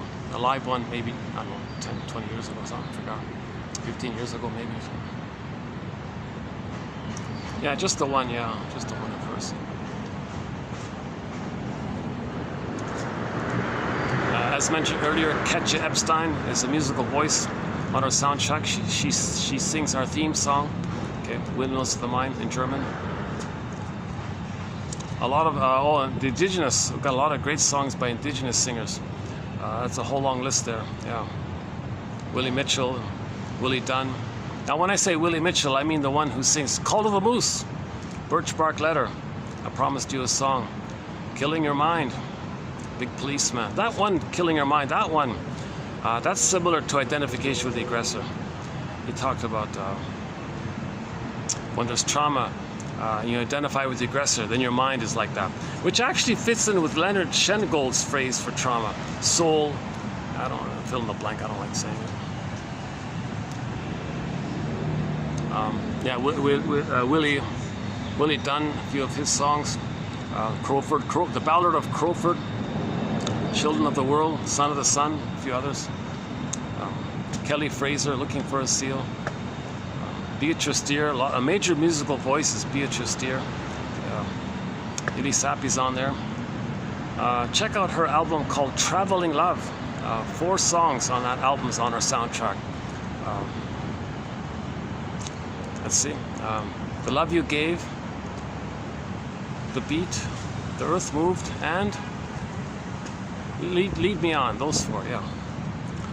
And when she was the lead singer for the band Taima, there's a song called So You Say. That one's also on our soundtrack. Eastern Owl, the band Eastern Owl, a couple of songs of theirs. Kaylin Johnson, a song called Gentle Warrior, the Mi'kmaq singer. Brian Andre, how can I forget? Brian Andre got a bunch of his songs on there. Brian Andre. Last name is Andre. Indigenous singer. Susan Aguilar-Clark, a couple of hers. Buffy St. Marie, of course, a couple of hers.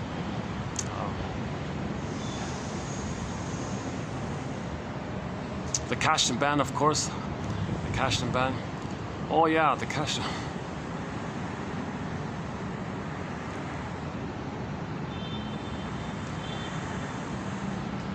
I could say some things about. Jeez. Oh, it's too tempting. No, I can't. No, it's just. There's a. So yeah, great band from the 80s, the Cashton Band. I don't know, three albums, I think.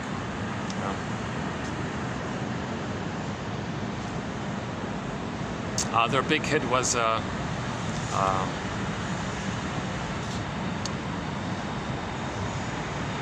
do do do do do. What's that song called again? Ishwane. I forgot it. Our Home or something. Our Life or something. They've got a song about the guy with the horns. That's on our soundtrack. Interesting song. And they've got a real sort of traditional song that's really nice as well. Yeah. Cashton. Sylvie Bernard, one of her songs called Je te destine.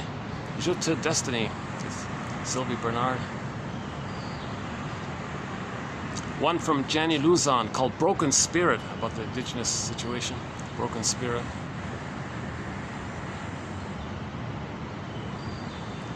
There's a few more. There's a few more. Is it Kaylee Wolf? The song called Child of the Government. You can see the video. There's a music video of that one. Robbie Romero's on there. Heartbeat, the famous Heartbeat song. Great music video. You see the guys on the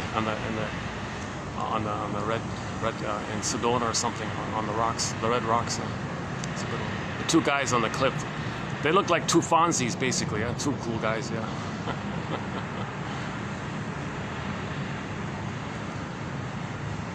Yeah. Once again, I recommend those two episodes with the Fonz. Okay, season 11, episode 14, entitled "The Spirit Is Willing." Season 8, episode 21, Mother and Child Reunion. Those two episodes, I highly recommend those two. I've talked about it a fair bit already. Yeah.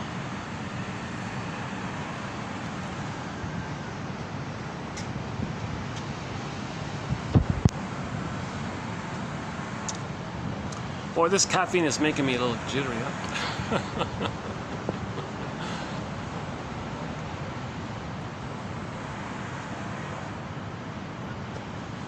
Oh, they're closed. On Mondays, are they closed on Monday? Oh my goodness, it's closed on Monday. Yeah, sometimes Mondays. For whatever reason, they're not open. Yeah. It's today. Oh, maybe today's. Oh my God, they have all these holidays I never know about. Yeah, maybe there's a holiday going on.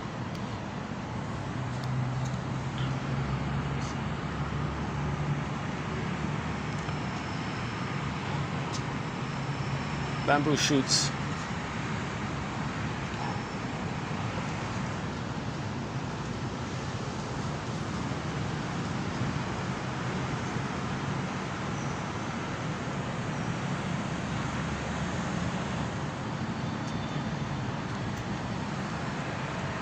Songs from all around the world, right? I'm trying to get songs from all around the world. Yeah. We got from Peru. We got and Portugal. There's one. No, one from Brazil. Yeah, Brazil is on there.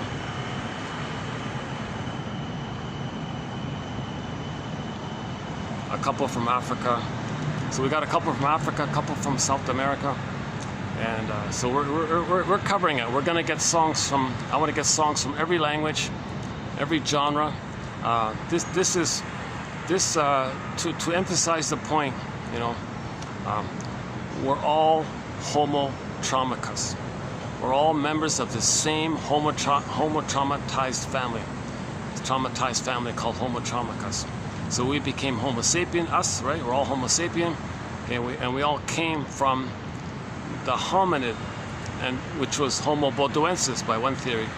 And Homo bodoensis is the only hominid that kind of adapted and made it, right? That's us. And it took us as Homo bodoensis, a previous version of us, 1 million years to become our us, Homo sapien. 100,000 years. And then we spread around and all this. And then 10,000 years ago, due to the confusion and mismanagement of our discoveries and our brain chemistry, we freaked out in an addictive, crazy way somehow.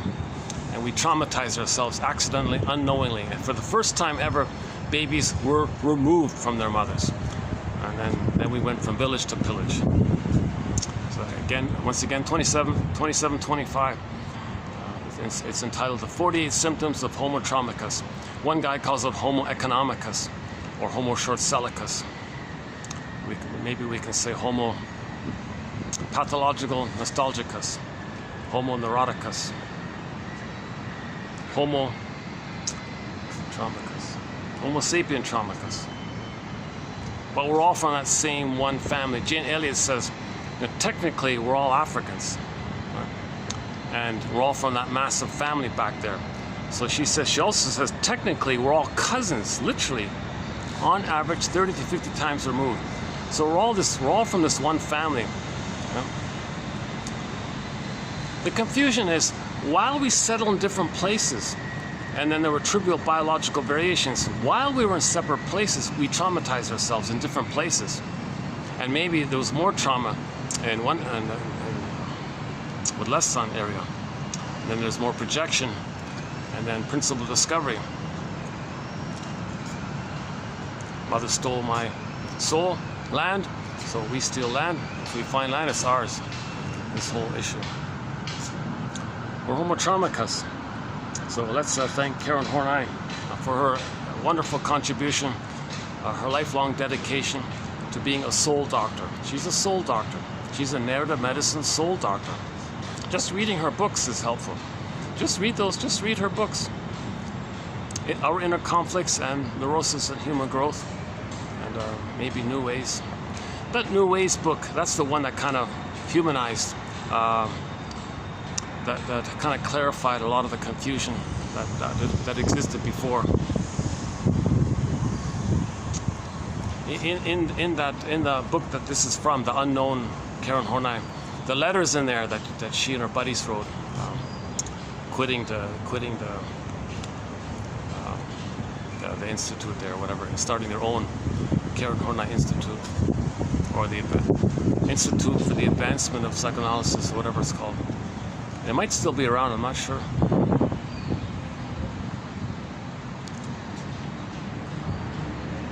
But she, someone called her the mother of all self-help books, by the way. Interesting. I think that's fair. This spirit that she conveys, all self-help books are kind of like echoes of these kind of basic messages, right? One guy calls her the gentle rebel of psychoanalysis. She rebelled against psychoanalysis. Yeah, we talked about that story before, right?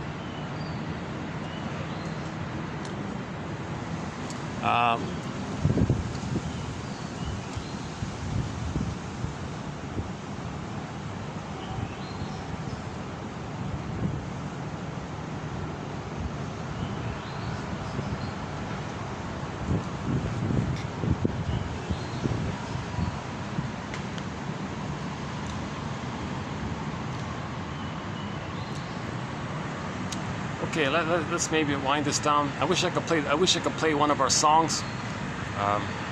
Maybe Santer's. Oh, we played that already. Wow, that was for the last topic. What song are we gonna play for today's topic? Oh my God, yeah. If I had the boombox, what song would we play for today? Let's see. Hold on a second.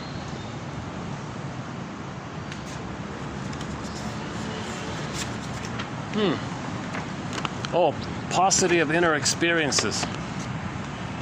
Okay. Externalization.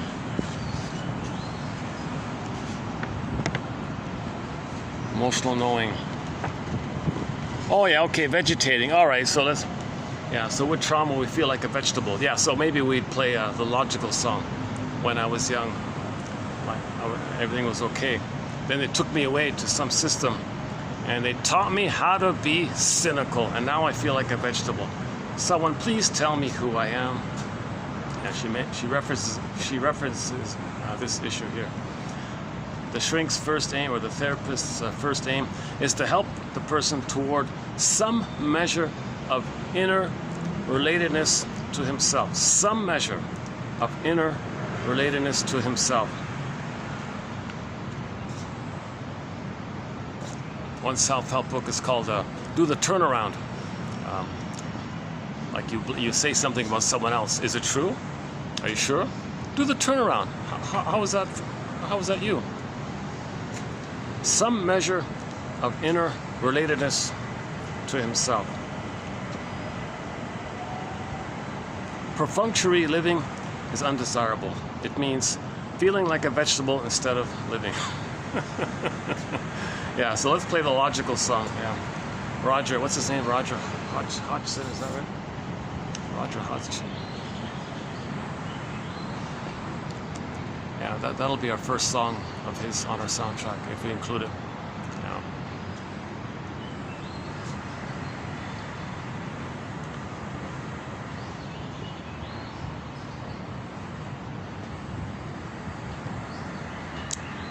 I know it sounds absurd, but please tell me who I am.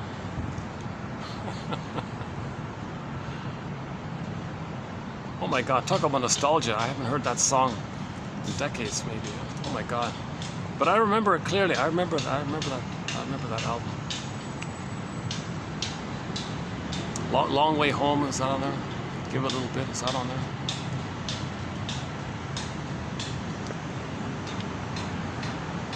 All the birds in the trees, oh, they'd be singing so happily, joyfully.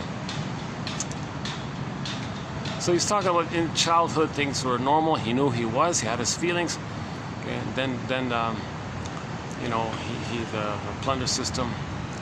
In order to plunder, he's got to take away their feelings, so make them feel like a vegetable, make them angry.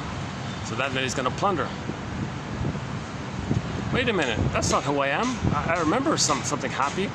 Now I feel cynical and flat inside. What's going on here? Who am I here?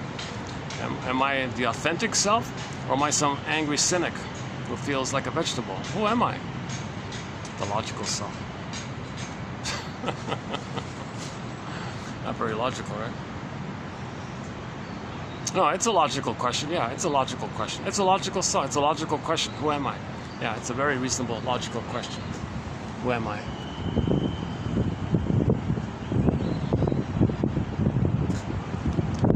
At the end of one of the Spider-Man films, the teacher in the classroom said to the students, you know, students, all of literature, you name it, all literature, the whole thing, the whole kit and caboodle, the whole works, all literature asks one question. 3 little words. Who am I? Who am I? All literature is looking for that one question.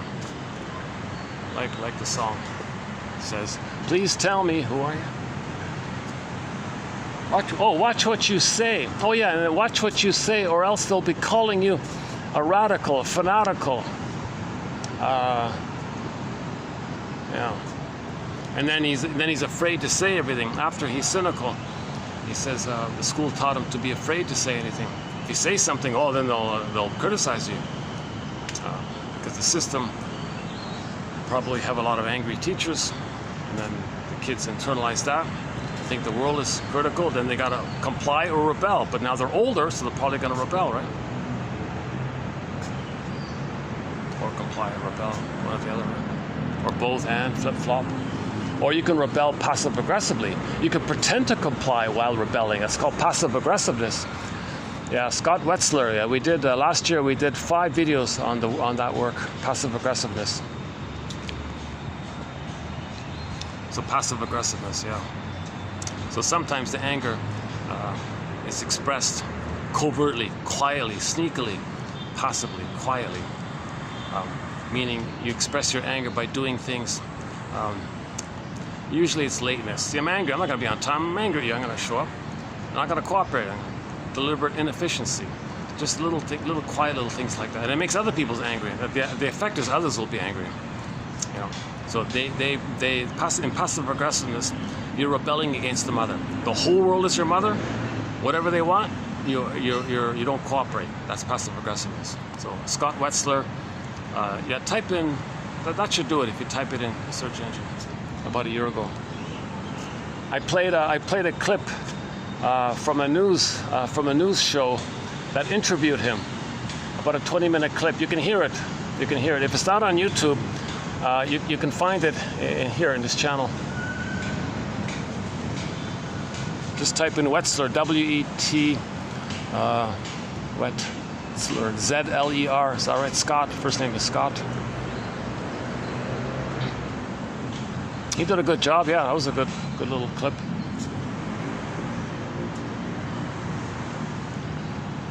In a short 20-minute interview, he really kind of gave you the essence of the topic. Yeah.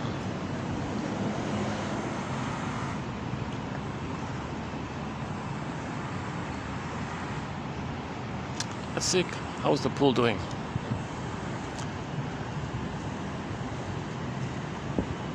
Is it still there?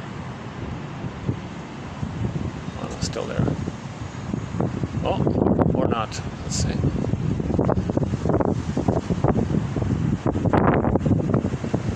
I don't want another experience of a possible misunderstanding.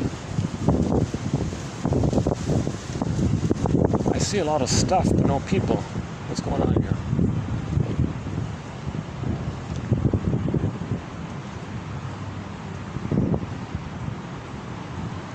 Oh, maybe. Aha, okay. Maybe we can wrap it up here at the pool. Yeah, okay, let's wrap it up at the pool. Yeah, all right. It's always nice to get the water.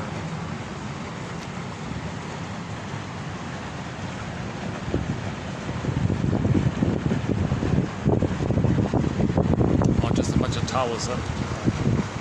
Oh, and kids' floating devices. Yeah, okay, let's end it up here at the pool. Oh, it's cool. I love the water. Oh, look at that, eh? That's nice to get the water scene. All right, yeah. It's better that way, yeah. Well, let's wrap it on this nice water, with this nice water view in the background here. Let's end it up here for today. So you have your mission already, should you choose to accept it, to get the comic. In the meantime, 27:45 to 70, the work of Janoff. Springsteen on YouTube, Independence Day, Toronto, the intro he gives. It begins with him saying, "Fathers and sons, fathers and sons." That one there.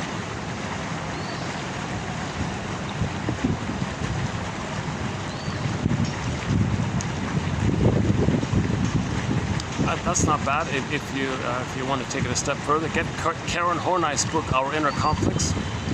That's a great book. She has a whole chapter on this topic of externalization. Chapter 5, I think. It's all about this issue of externalization. Because you can't, because of the paucity of the lack of connection to your real self due to trauma, so you're always externalizing this issue here.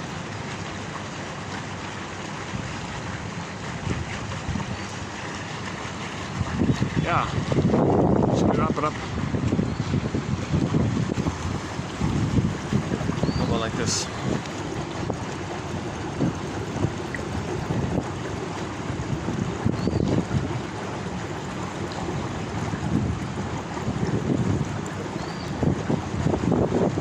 Or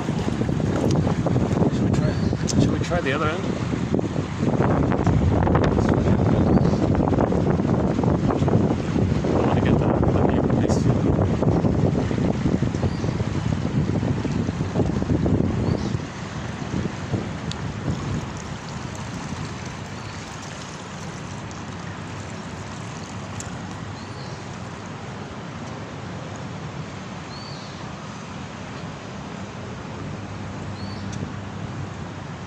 How about here? How's the view from here? Oh, it's pretty similar, right? Oh, it's close. It's about the same, right? Okay, that's okay. Oh, but you got the skyscrapers in the background. What about like this? How's it like this? Same thing.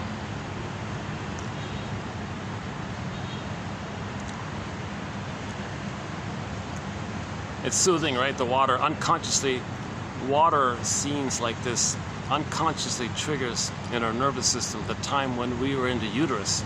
Now, in the uterus, we were in the water world, water world. So we were safe, we were warm, we were in paradise, we were floating around happily in a blissful place. So this can remind us of that old paradise. That's why everyone pays a premium to be near the water all the time, right? It's calming like that. You might, maybe to one degree or another, maybe it is pathological nostalgia. I don't know. Let's be a little kind to ourselves. No one's perfect, right? Everyone has some degree of pathological nostalgia. Depends on how much, I guess. When does quantity become quality? Question of degree like that. Okay, let's just wrap it up here. I'm still looking for the nice little way to end the video. What about the flowers here? What about these ones? Can I get the flowers up here? Oh, hang on. There's a nice view. What's that? What about this one here? Just this little podium. That's just a wooden floor. Oh, geez. This must be a holiday. This has got to be a holiday. This has got to be a holiday. Oh, we got both. Okay, we got we got all the elements. We got earth, flowers, water, sky. Okay, no fire. That's okay. We got 3 out of 4. Ain't bad, right? Oh yeah, another one. Go to the radio show called Gleanings of the Earth. It's an older show from the 80s or something. Gleanings of the Earth. Episode entitled Earth, Air, Water, Fire. That one. That episode. It's about a 30-minute program. But in it, there's about a 10-minute clip with Kristen Wilson. A great little speech of hers called Ooh My Soul. Your mission, should you choose to accept it. Another mission, should you choose to accept it, is to search for it. Got to dig around a bit. Gleanings of the Earth. Okay, Earth, Air, Wind, Fire. And it's about midway through, or well, it's only 30 minutes. You'll find it. It's called Ooh My Soul. That's the one where she says, let's talk about salvation. And I don't mean a peach smoothie and a massage. If you're not in your body, you're not making sense, literally. And it's disembodied discourse that causes all these problems. If destroying the planet for a quick buck makes sense, then please make me... okay, I'll fill the blank. It's a funny... it's half theater, half comedy, half series, sort of about the environmental thing. It's a good little clip, yeah.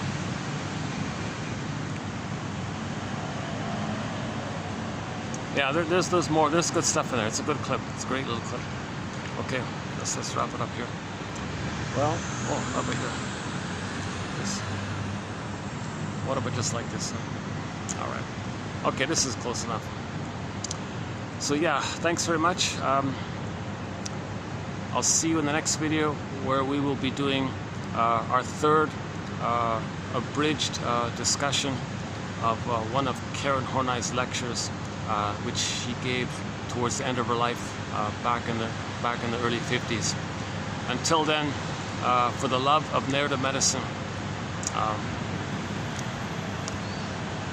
Okay, look for the song. Why not? Let's close up with Janice Page's song "Feel Like a Feather in the Breeze" from the sitcom It's Always Jan, season 1, episode 4. Or if that's too simple, go to The Boss Is Coming for a cranked up one. The Boss Is Coming by Oma Wumi. One word. If you can't find it, go to Steve Perry's song Friends of Mine. That's a good one. That's a good one to end up on. Steve Perry, Friends of Mine, and I'll see you in the next video.